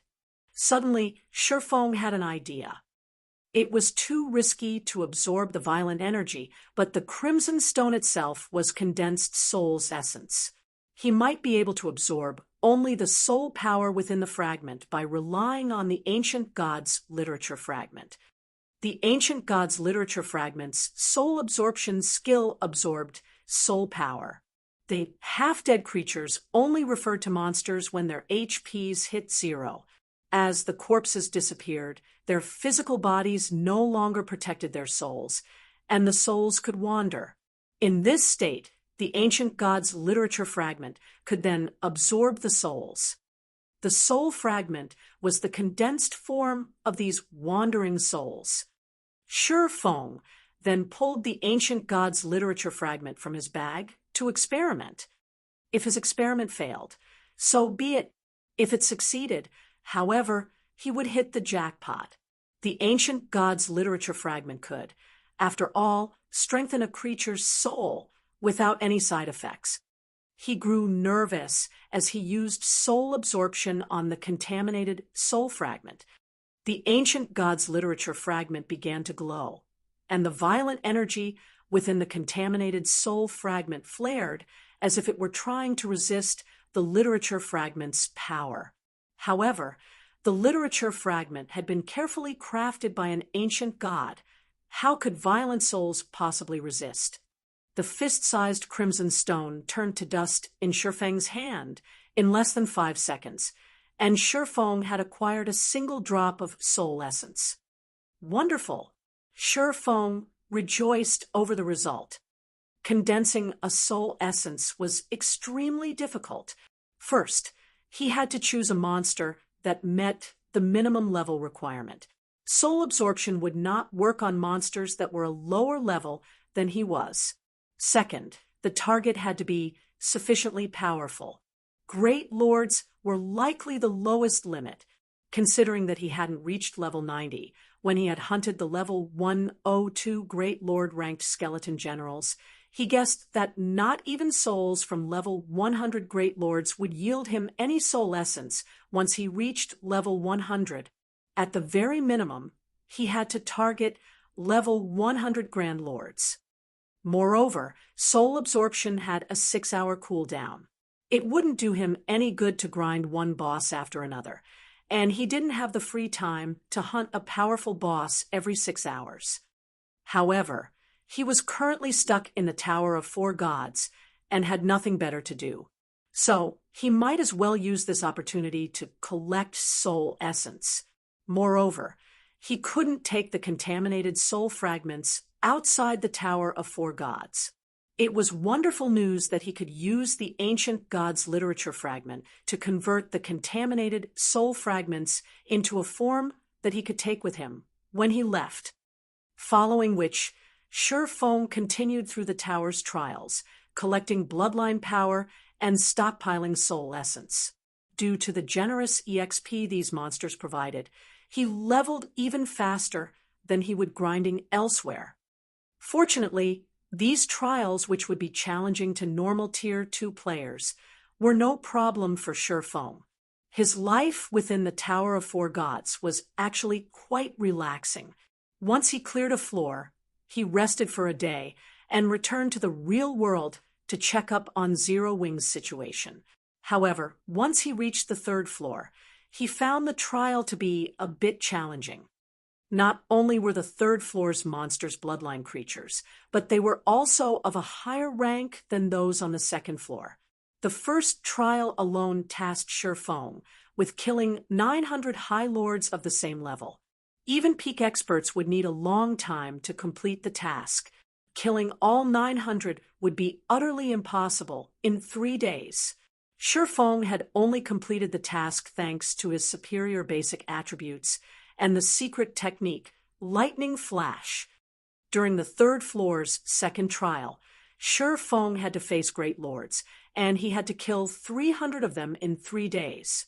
Even Shi Feng had barely managed to complete the trial.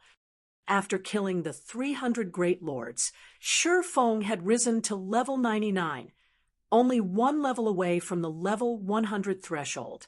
It was at this point that he had finally collected the 100 bloodline power he needed and accumulated 86 drops of soul essence. If not for the contaminated soul fragments, low drop rate, he would have had more. When Shi Feng completed the third floor's second trial, the scene around him changed, and he found himself in the same coliseum he had visited during the first floor's third trial. However, instead of 10 giant gladiators, an ordinary human stood on the elevated platform. This human wore dazzling armor and carried a pitch-black greatsword. When Shi Feng saw this swordsman, he could not help but gasp. A Tier 3 hero. Chapter 2272.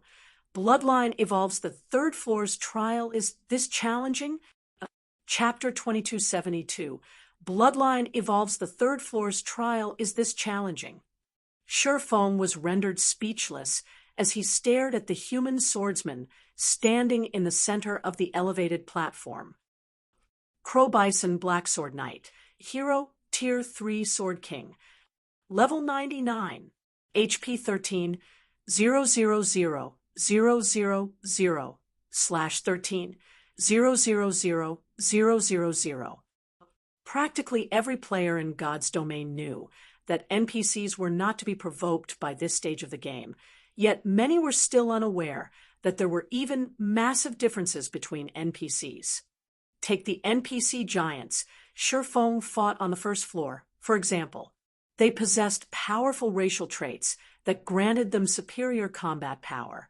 The combat power giants wielded ranked at the top among NPCs of the same tier, but comparing an ordinary NPC giant to a hero was like comparing a candle flame to the sun. However, comparing an ordinary NPC giant to a hero was like comparing a candle flame to the sun. Heroes had completed the trial of God and received a god's blessing. Their combat power was unparalleled among those of the same rank. Powerful heroes could even slay an adult dragon by themselves. They were akin to kingdoms and empires' guardian saints. Many Tier 5 Apex experts in Shi Feng's previous life had grown conceited and would frequently attack kingdoms and empires' caravans. In the end, many of them had encountered hidden NPC heroes and received a painful beating. These experts hadn't been able to escape and had been locked up in prison for their crimes. Why wouldn't Shi Feng be stunned to learn that he had to face a Tier 3 hero? System: kill Crow Bison, the Black Sword Knight, within 1 day. If you fail to complete this task in the stipulated time, the challenge will automatically be regarded as a failure. Shi Feng's last spark of hope faded the instant he heard the system notification. He had hoped that he'd only have to survive against the Tier 3 hero for a certain time to clear the third floor's trial. If that were the case, he'd have a chance, but he actually had to kill a Tier 3 hero. Shi Feng wouldn't be able to defeat a Tier 3 hero even if he were a Tier 3 player, let alone right now, as a Tier 2 player. The Tier 5 Apex experts of the past had commanded incredibly powerful combat techniques, and the weakest piece of equipment they had worn had been epic rank. They had also carried a few fragmented legendary items, yet they had only earned a one-sided beating during their encounters with Tier 5 heroes. Wait, why is that hero only wearing dark gold equipment? Just as Shi Feng was about to give up on the trial and stop wasting his time in the Tower of Four Gods, he noticed that the glow effect on Crow Bison's weapons and equipment was effect unique to dark gold ranked items. Normally, NPC heroes wore a minimum of epic set equipment, while some of the stronger individuals were fully geared in fragmented legendary equipment. An NPC would have an easier time collecting such equipment than players, after all. However, the Tier 3 hero before him only wore dark gold equipment. Moreover, by the looks of the hero's equipment, it wasn't even a dark gold set equipment. I have a chance. Shi Feng's eyes glowed with excitement at this discovery. There was a 3-rank difference between epic set equipment and individual dark gold equipment. In other words, this hero's combat power would be 3 ranks lower than usual. Most importantly, Crow Bison was not level 100, but level 99. Level 100 was a massive turning point in God's domain for monsters and NPCs. Until monsters and NPCs reached that threshold, they'd be restricted by the system, only able to exhibit a portion of their full strength. Hence, Shi Feng still had a chance of completing the trial. Considering the situation, Shi Feng quickly calmed himself and stepped onto the platform. I advise you to turn back, young adventurer. You are not strong enough to defeat me, Crow Bison said. How will I know that without trying? Shi Feng countered. Then I have no choice but to remove you myself, Crow Bison declared, unsheathing the pitch-black greatsword from his back. The intensity of his aura skyrocketed as he charged at Shi Feng. Crow Bison was extremely fast, and mid-charge he split into 6 clones, which were impossible to differentiate between. Sure enough, he'll execute all of his skills and spells with a 100% completion rate. Shi Feng wasn't surprised in the least to see the 6 heroes charge at him. The move Crow Bison just used was the Swordsman class's Tier 3 skill, Sword Phantom. Normally, the skill only allowed the user to split into 4 copies, but one would gain 2 more if they achieved a 100% completion rate. Not only would these additional doppelgangers confuse the enemy further, but all 6 were also physical copies. Of course, Shi Feng wouldn't take Crow Bison's attack lying down. He immediately brandished Killing Ray. Shadow Blade. Thanks to his incessant training, Shi Feng could now execute Shadow Blade with a 103% completion rate. As a result, the number of sword lights he summoned had increased from 10 to 12. Although Crow Bison was a Tier 3 hero, his basic attributes were only slightly higher than a Strength-type Great Lord due to the limitations of his equipment. Meanwhile, Shadow Blade's power had risen with a 103% completion rate. Now, a single sword light had enough strength to rival this NPC hero. However, Crow Bison's 6 doppelgangers altered their footwork and agilely evaded all 12 attacks like nimble cats just as Shi Feng's sword lights were about to slam into him. Without pause, the NPC continued toward Shi Feng. The evasion surprised Shi Feng. An advanced combat technique. All 6 doppelgangers had executed an advanced combat technique simultaneously. Facing so many enemies, Shi Feng had no choice but to defend himself with sword's transmigration. Shifeng had improved his use of swords transmigration during his training in the Tower of Four Gods as well. Now, he could deflect 6 simultaneous attacks without trouble. However, the instant the two swordsmen's attacks were about to collide, Crow Bison's 6 strikes converged into 2. Shifeng felt 2 powerful forces strike his blades, the combination attack containing so much strength that he couldn't defect. The impact threw Shifeng over 10 yards away as he lost nearly 10,000 HP. A bronze combat technique. Shifeng stared at the Tier 3 NPC hero in shock. Shifeng had used a bronze defensive combat technique, yet he hadn't been able to deflect Crow Bison's attacks. Moreover, he had taken damage from the attempt. He could only assume that this was because Crow Bison's offensive combat technique was bronze rank as well. Although Shifeng had known that NPC heroes were immensely powerful, unparalleled among those of the same tier, he hadn't expected them to be this powerful. It was no wonder why Crow Bison could exhibit 100% of his combat power if NPC heroes could casually execute advanced and bronze combat techniques. Not even a domain realm expert could achieve such a feat. Before Shifeng could steady himself, Crow Bison's main body transformed into a streak of pitch-black light, arriving before his opponent almost instantly. Tier 3 skill, Spatial Slash. Normally, Spatial Slash only yielded 1 attack, yet in Crow Bison's hands, it had produced 3, each with the strength of a mythic monster. Unfortunately, Shifeng didn't have time to employ a defensive maneuver against the speed of this attack. As a result, he was forced to activate Defensive Blade. Shifeng suffered defeat in less than a minute due to his disadvantage in terms of basic attributes, skills, and combat standards. After his death, he automatically respawned at the bottom of the elevated platform. His combat power might be 3 ranks lower than normal, but he's still so powerful. It is no wonder why most Apex experts in the past ran away from heroes. Looking up, Shifeng gave Crow Bison a bitter smile. Not only was Crow Bison capable of effortlessly executing bronze combat techniques, but he also had a 100% completion rate with all of his skills. A Tier 3 player had no hope of defeating him. Not even Shifeng's current combat power was a match for this NPC hero.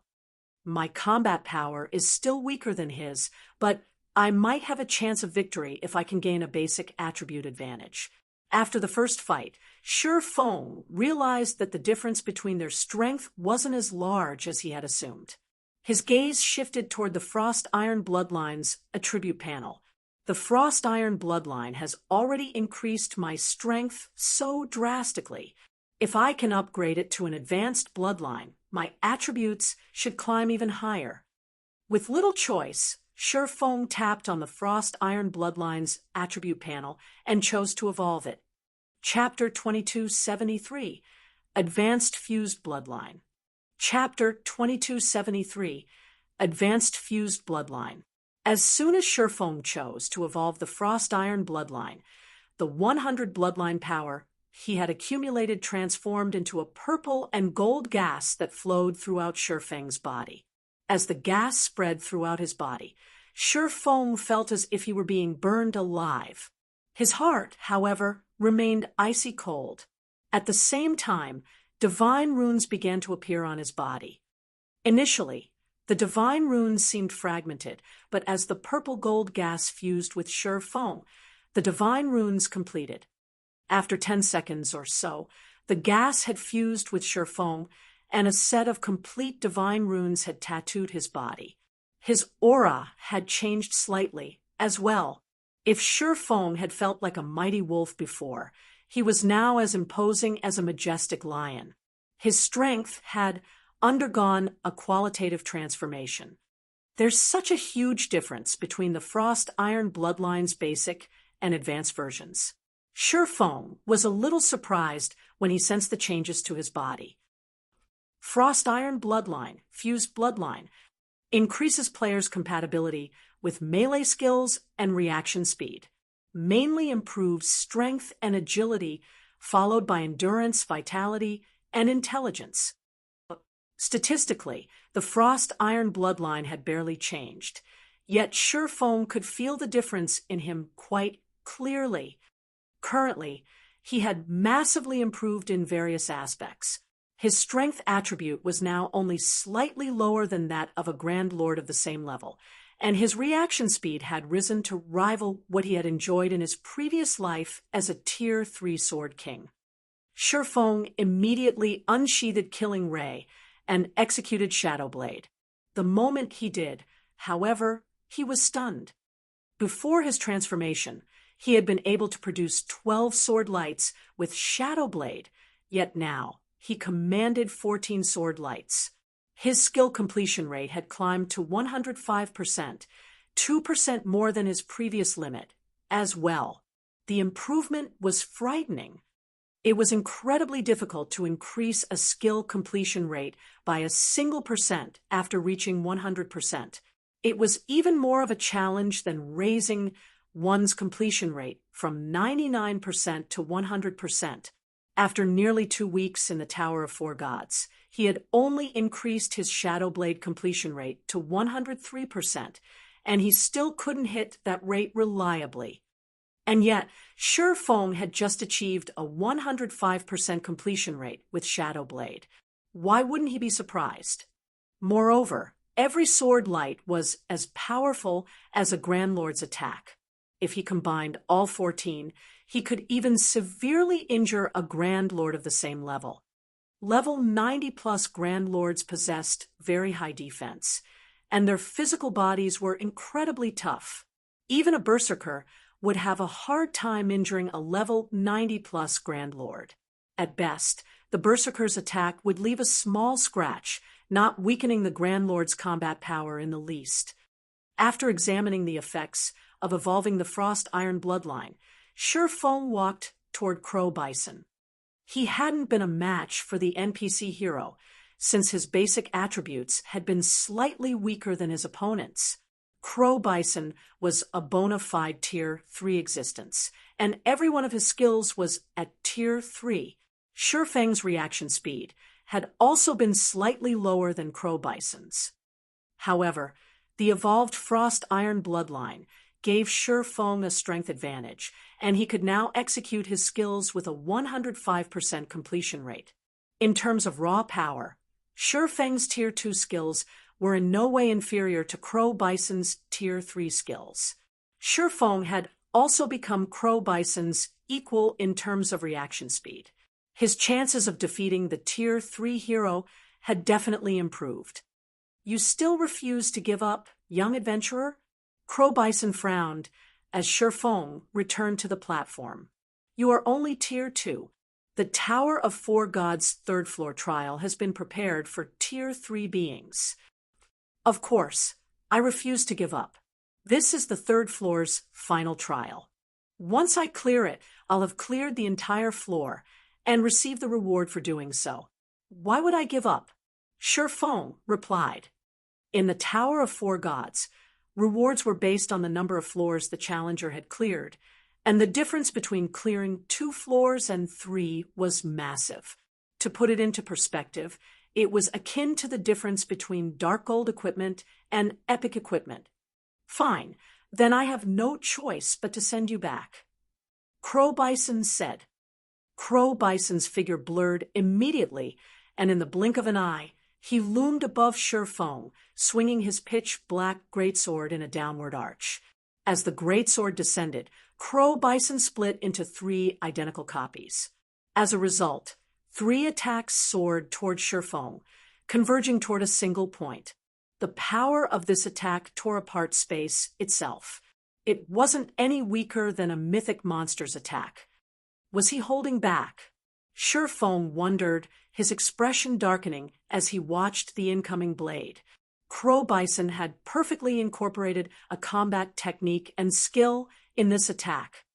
First, the hero had used the Tier 3 skill, Mountain Splitter. He then used an advanced combat technique to combine the 3 attacks, stacking each attack's strength. Not even domain realm experts could use this move. Mountain Splitter was an AoE skill. Thus, life-saving skills such as Defensive Blade couldn't block it. Only invulnerability skills could stop it. Unwilling to expose weakness, Shi Feng executed Purgatory Pentaslash to counter the attack. Each of Purgatory Pentaslash's strikes was stronger than the last, and Shi Feng executed the skill with a 104% completion rate, combining it with the strength combination technique.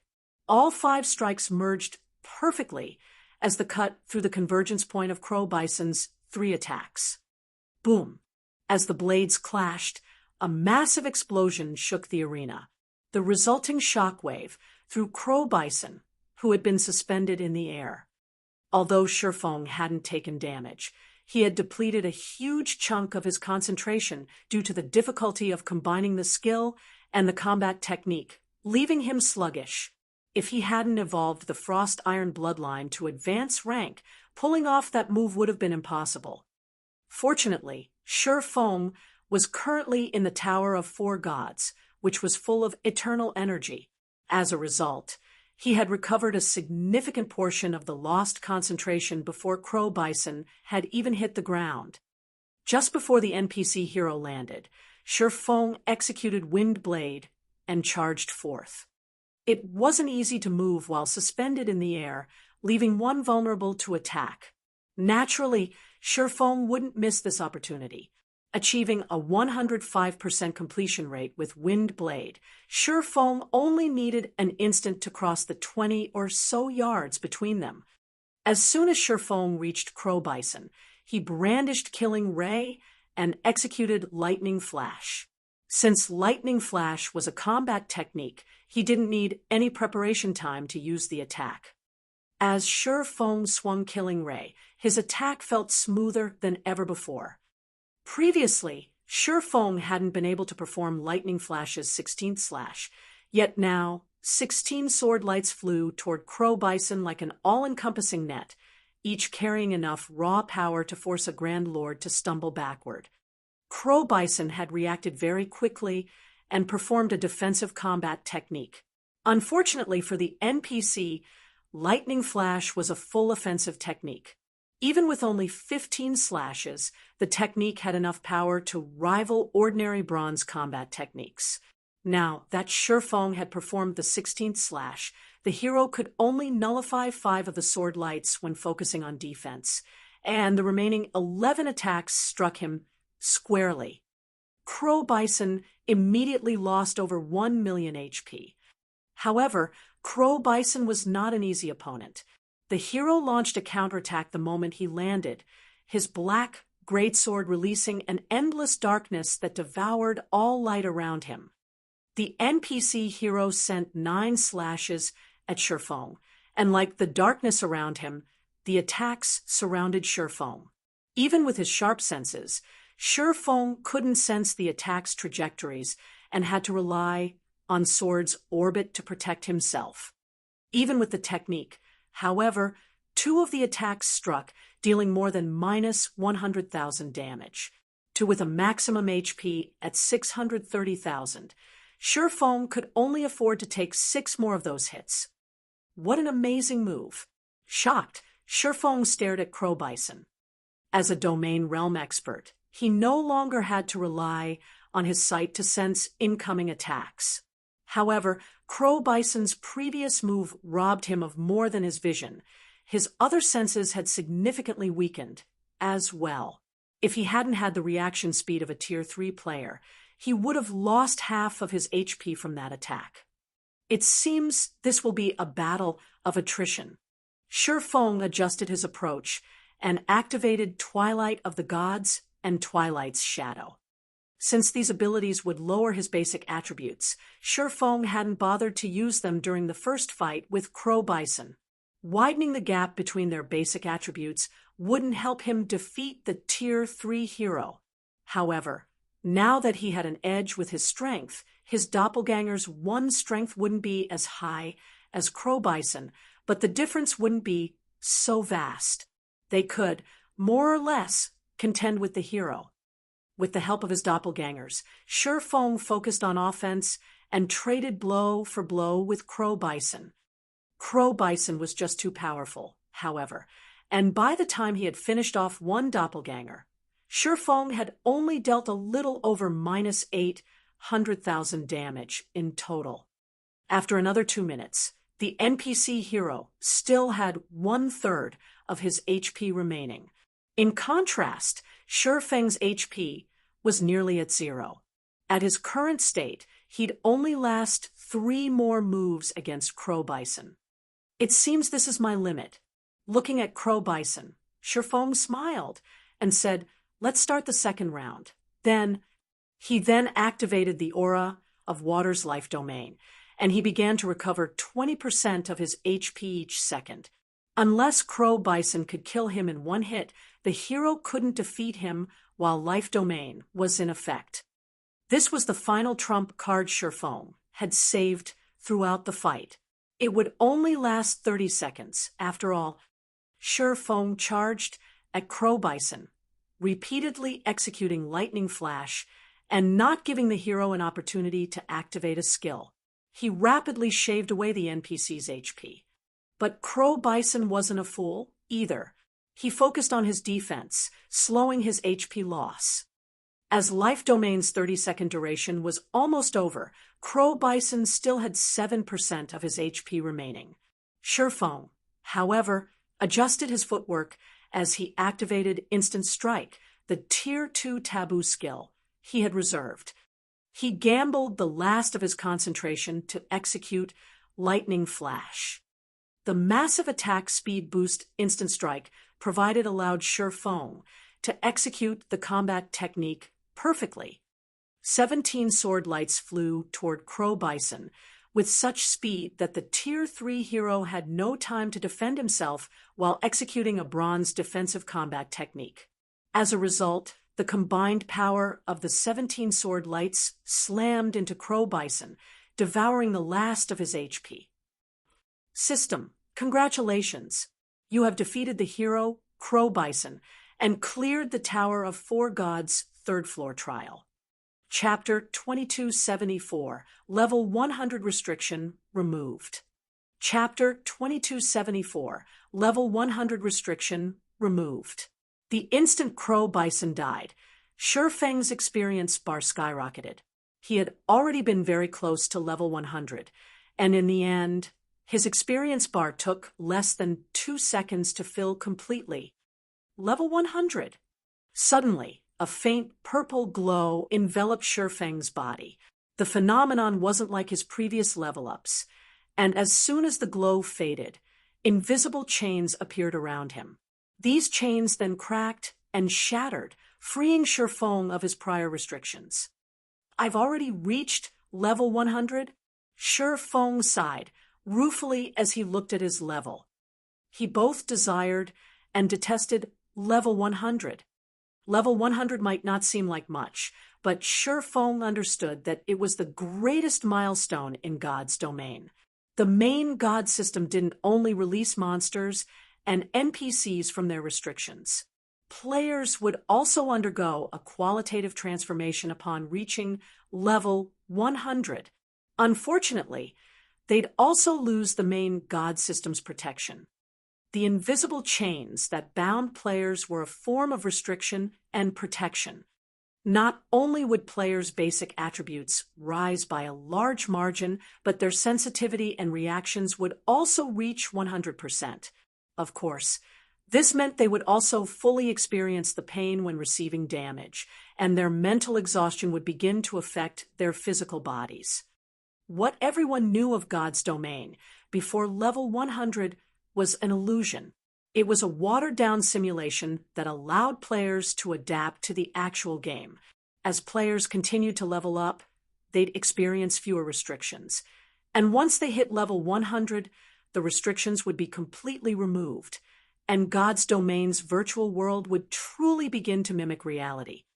"I've leveled far faster than I had expected," I'll have to complete my Tier 3 promotion as soon as possible, Shifeng thought after getting a feel for his level 100 body.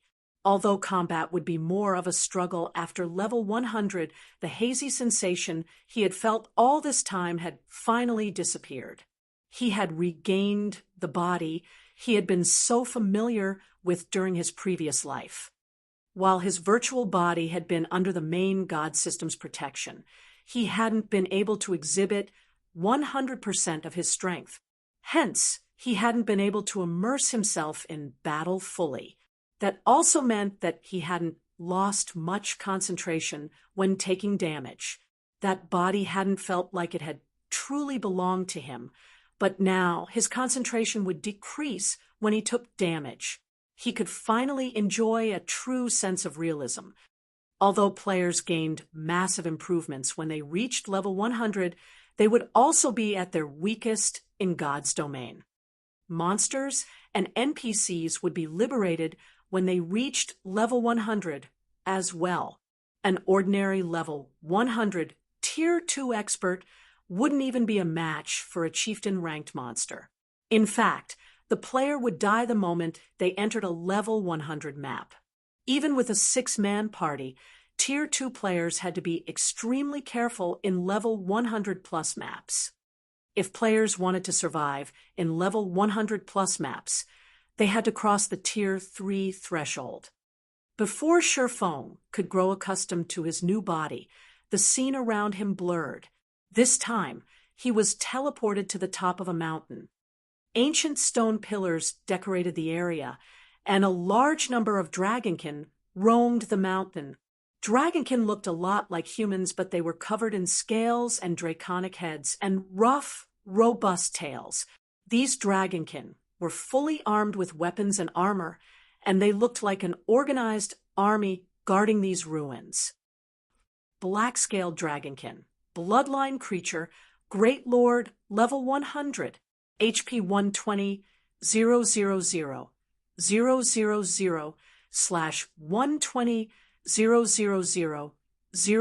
000. Although the black-scaled dragonkin were only great lords, they felt even more dangerous than the hero Crow Bison had, and the ruin Shifeng had teleported to was full of them. If he attacked a single dragonkin, at least 3 of its companions would come to its aid. System, congratulations! You have cleared the 3rd floor's trials and arrived at the Tower of 4 Gods' 4th floor. You may choose to rest here for 1 day. You may also choose to start the 4th floor's trials immediately. The 4th floor really isn't a place for Tier 2 players. I'll need to reach Tier 3 to clear these trials. Shifeng watched the roaming dragonkin with a bitter smile. Dragonkin's life rating was considerably high, even surpassing inferior dragons and giants. Dragonkin had inherited a part of the dragon bloodline. Even ordinary Tier 3 players would have to flee from a level 100+ Great Lord-ranked dragonkin. Although Shifeng could rival actual Tier 3 players, he wasn't an actual Tier 3 player. Furthermore, these black-scaled dragonkin had awakened their bloodline abilities. Initially, Shifeng had wanted to try his luck with the 4th floor's trials, but he dismissed the thought. He decided to give up on the challenge, throwing away his 2 remaining lives and leaving the Tower of 4 Gods. As he couldn't gain anything more from the tower, so there wasn't any reason to stay. Once Shifeng gave up on the challenge, the system teleported him to a temple. Various treasures were on display within the temple, all intensely dazzling. Every one of the treasures radiated an incredible pressure, and some had an aura that was even stronger than that of a mythic monster. Young adventurer, your success in clearing the 3rd floor is quite the achievement. Even the strongest of your 4 companions barely managed to clear the 2nd floor. The man that had first greeted Shifeng by the tower's golden doors congratulated. Smiling, the man continued, As your reward for clearing the 3rd floor, I will present 3 items to choose from. You may only take 1 item with you. After the man's statement, 3 brilliant treasures appeared before Sherfong. As soon as they did, eternal energy began to gather around them. As expected of the Tower of 4 Gods, the rewards are amazing. Sherfong stared at the 3 items in shock. The first item was the Draconic Eagle's summoning flute. The Draconic Eagle was an advanced, extraordinary flying mount with the dragon bloodline. Although it was only 1 rank higher than the Thunder Eagle, the difference between them was massive. The only flying mount stronger than this Draconic Eagle was legendary rank, and very few legendary flying mounts existed in God's domain. As for the 2 other items, they were Dragonblood Sacred Stone.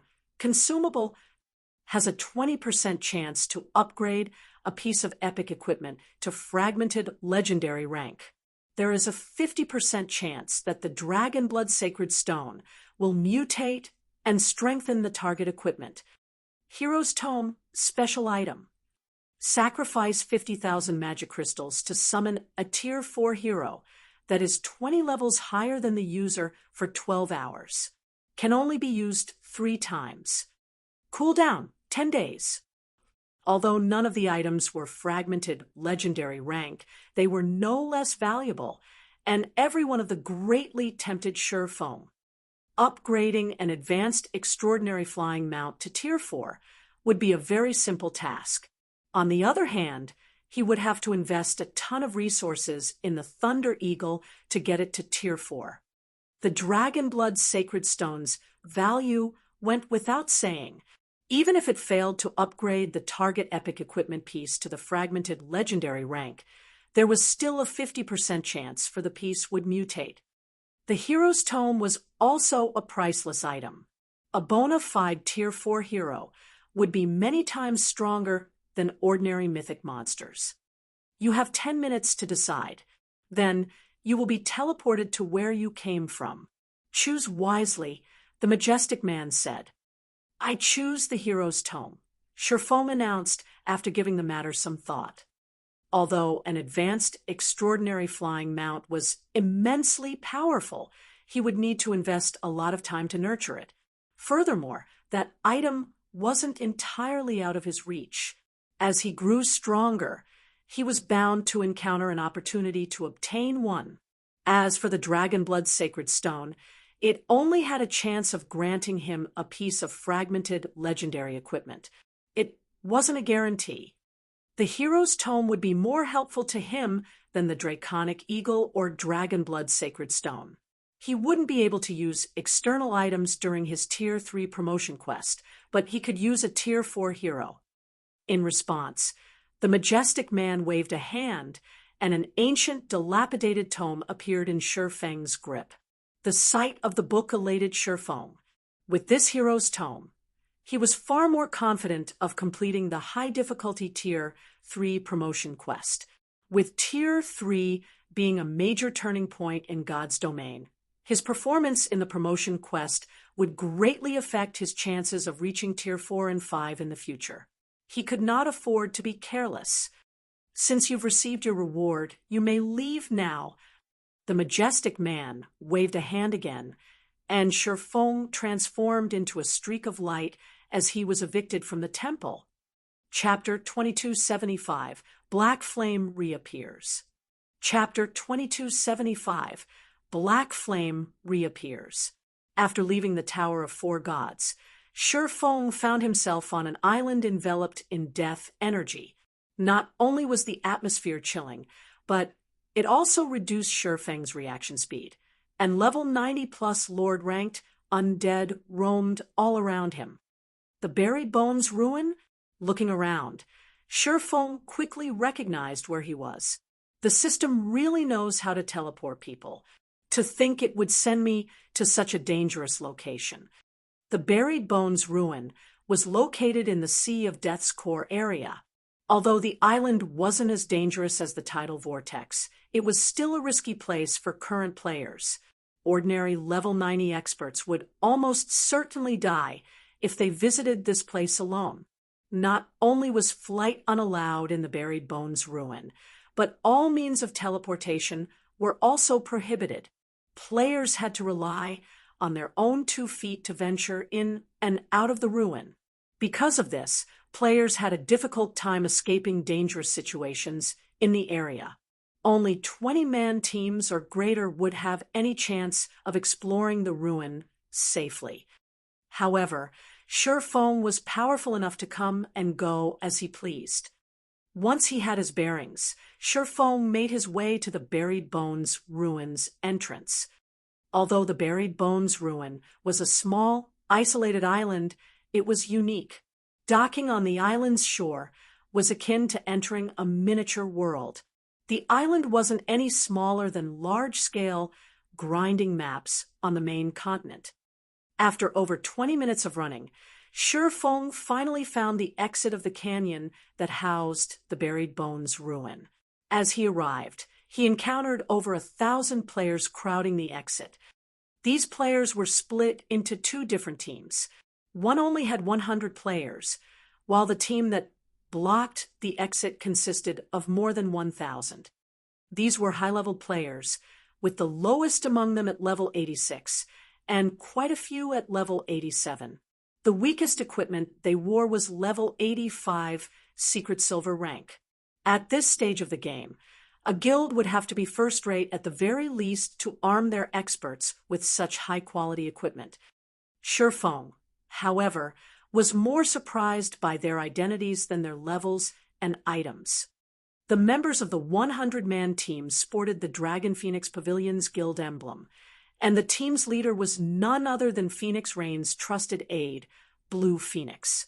In contrast, every member of the 1,000-man team blocking the canyon's exit was an independent player, and they all wore the same adventurer team logo, sewn into their capes. Interesting. An adventurer team dares to challenge the Dragon Phoenix Pavilion. The matter piqued Feng's curiosity. The Dragon Phoenix Pavilion was a super first-rate guild. With the exception of other superpowers, no one would dare provoke it. And yet, an adventurer team had ambushed the Dragon Phoenix Pavilion's members. Nobody would believe this. While Feng watched in surprise, a man broke away from the adventurer team. The atmosphere in the area intensified as he appeared. This man was a level 87 half-elf elementalist, and the weakest of his equipment was level 85 fine gold rank. He also carried 4 items that radiated with the epic glow effect, including the icy blue staff in the man's hand. Overall, the man's equipment standard was just as impressive as Blue Phoenix's. Blue Phoenix, who had seemed quite calm, tensed the moment this man appeared. To think that you would come to deal with us as well, Vice Commander Autumn Plant. It seems Warblood thinks quite highly of us. Blue Phoenix sarcastically spat. Warblood was the publicly acknowledged 3rd-ranked adventurer team on Dragonheart Island. Although the adventurer team didn't have as many members as a first-rate guild, its overall strength and experts could rival that of an ordinary superpower. Everyone on Dragonheart Island knew Warblood's 4 great vice commanders, all of which possessed monstrous strength. Autumn Plant had earned the nickname Bloody Mage after destroying an entire fleet at sea by himself. Now, he had been recognized as one of the top 10 elementalists on Dragonheart Island. You can only blame yourself for your unwise decisions. Do you think you'll be safe here? Plant Autumn asked nonchalantly. Starlink and 13 Thrones have already captured a fortress in the Gravity Mountain Range, acquiring access to unimaginable resources. Despite the invitation Guild leader Lu sent the Phoenix Pavilion to cooperate against Zero Wing, you people rejected the offer. Since you have made your decision, like Zero Wing, you will have no hope of surviving in the Sea of Death. First, well, see if you have the power to keep us here, Blue Phoenix snarled as she revealed a purple-red crystal chanting an incantation. The crystal shattered and transformed into a crimson magic array before Blue Phoenix. A level 92 Great Lord, ranked Magma Giant, then emerged from the magic array. Moreover, the magma giant was an archaic species. The instant this magma giant arrived, the temperature in the area soared. This magma giant was Blue Phoenix's trump card. A level 92 Great Lord might not be a tough opponent for current players, but as an archaic species, it would give them a run for their money. Under a player's control, such a Great Lord could easily slaughter a 1,000-man team. Not even Autumn Plant would survive. However, War Blood's members didn't seem flustered.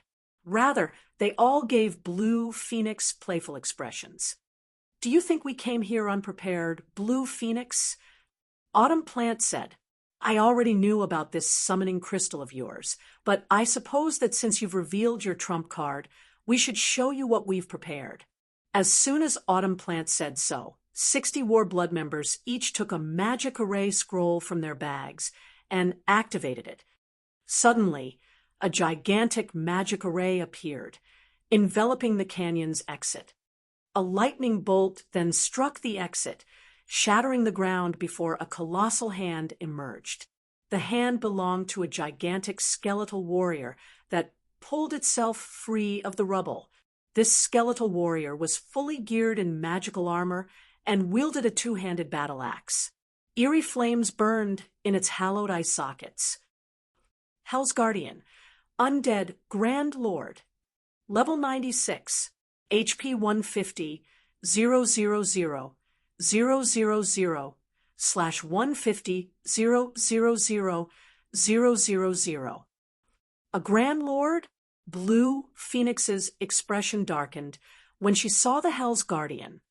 A Great Lord ranked archaic species might be very powerful, but it wasn't as strong as an actual Grand Lord. Moreover, the Hell's Guardian was level 96. Not even their entire 100-man team would last more than 5 moves against it. What do you think? Our adventurer team has gone to great lengths to obtain this summoning array, Autumn Plant said, sneering at Blue Phoenix. "I thought you were so confident. Where did that confidence go? Do you think you can get away from me now?" The Dragon Phoenix Pavilion's members were instantly disheartened. War Blood had an overwhelming advantage both in terms of numbers and trump cards. The outcome was obvious even before the fight began. As Autumn Plant spoke, the Hell's Guardian raised its battle axe and swung the weapon at Blue Phoenix, catching the Dragon Phoenix Pavilion members off guard. The Hell's Guardian's axe felt like a small mountain as it descended, generating an immense amount of wind pressure. Every player within 8 yards of the weapon struggled to move. With this added effect, the Dragon Phoenix Pavilion members couldn't even defend themselves, let alone dodge the incoming attack. Suddenly, a sword light flashed between the teams, striking the side of the colossal axe. As if it had been struck by a massive boulder, the axe's trajectory drastically deviated, and the blade landed 8 yards away from Blue Phoenix, hitting nothing but the ground. "Who's there?" Autumn Plant spun toward the origin of the sword light.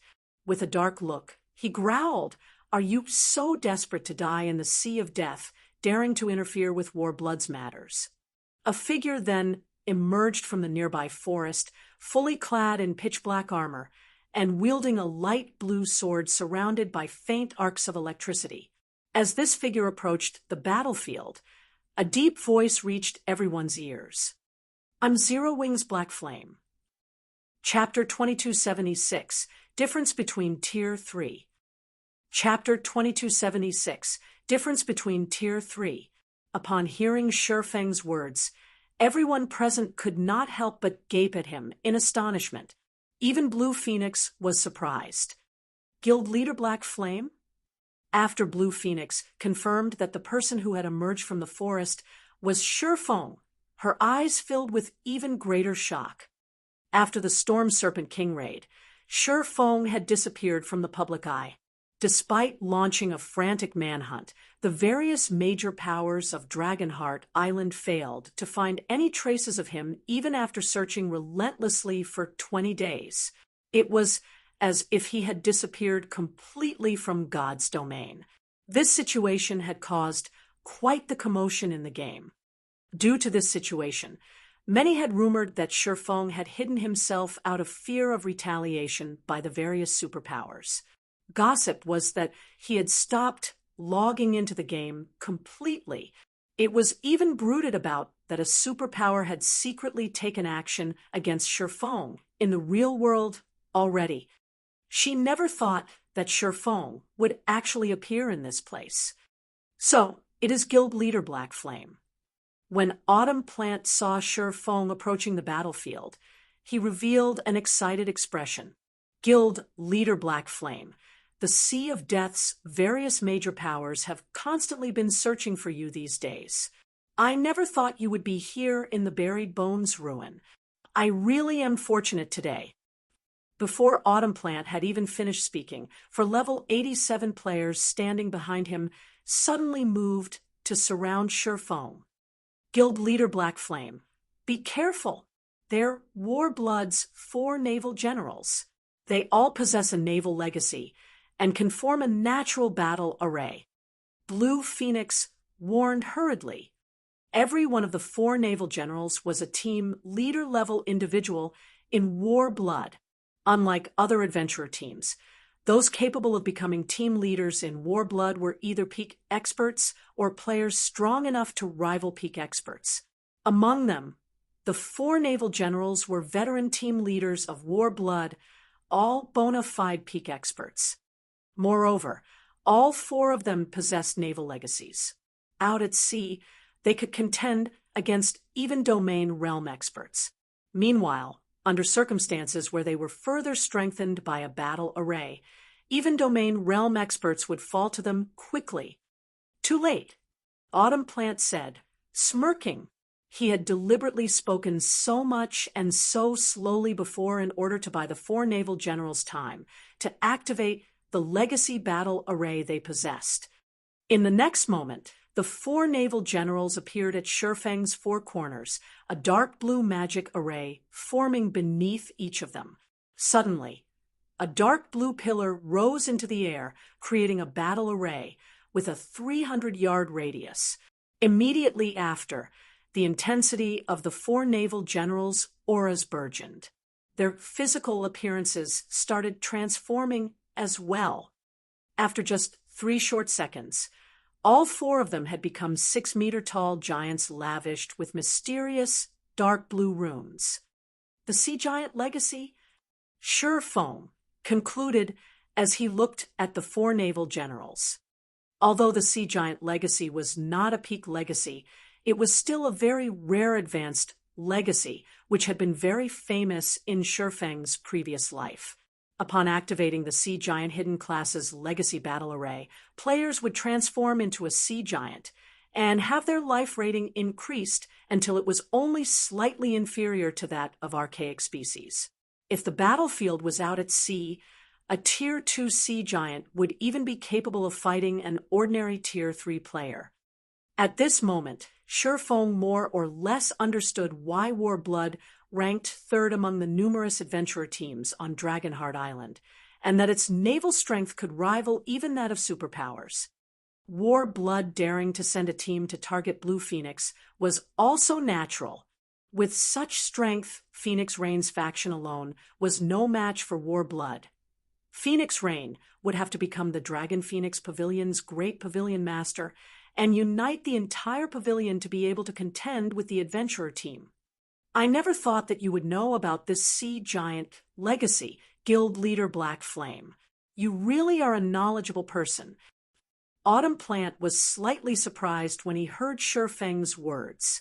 At this point, most people only knew that the 4 naval generals had obtained a naval legacy, but not what it was exactly. Since you know about the Sea Giant Legacy, then you should know of its capabilities. I won't trouble you too much, Guild Leader Black Flame. If you hand over the fragmented legendary item you got from the Storm Serpent King, then I can let you all leave this place safely. You think you can stop me with just 4 sea giants? Shifeng asked, smiling. How would I dare underestimate you, Guild Leader Black Flame? The 4 naval generals would indeed have a very difficult time stopping you, but I'm afraid that you aren't aware that the current era has already changed. Autumn Plant said, looking at Sure Fong with a playful expression. What do you mean? Sure Fong asked, unsure what Autumn Plant was talking about. What I mean is that you are already outdated, Autumn Plant said, as he suddenly fished a dark blue crystal from his bag. The crystal looking somewhat similar to the one blue phoenix took out earlier. He then squeezed and shattered the crystal, while you were hiding here in the Buried Bones ruin.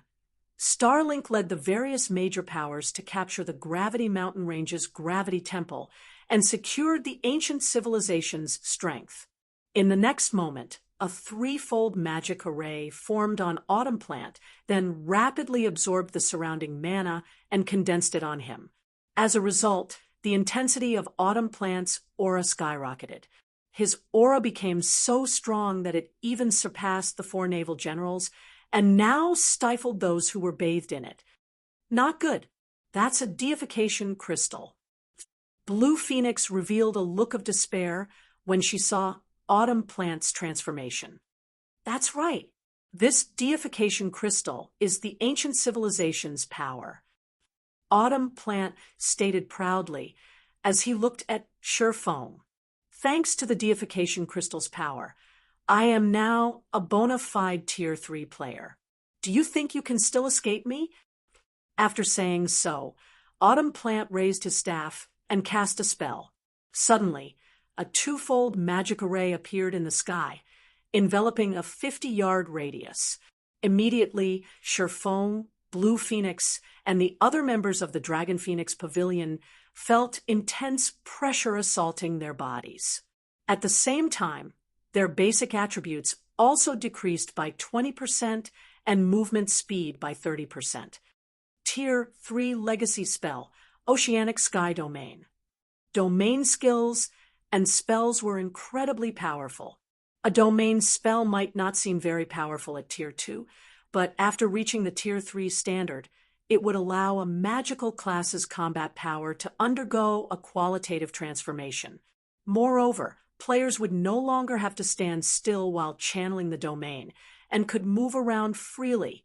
In addition, all mana within the domain's AoE would be under the caster's control, allowing chantless spellcasting. Guild Leader Black Flame, run away quickly. The deification crystal not only transforms him into a Tier 3 player, but also allows him to enter the Nothingness realm, which greatly increases his spell's completion rate. Blue Phoenix hurriedly warned when she saw Autumn Plant getting ready to take action. An increase in spell completion rate would provide instantaneous improvements to a magical class player's combat power. In addition, Autumn Plant owned a naval legacy, so his current combat power was far superior to that of an ordinary Tier 3 player. Runaway? Do you think that's possible? Autumn Plant sneered. In the next moment, the level 96 Hell's Guardian appeared behind Sure Fong, cutting off his path of retreat completely. With the Oceanic Sky Domain in effect, there was no way he could surpass the Hell's Guardian in terms of movement speed. Now, just the Hell's Guardian alone would be more than enough to finish him off. Not to mention, Autumn Plant could also control the elemental mana inside his domain to attack Sure Fong. After speaking, Autumn Plant directed the drifting mana to create 6 water torrents and sent them shooting at Sure Fong. Each of the 6 water torrents carried strength rivaling that of a level 87 Grand Lord. Under Autumn Plant's control, the water torrents were like nimble snakes, their attack trajectories simply unpredictable.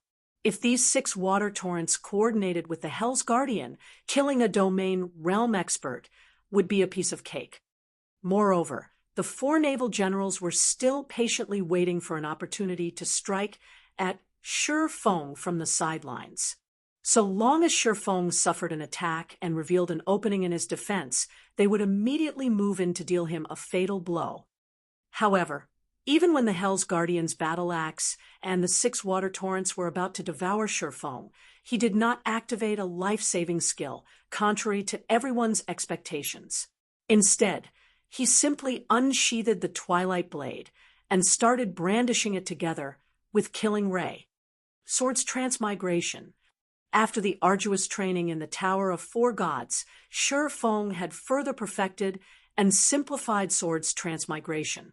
When he executed the technique now, the descending battle axe and the approaching water torrents all seemingly avoided him, as they merely brushed past his body without harming him in the slightest. Impossible! Autumn Plant gasped involuntarily. Autumn Plant had thought that Shi Feng might defend against his attacks with a life-saving skill. He had also considered the possibility of him using a berserk skill. However, he never imagined that Shi Feng could actually defend against such a powerful assault with just his two swords. Shi Feng didn't even use a skill throughout this process. Before Autumn Plant could snap out of his daze, Shi Feng executed Wind Blade with a 103% completion rate, disappearing from his original location, and arriving before Autumn Plant in the blink of an eye. Shi Feng's movement speed far surpassed even that of the Hell's Guardian. Secret technique, Lightning Flash.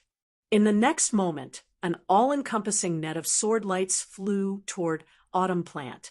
In response, Autumn Plant activated Blink and instantly appeared 20 yards away from Shi Feng. However, before Autumn Plant could do anything else, his body suddenly crumpled forward powerlessly because at this moment his HP had already reached 0. Chapter 2277, Fragmented Legendary Item. Chapter 2277, Fragmented Legendary Item. The instant Autumn Plant collapsed to the ground, silence descended across the entire battlefield. War Bloods members, who originally wore playful expressions on their faces, were thoroughly stupefied, gaping at Autumn Plant's motionless corpse. Vice Commander. The 4 naval generals, who were poised to help Autumn Plant, were similarly dumbfounded by this scene, their bodies petrified from shock. Autumn Plant died. The man, nicknamed the Bloody Mage, was killed just like that. Despite having used a deification crystal to upgrade himself into a Tier 3 player temporarily, Autumn Plant still died, so decisively, without even a chance to retaliate. This situation was simply unbelievable. A Tier 3 player. That was a bona fide Tier 3 player they were talking about. That was not something pseudo-Tier 3 players like themselves could hope to contend with. The 4 naval generals simply could not fathom how Shi Feng had pulled off such a straightforward victory over Autumn Plant. Could the rumor be true? During the time everyone was shocked over Autumn Plant's death, someone among War Bloods members suddenly remembered the rumor that had been circulating in the outside world for quite some time now. Right, Black Flame must have gained the strength of a fragmented legendary item. That's why he's able to instantly kill the Vice Commander. A fragmented legendary item? At this moment, aside from War Bloods members, even the distant Blue Phoenix entertained such thoughts. Even the Dragon Phoenix Pavilion had not seen a fragmented legendary item before, although one was rumored to have been among the Storm Serpent King's loot as a member of the Dragon Phoenix Pavilion's upper echelon.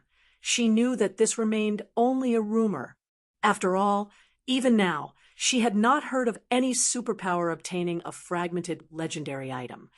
However, seeing how Shi Feng could kill Autumn Plant instantly, she could not help wondering whether the rumors were actually true. Otherwise, she had no way to explain this situation. Previously, the concept of Tier 3 classes was still very foreign to everyone. However, as players continuously leveled up and got increasingly closer to level 100, they became more aware of just how frightening Tier 3 classes were.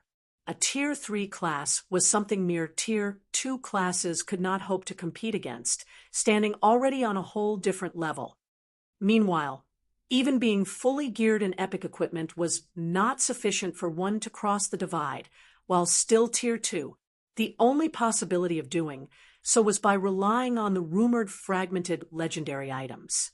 After all, according to God's domain's information, fragmented legendary items granted its users the ability to transcend tiers. Aren't fragmented legendary items a little too powerful? Blue Phoenix was filled with an indescribable sense of shock and envy as she gazed at Autumn Plant's corpse on the ground. The deification crystal was a consumable with a short duration of 3 hours.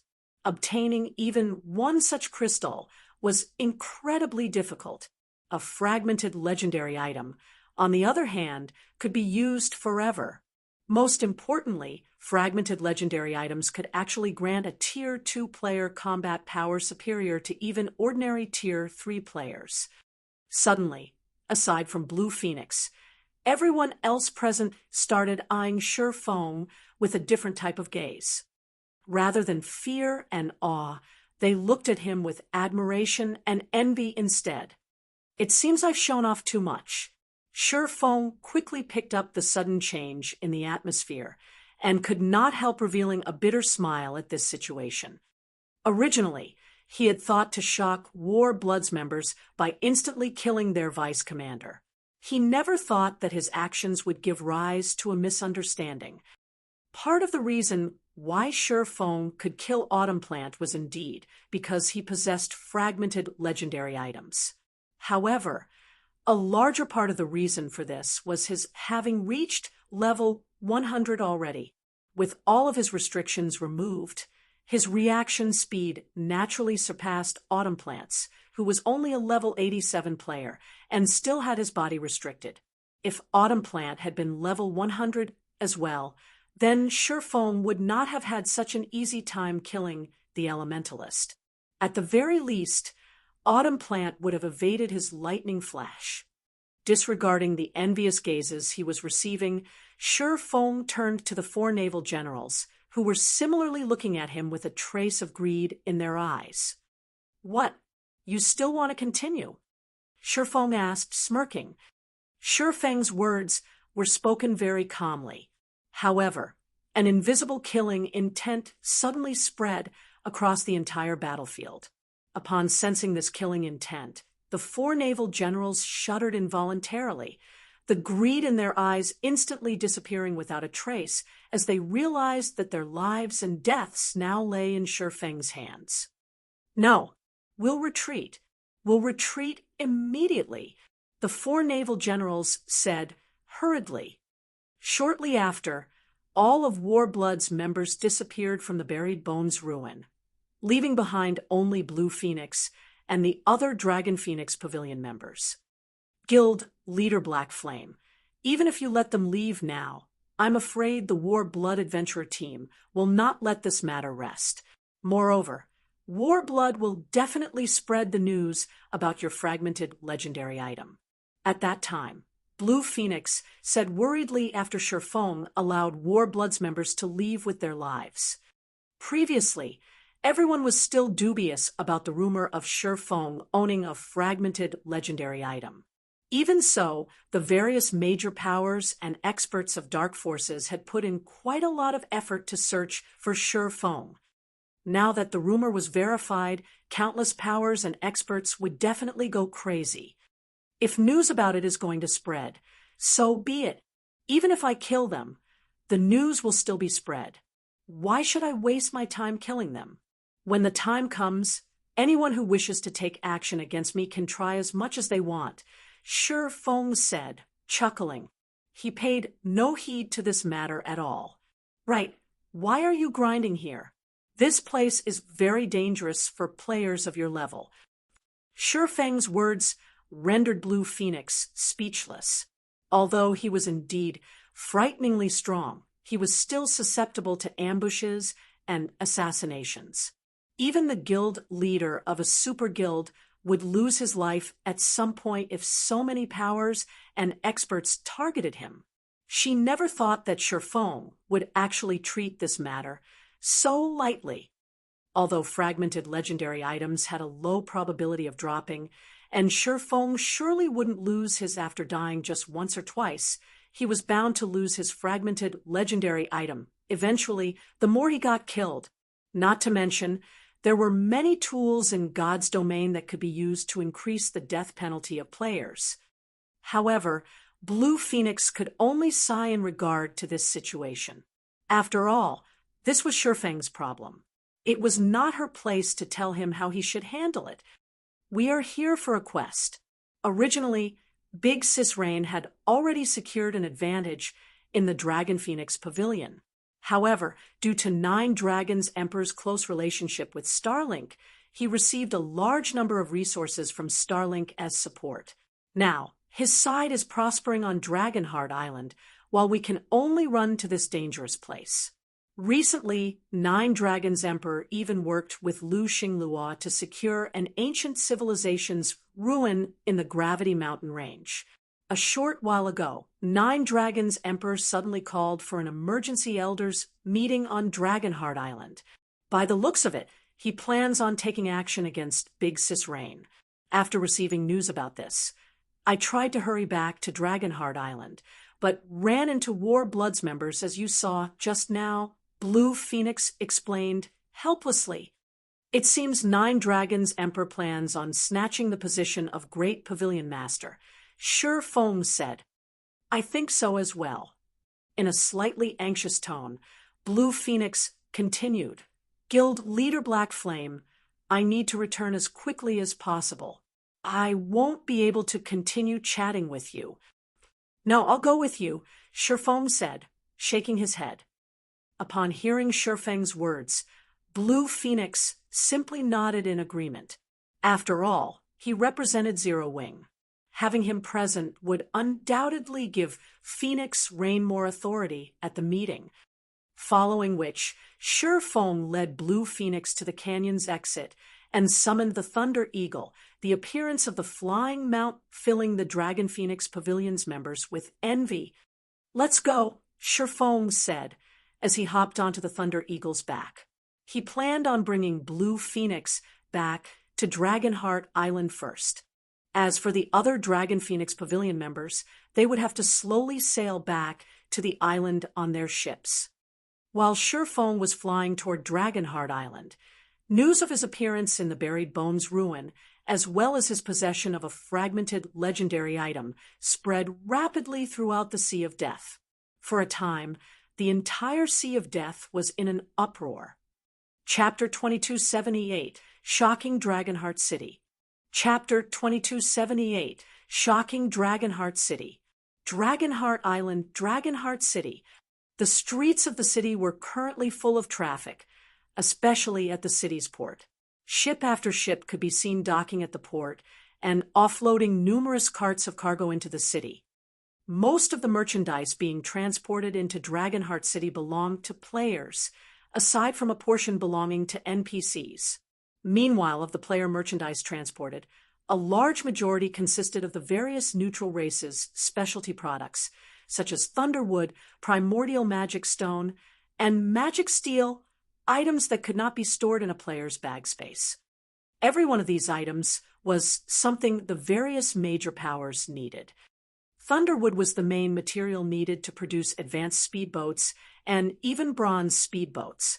It possessed very high magic resistance, and the ships made with this type of timber were insusceptible to magic attacks. The Primordial Magic Stone, on the other hand, was an ideal material for tool production due to its toughness and the mana it contained. If made into a test bench, it could increase the production success rate of lifestyle players by a large margin.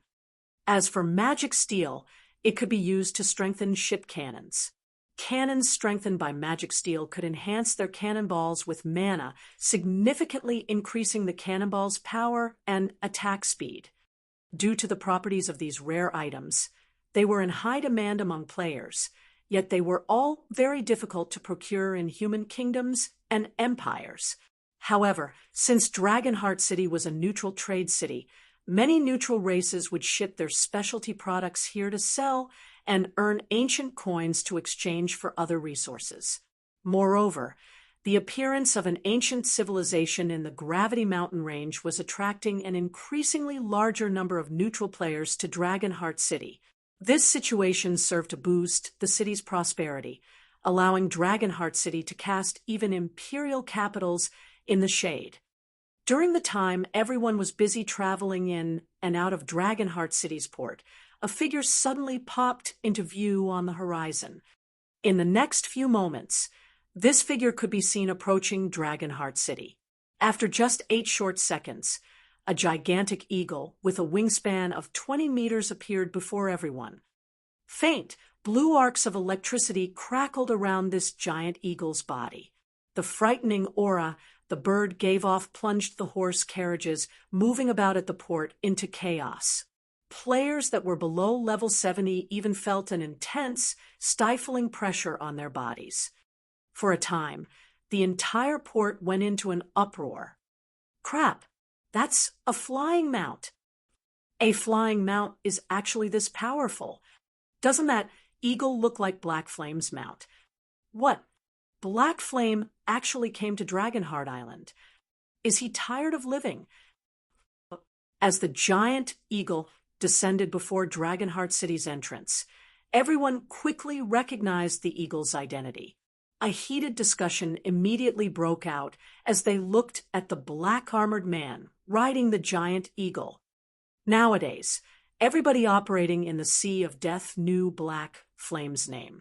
After all, there was nobody who would not pay attention to a fragmented legendary item. Previously, when Starlink announced that Black Flame had obtained a fragmented legendary item from the Storm Serpent King, everyone was skeptical.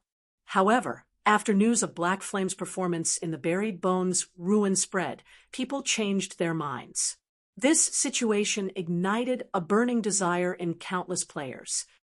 This reaction was because Black Flame's fragmented legendary item was the sole fragmented legendary item known to exist thus far. If they could get their hands on it, then their future would be limitless. After all, the strength of a fragmented legendary item enabled Black Flame to kill Autumn Plant, one of Warblood's vice commanders, without breaking a sweat.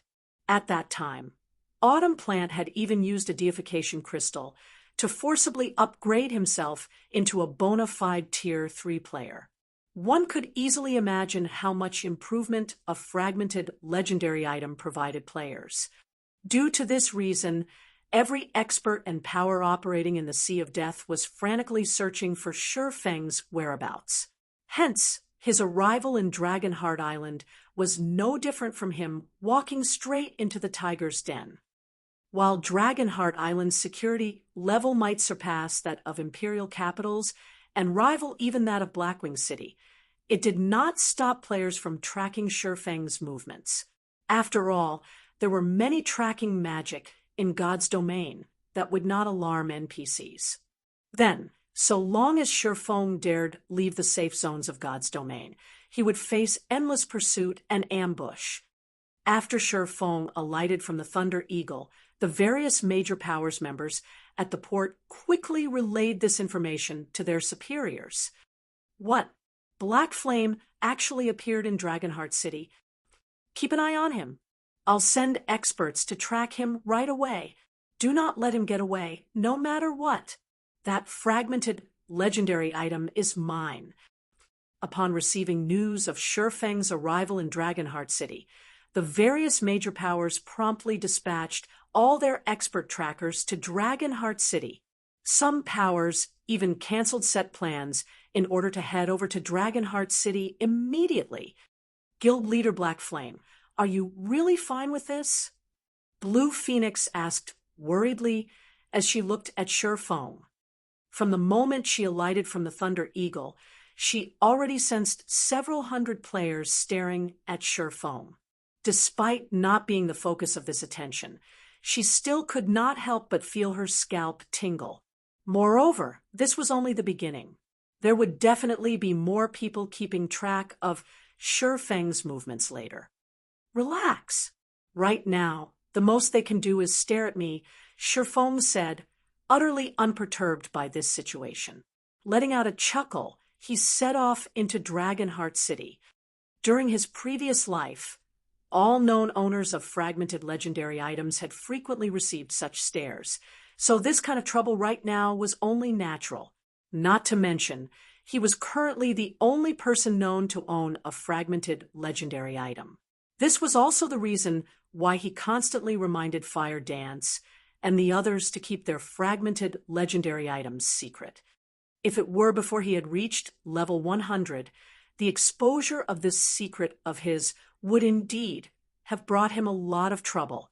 However, now that he had reached level 100, nobody in God's domain could do anything against him. Even if he went out into the fields, he would not have to worry about getting ambushed by players. After all, the maps he would be visiting would be level 100 plus maps. To players below level 100 plus maps were no different from Forbidden Lands. Let alone targeting him, they wouldn't even be able to guarantee their own survival there. This was also the reason why Shurfeng dared to arrive boldly at Dragonheart City, using the Thunder Eagle. Blue Phoenix fell speechless at Shurfeng's confident behavior. However, her evaluation of Shurfeng had also risen considerably as a result. Very few people would willingly put themselves in danger to help Phoenix reign during her time of need, particularly when a fragmented legendary item was at stake. Even the guild leaders of super guilds would not dare take such a risk. Afterward, Blue Phoenix led Shurfeng toward the Dragon Phoenix Pavilion's residence. At this moment, the Dragon Phoenix Pavilion's residence in Dragonheart City bustled, as various guild upper echelon members, who were rarely seen, had all gathered here. Moreover, aside from the guild's upper echelon, the pavilion's elders were also present. These people were normally scattered across the various kingdoms and empires. Their assembly here greatly excited the members in the residence. Nowadays, with the increasing popularity of God's domain in the real world, it was almost impossible for people to avoid talking about the game during their free time. Meanwhile, members of the upper echelons of large guilds were akin to celebrities. For ordinary players, just getting to see them was already worthy of conversation. As for the Dragon Phoenix Pavilion's upper echelon and elders, these people were all unreachable existences to ordinary players. During the time the players in the residence were chatting, a majestic woman with shoulder-length hair strode into the residence. The woman was clad in light blue armor and possessed a beauty that was in no way inferior to Zhao Yueru's. Upon seeing this woman's appearance, the players inside the residence gasped. "Quick, look, even the Heavenly Knight is here. I heard that she's never been interested in the guild's internal affairs. Why is she here now?"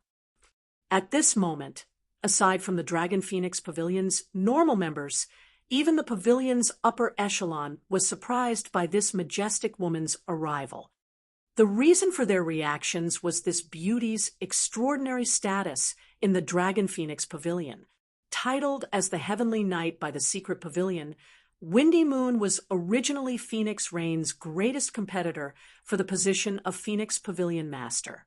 However, as Windy Moon was not interested in the position, she had withdrawn from the competition and shifted her development to a neutral kingdom. As a result, Phoenix Reign became the new Phoenix Pavilion Master without any difficulty. Meanwhile, Windy Moon had defeated the various superpowers operating in the neutral kingdom she had shifted to and taken control of the entire neutral kingdom. It was only thanks to her achievements that the Dragon Phoenix Pavilion was able to secure a large number of resources unique to neutral races. Just recently, she had even broken through to the domain realm, becoming one of the true pillars of the guild. Nobody had anticipated that she would actually appear in Dragonheart City's residence today. While everyone was discussing Windy Moon's purpose here, the Heavenly Knight headed straight for 9 Dragons Emperor.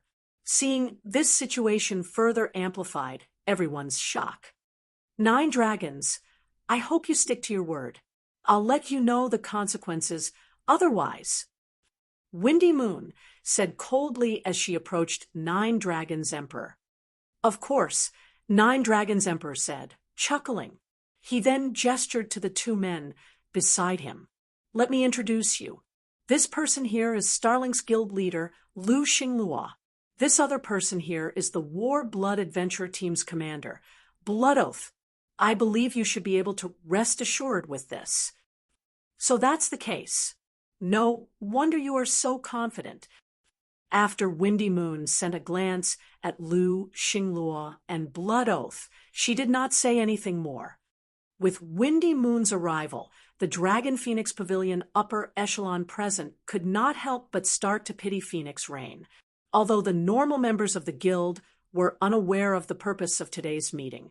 Those in the upper echelon, like themselves, were not. Today was the day when the Dragon Phoenix Pavilion's next great pavilion master would be chosen.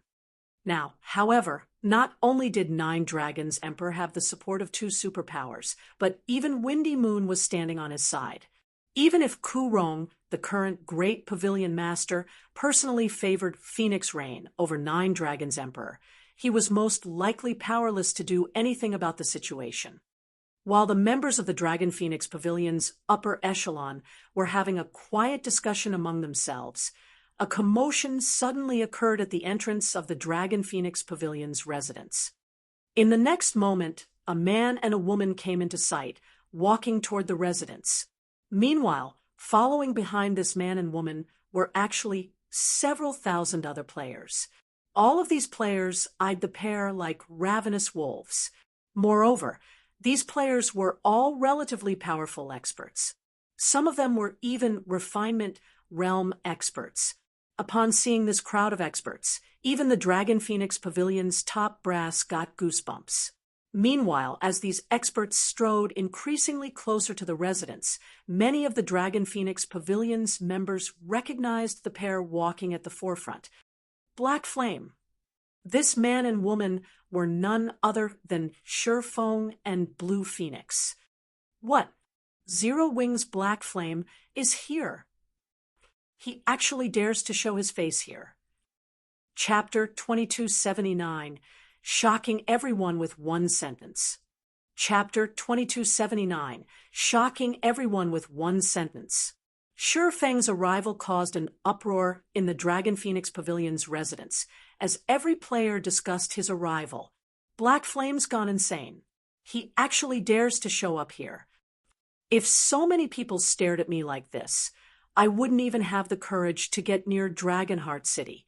Isn't he worried that someone will try to take his fragmented legendary item? As far as the public was concerned, the rumor of Shifeng holding a fragmented legendary item had been verified. However, not even the Dragon Phoenix Pavilion members had thought such an item would earn such a passionate reaction. Several thousand players followed after Shifeng, and none of them bothered to hide their intentions. There were even refinement realm experts among the crowd, and even the pavilion's experts felt goosebumps on their skin as they stared at the massive crowd of experts. Black Flame is too arrogant. He just killed one of our adventure team's members. Yet he dares to stand before us now. He's not taking War Blood seriously. A female ranger beside Blood Oath said grimly. She wore silvery white chainmail and carried an ancient, crystalline longbow across her back. Although this female ranger looked ordinary, barely considered a beauty, a faint, bloody mist circulated her body, adding to her appearance. Many of the Dragon Phoenix Pavilion members couldn't seem to pull their eyes off of her. However, they only dared to stare for a short moment before averting their gazes. This female ranger was Ink Feather, one of Warblood's 4 great vice guild leaders. Although she hadn't reached the domain realm yet, her combat power was just as great as an ordinary domain realm expert's due to her half-elf bloodline and ancient legacy. When it came to hunting and sniping players, she ranked among the top 5 on Dragonheart Island. She had sniped countless experts out at sea thus far, including a few domain realm experts. Feather, leave the matter be for now, Blood Oath said as he glanced at Shifeng. We're still in Dragonheart City. Lock onto his soul for now, and we'll take care of him properly later. Blood Oath had already learned about Autumn Plant's battle with Shi Feng from a subordinate. Shi Feng was quite powerful, but since the man had dared to kill one of Warblood's vice commander, and news of the event had spread throughout Dragonheart City, Shi Feng was a dead man in Blood Oath's eyes. I understand. Ink feather nodded and fell silent. When Lu Xinglua overheard Blood Oath's conversation, a joyful glimmer flashed in his eyes. Starlink was frantically exploring the ancient civilization's ruins in the Gravity Mountain Range, so he had no spare manpower to send after Shi Feng. Thus, he couldn't be any more pleased to hear that the War Blood Adventurer team wanted to go after the man. Very few powers on Dragonheart Island were a match for War Blood's prowess at sea, which was why Lu Xinglua wanted to form an alliance with the adventurer team. When Shi Feng had entered the residence, Nine Dragons' Emperor had shifted his gaze toward the distant phoenix, Rain. Several influential guild upper echelons stood by her side, as well as two first-rate guild leaders. Yet despite such powerful allies, Nine Dragons' Emperor's eyes held nothing but pity and ridicule. Phoenix Rain, your investments might have earned great returns, but those same investments will drag you down. Nine Dragons' Emperor thought. He hadn't expected Shi Feng to make an appearance, but now that Dragonheart Island's major powers were targeting Zero Wing, the guild couldn't help Phoenix Rain. In fact, it had become a burden. So, he is the rumored Black Flame? After glancing at Shi Feng, Cloudy Moon turned her gaze to Phoenix Rain. Shaking her head, she thought, it seems this will be as far as you rise. Cloudy Moon felt an immense pressure from Shi Feng, proving that he wielded great strength, but the title of Great Pavilion Master couldn't be won due to a single player. This would be a competition of foundation and influence. Cloudy Moon knew that Phoenix Rain had refused to cooperate with Starlink against Zero Wing, and as a result, Nine Dragons' Emperor had taken advantage of the opportunity instead. In her opinion, abandoning a chance to cooperate with a superpower like Starlink over a lesser guild was simply foolish. The Dragon Phoenix Pavilion's upper echelons and elders pitted Phoenix Rain as well. It seems there won't be any suspense in the competition for the Great Pavilion Master's position. What a pity! Phoenix Rain is clearly more capable than Nine Dragons' Emperor. There's Zero Wing on one side, which had become Dragonheart City's public enemy, and on the other, we have the rapidly growing Starlink and War Blood Adventurer team. The Great Pavilion Master wouldn't choose Phoenix Rain as his successor even if he'd lost his mind. In truth, the pavilion's upper echelons and elders had a favorable opinion of Phoenix Rain's abilities, but the difference between the two pavilion masters' overall strength was too great. This meeting was practically a farce, and it was obvious who would become the next Great Pavilion Master.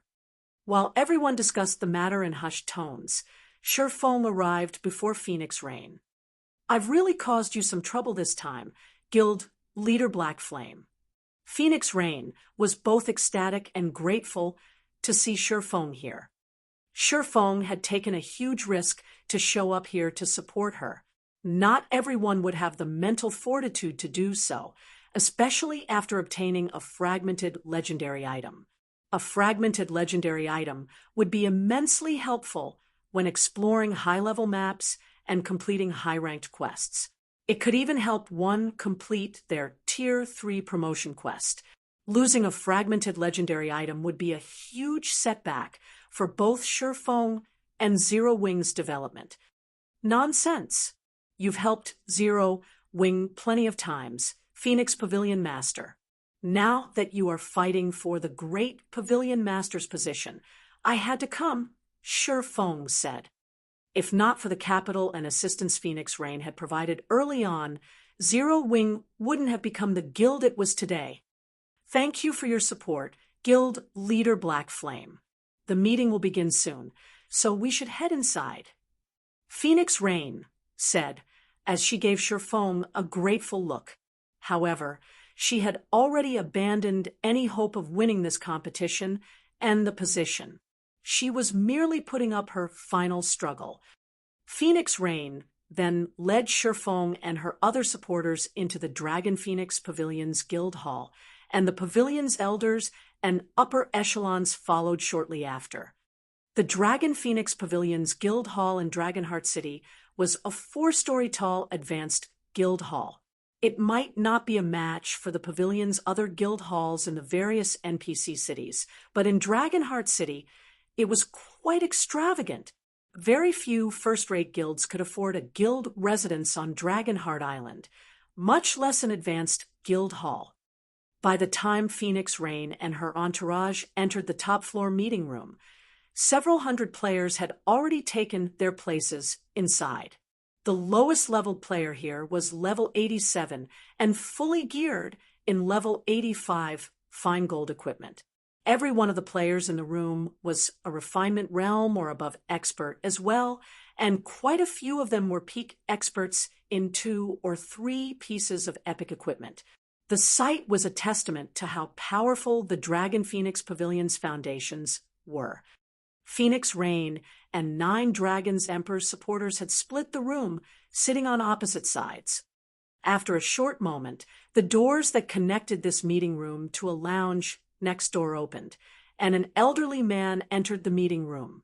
This elderly man was a level 88 summoner, wearing robes that resembled a nebula. The epic staff in the man's hand was a replica of the legendary staff Spirit Caller, and the elder's aura was no weaker than Blood Oath's, Warblood's commander. As this elderly man entered the room, silence fell. This elderly man was none other than the Dragon Phoenix Pavilion's current Great Pavilion Master, Ku Rong. 2 men, both radiating extraordinary auras, followed behind Ku Rong. Although they were only level 87, both of the men were bona fide domain realm experts.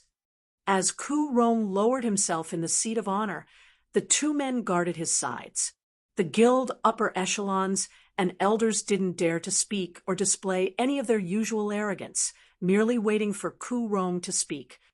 I believe that you all know why I called you here for this meeting. I am getting old and can no longer take charge of the Dragon Phoenix Pavilion. Hence, I am going to choose my successor for the Great Pavilion Master position today, Ku Rong slowly explained. My successor will have to contribute greatly to the guild, providing a better future than I have.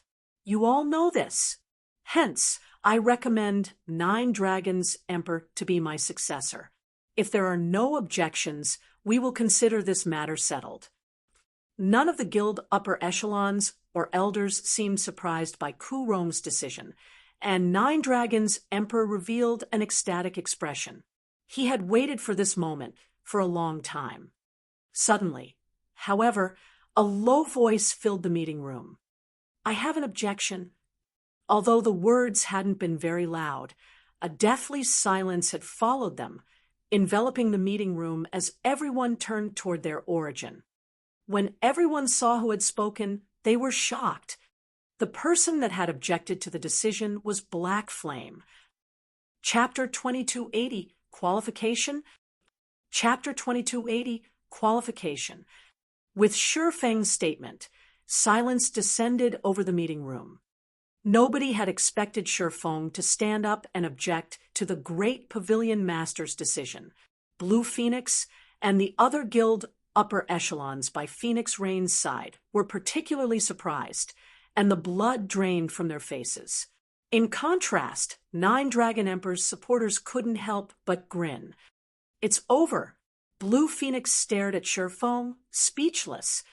Although Ku Rong had chosen 9 Dragons Emperor as his successor in this meeting, 9 Dragons Emperor couldn't take the position for another 10 days, during which time Phoenix Rain had the right to call another meeting with the elders. If more than half of the guild's elders decided that 9 Dragons Emperor was unfit for the position, someone stronger would be chosen. A meeting of the Dragon Phoenix Pavilion's elders was of the utmost importance in the pavilion. Not even the guild's ordinary upper echelons would qualify to participate, much less the core members. Normally, outsiders like Shifeng shouldn't have been allowed in today's meeting, but since they had been invited by the 2 pavilion masters to show their support, everyone had turned a blind eye. At most, Shifeng and the others were allowed to listen, nothing more. Since Ku Rong had chosen a successor, not even a guild upper echelon like Blue Phoenix could object, much less Shifeng. Only the pavilion masters and the guild elders were allowed to speak up. Since Shifeng had objected to the decision, not only would the guild elders look unfavorably on Phoenix Rain, but Ku Rong's opinion would likely fall as well. Shifeng was a member of Phoenix Rain's entourage. After all, if she couldn't control her supporters, ensuring that they'd respect the Dragon Phoenix Pavilion, the guild elders and Ku Rong would doubt her power. Trying to replace Nine Dragons Emperor as the great pavilion master would become a pipe dream. Guild leader Black Flame, this is the Dragon Phoenix Pavilion. You are but an outsider. You do not qualify to object. Even as the Phoenix Pavilion Master's guest, we will remove you from this meeting if you wish to cause a scene. Martial Dragon, who sat beside Nine Dragons Emperor, snarled, sneering at Shifeng. Although Martial Dragon's statement had been a warning for Shifeng, his words reminded the guild elders and great pavilion master that he was Phoenix Rain's supporter. This implied that this disruption was due to Phoenix Rain's inability to control her people. Ku Rong frowned in response. Shifeng's interruption had soured his mood, and the guild elders chatted quietly amongst themselves. What does Black Flame think the Dragon Phoenix Pavilion is? Zero Wing can barely rival a superpower, yet he dares to show such arrogance before us. How does Phoenix Rain normally manage her pavilion? I can't believe she brought such a disruptive supporter to such an important meeting. I had thought she was quite capable, but it seems that Nine Dragons Emperor is more suited for the position. I know, right? Nine Dragons Emperor has managed to ally himself with Starlink and Warblood. With such success, Phoenix Rain has no hope of catching up. For a time, the various guild elders began to question Phoenix Rain's authority and reevaluate their criticisms of Nine Dragons Emperor. Even Cloudy Moon, who had remained indifferent, turned to look at Phoenix Rain. Cloudy Moon had previously been impressed by Phoenix Rain's judgment of others, but it seemed that she had been severely mistaken. Shifeng was a courageous fool, all brawn and no brains. First, he had provoked Dragonheart Island's various major powers. Then, ignorantly, he returned to Dragonheart Island, revealing himself. Now, he had even upset the Dragon Phoenix Pavilion's elders. But despite the opinions everyone in the room expressed about him, Shifeng didn't react in the slightest. Instead, he calmly turned to Martial Dragon. Everyone is aware that Zero Wing has allied with the Dragon Phoenix Pavilion. Thus far, our guilds have enjoyed a good working relationship with the Phoenix Pavilion Master on Thunder Island.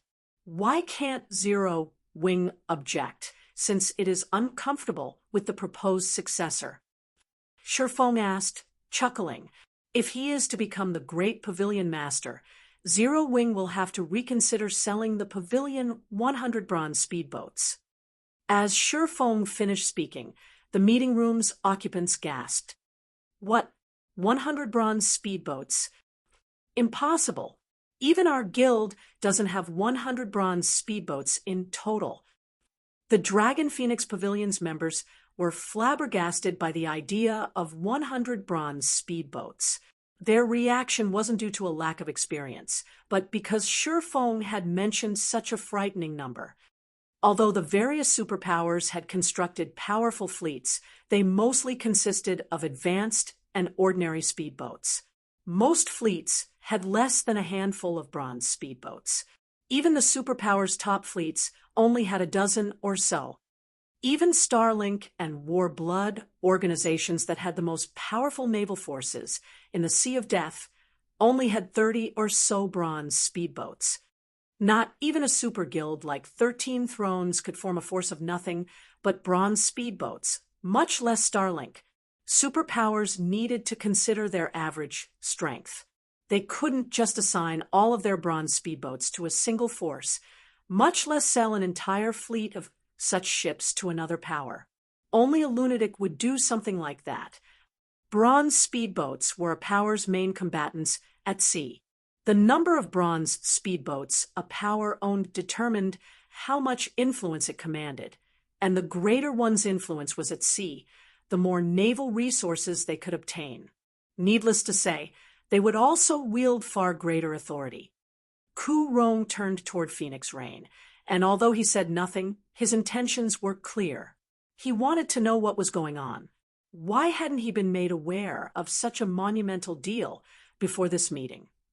Unfortunately, Phoenix Rain didn't have an answer for her great pavilion master. Shifeng's declaration had shocked her just as much as it had stunned him. She didn't remember discussing a massive transaction involving 100 bronze speedboats with Shifeng. If she had, she wouldn't have acted as passively as she was. Fortunately, Phoenix Rain hid her emotions and adjusted her shocked expression. She then gave Ku Rong a look that confirmed Shifeng's claim. However, she was still confused. She did not know what Shifeng was trying to do, and she felt that he was playing with fire.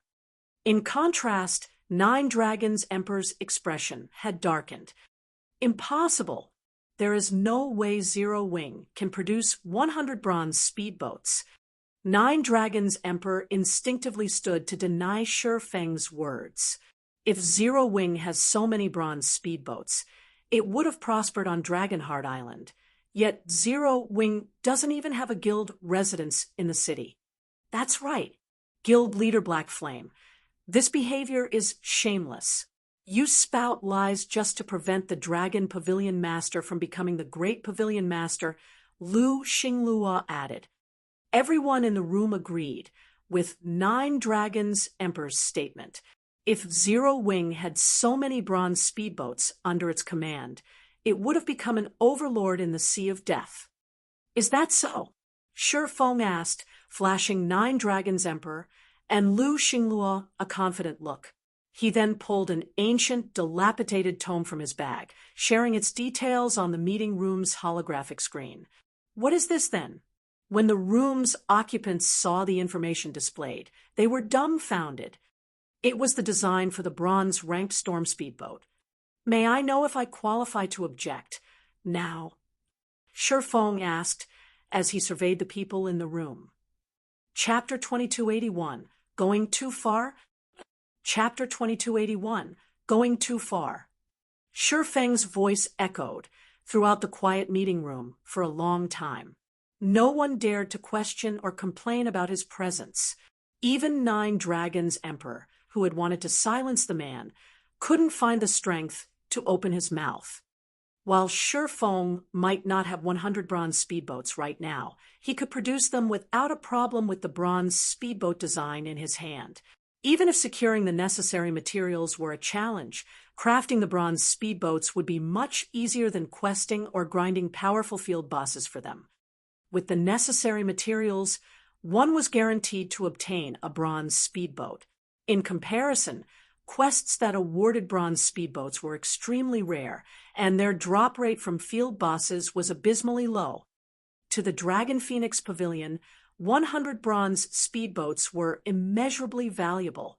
With another 100 bronze speedboats, the pavilion could instantly become a top-ranked superpower in the Sea of Death. Would the Dragon Phoenix Pavilion dare to slight Shifeng when he had such a card? Nine Dragons Emperor was very familiar with the pavilion's upper echelons and elders, and God's domain only respected the strong. It was far more important to grow stronger as an individual rather than rely on others. Blue Phoenix and her companions, who sat opposite of Nine Dragons Emperor, only snapped out of their daze after losing themselves to the holographic projection. They immediately turned to Shifeng with an intense excitement in their eyes. Black Flame is too awesome, Big Sis Rain.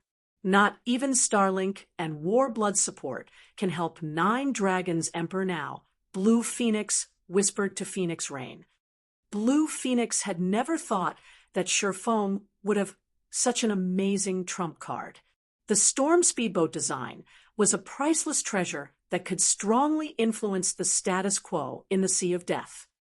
If the Storm speedboat design hadn't been in Shifeng's bag space, essentially reducing its chances of dropping to zero, Blue Phoenix had no doubt that everyone in the room would have pounced on him. Don't get too excited. We still need to hear the great Pavilion Master and Guild Elder's thoughts on this. I don't think they would have chosen Nine Dragons Emperor as the next great Pavilion Master so quickly simply because he's gained Starlink and Warblood support. Phoenix Rain quietly replied.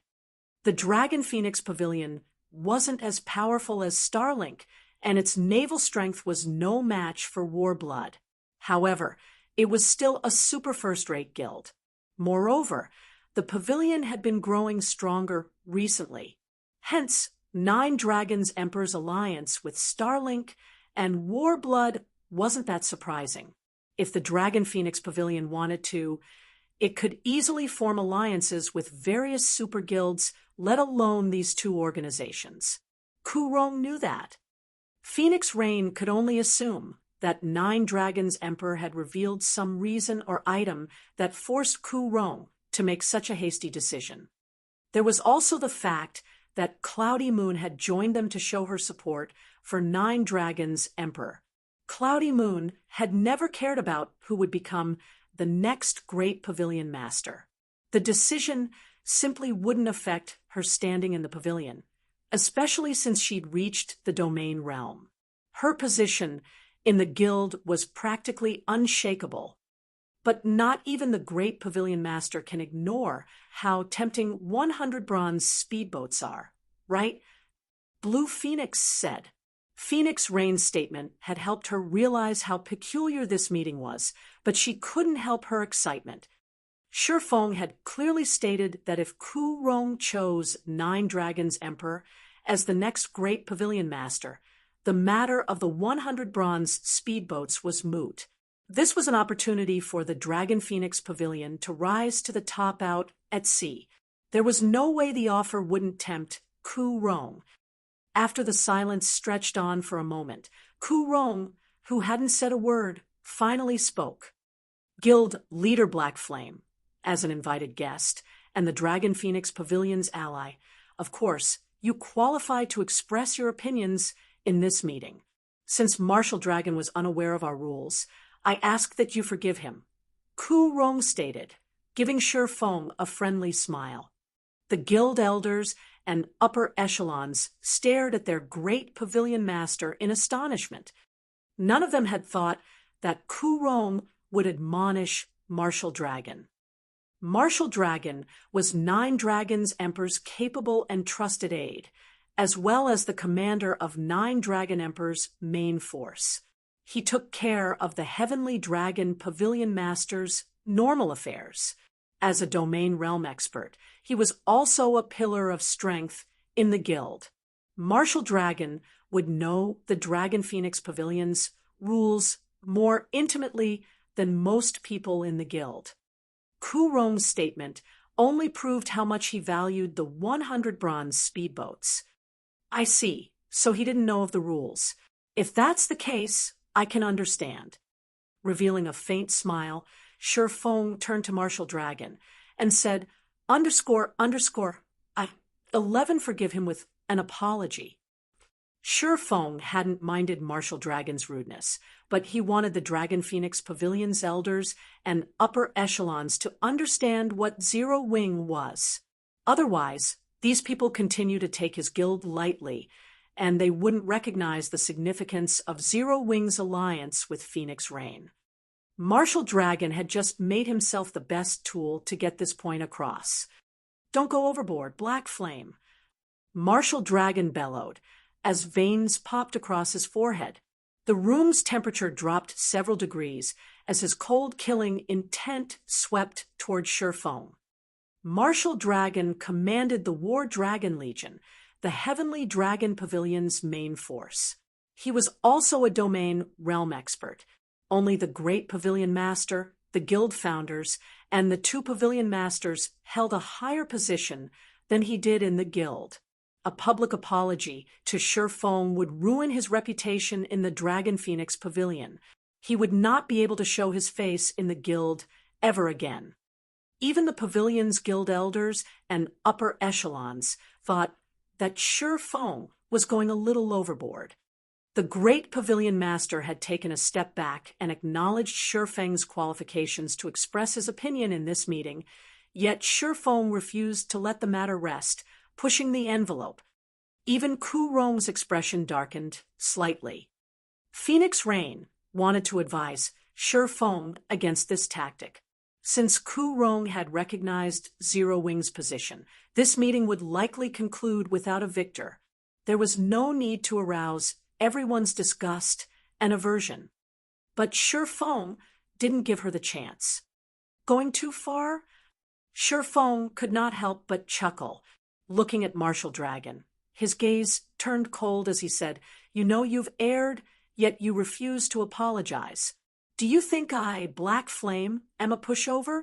Or does the Dragon Phoenix Pavilion think that Zero Wing's guild leader is of no importance?"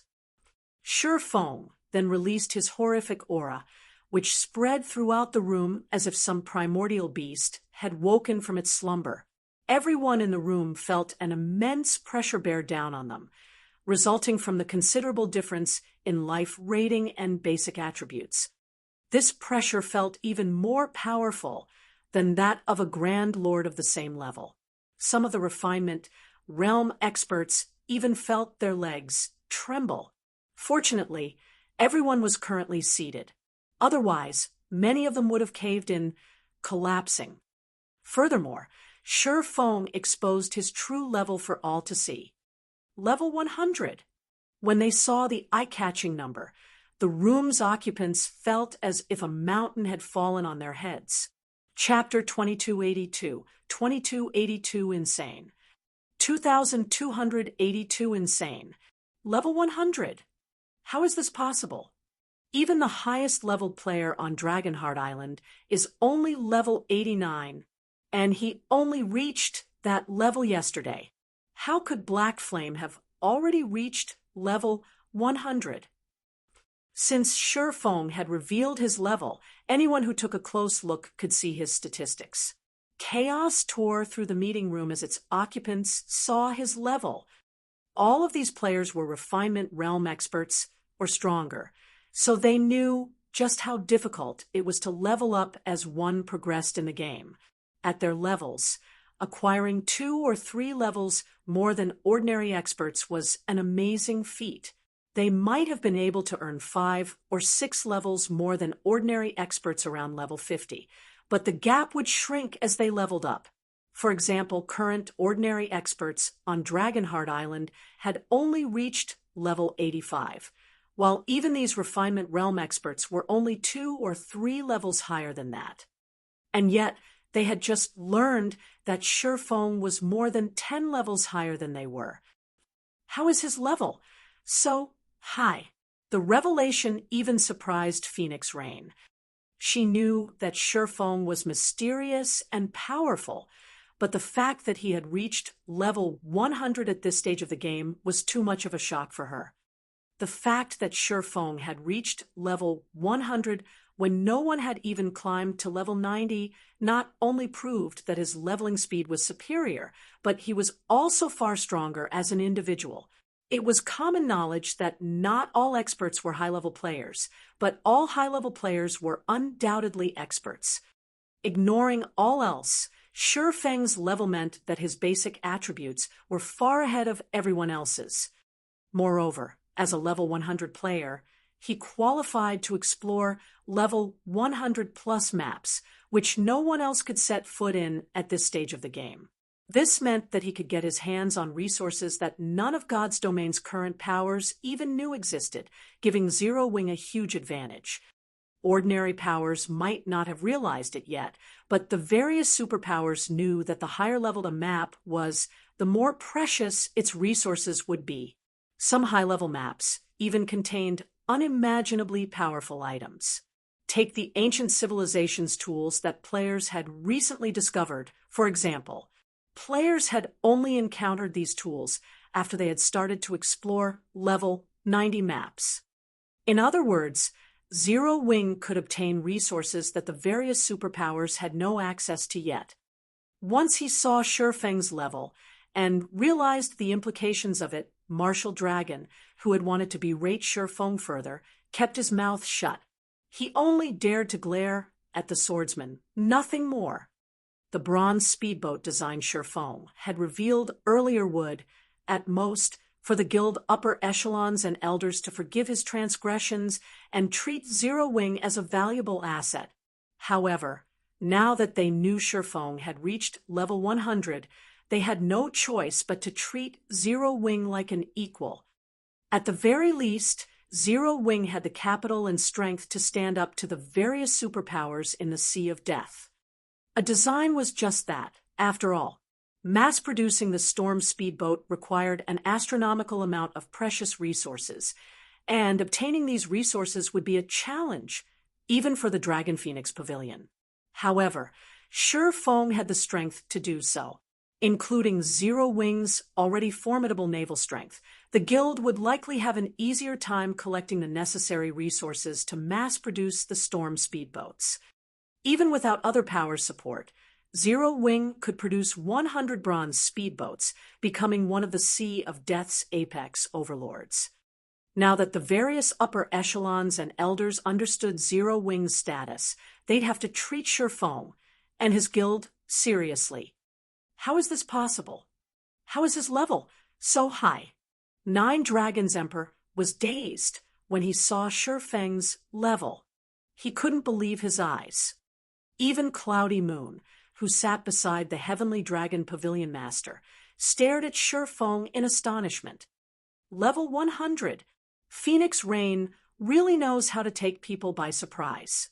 She actually recruited such a powerful ally. It's no wonder why she's remained calm throughout the meeting. Cloudy Moon glanced at Phoenix Rain, who in reality had gone stiff with shock, in admiration. After the commotion continued for a moment, Ku Rong, who had maintained his light smile, hesitated as he said, "Marshal, how about you just?" After giving the matter some thought, Ku Rong thought it was wisest to make Marshal Dragon apologize for his earlier slight. Shifeng was Zero Wing's guild leader, and Marshal Dragon had provoked him first. Suddenly, however, a rough voice echoed throughout the meeting room. "You really have a bad temper, Guild Leader Black Flame. Commander Marshal has merely misspoken, yet you're demanding an apology from one of the Dragon Phoenix Pavilion's pillars of strength. If I didn't know any better, I would have assumed you were the Dragon Phoenix Pavilion's great pavilion master." The rough, middle-aged man beside Nine Dragons Emperor spoke up, poking fun at Shifeng.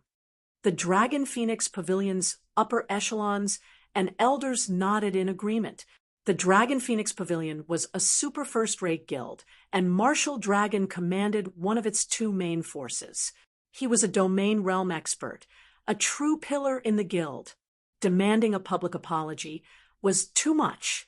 This person certainly knows how to counter. Not only has he suppressed Black Flame, but he's also minimized the severity of Marshal Dragon's insult. Phoenix Rain turned to the rough man as the guild upper echelons and elders began to discuss the situation amongst themselves. Phoenix Rain could tell that Shifeng was trying to improve the upper echelons and elders' opinion of Zero Wing. It would give her a better chance of undermining Nine Dragons Emperor and replacing him as the next great pavilion master. However, this middle-aged man had elevated the conflict between Shifeng and Marshal Dragon to one between Zero Wing and the Dragon Phoenix Pavilion. Now, even if the upper echelons and elders hadn't seen a problem with pushing Marshal Dragon to apologize, they'd have to support Marshal Dragon. If this insult concerned the guild's reputation, they couldn't afford to concede. "And you are?" Shifeng asked as he turned to the rough, middle-aged man. "Blood Oath, commander of the War Blood Adventurer team." The man responded, smiling faintly. The many guild upper echelons and elders that supported 9 dragons, Emperor mimicked the grin. Shi Feng had only been allowed to act so arrogantly because he had an item that could tempt the pavilion, and Martial Dragon's status wasn't as high as his. However, Blood Oath was a different story. Blood Oath commanded Warblood, the 3rd-ranked adventurer team on Dragonheart Island. The adventurer team had just as many experts as the Dragon Phoenix Pavilion, and its naval prowess was even slightly stronger than the pavilion's.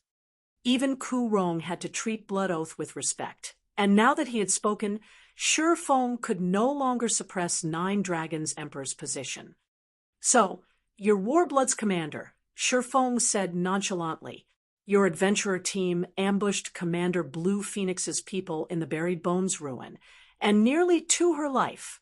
She's a friend of mine. You know, I had planned to seek you out, but since you're here, things have become a lot simpler. Compensate for the damage and apologize to my friend." As Shi Feng finished speaking, a deathly silence descended upon the room again, and everyone turned to stare at him with stupefied expressions. Insane. He was insane.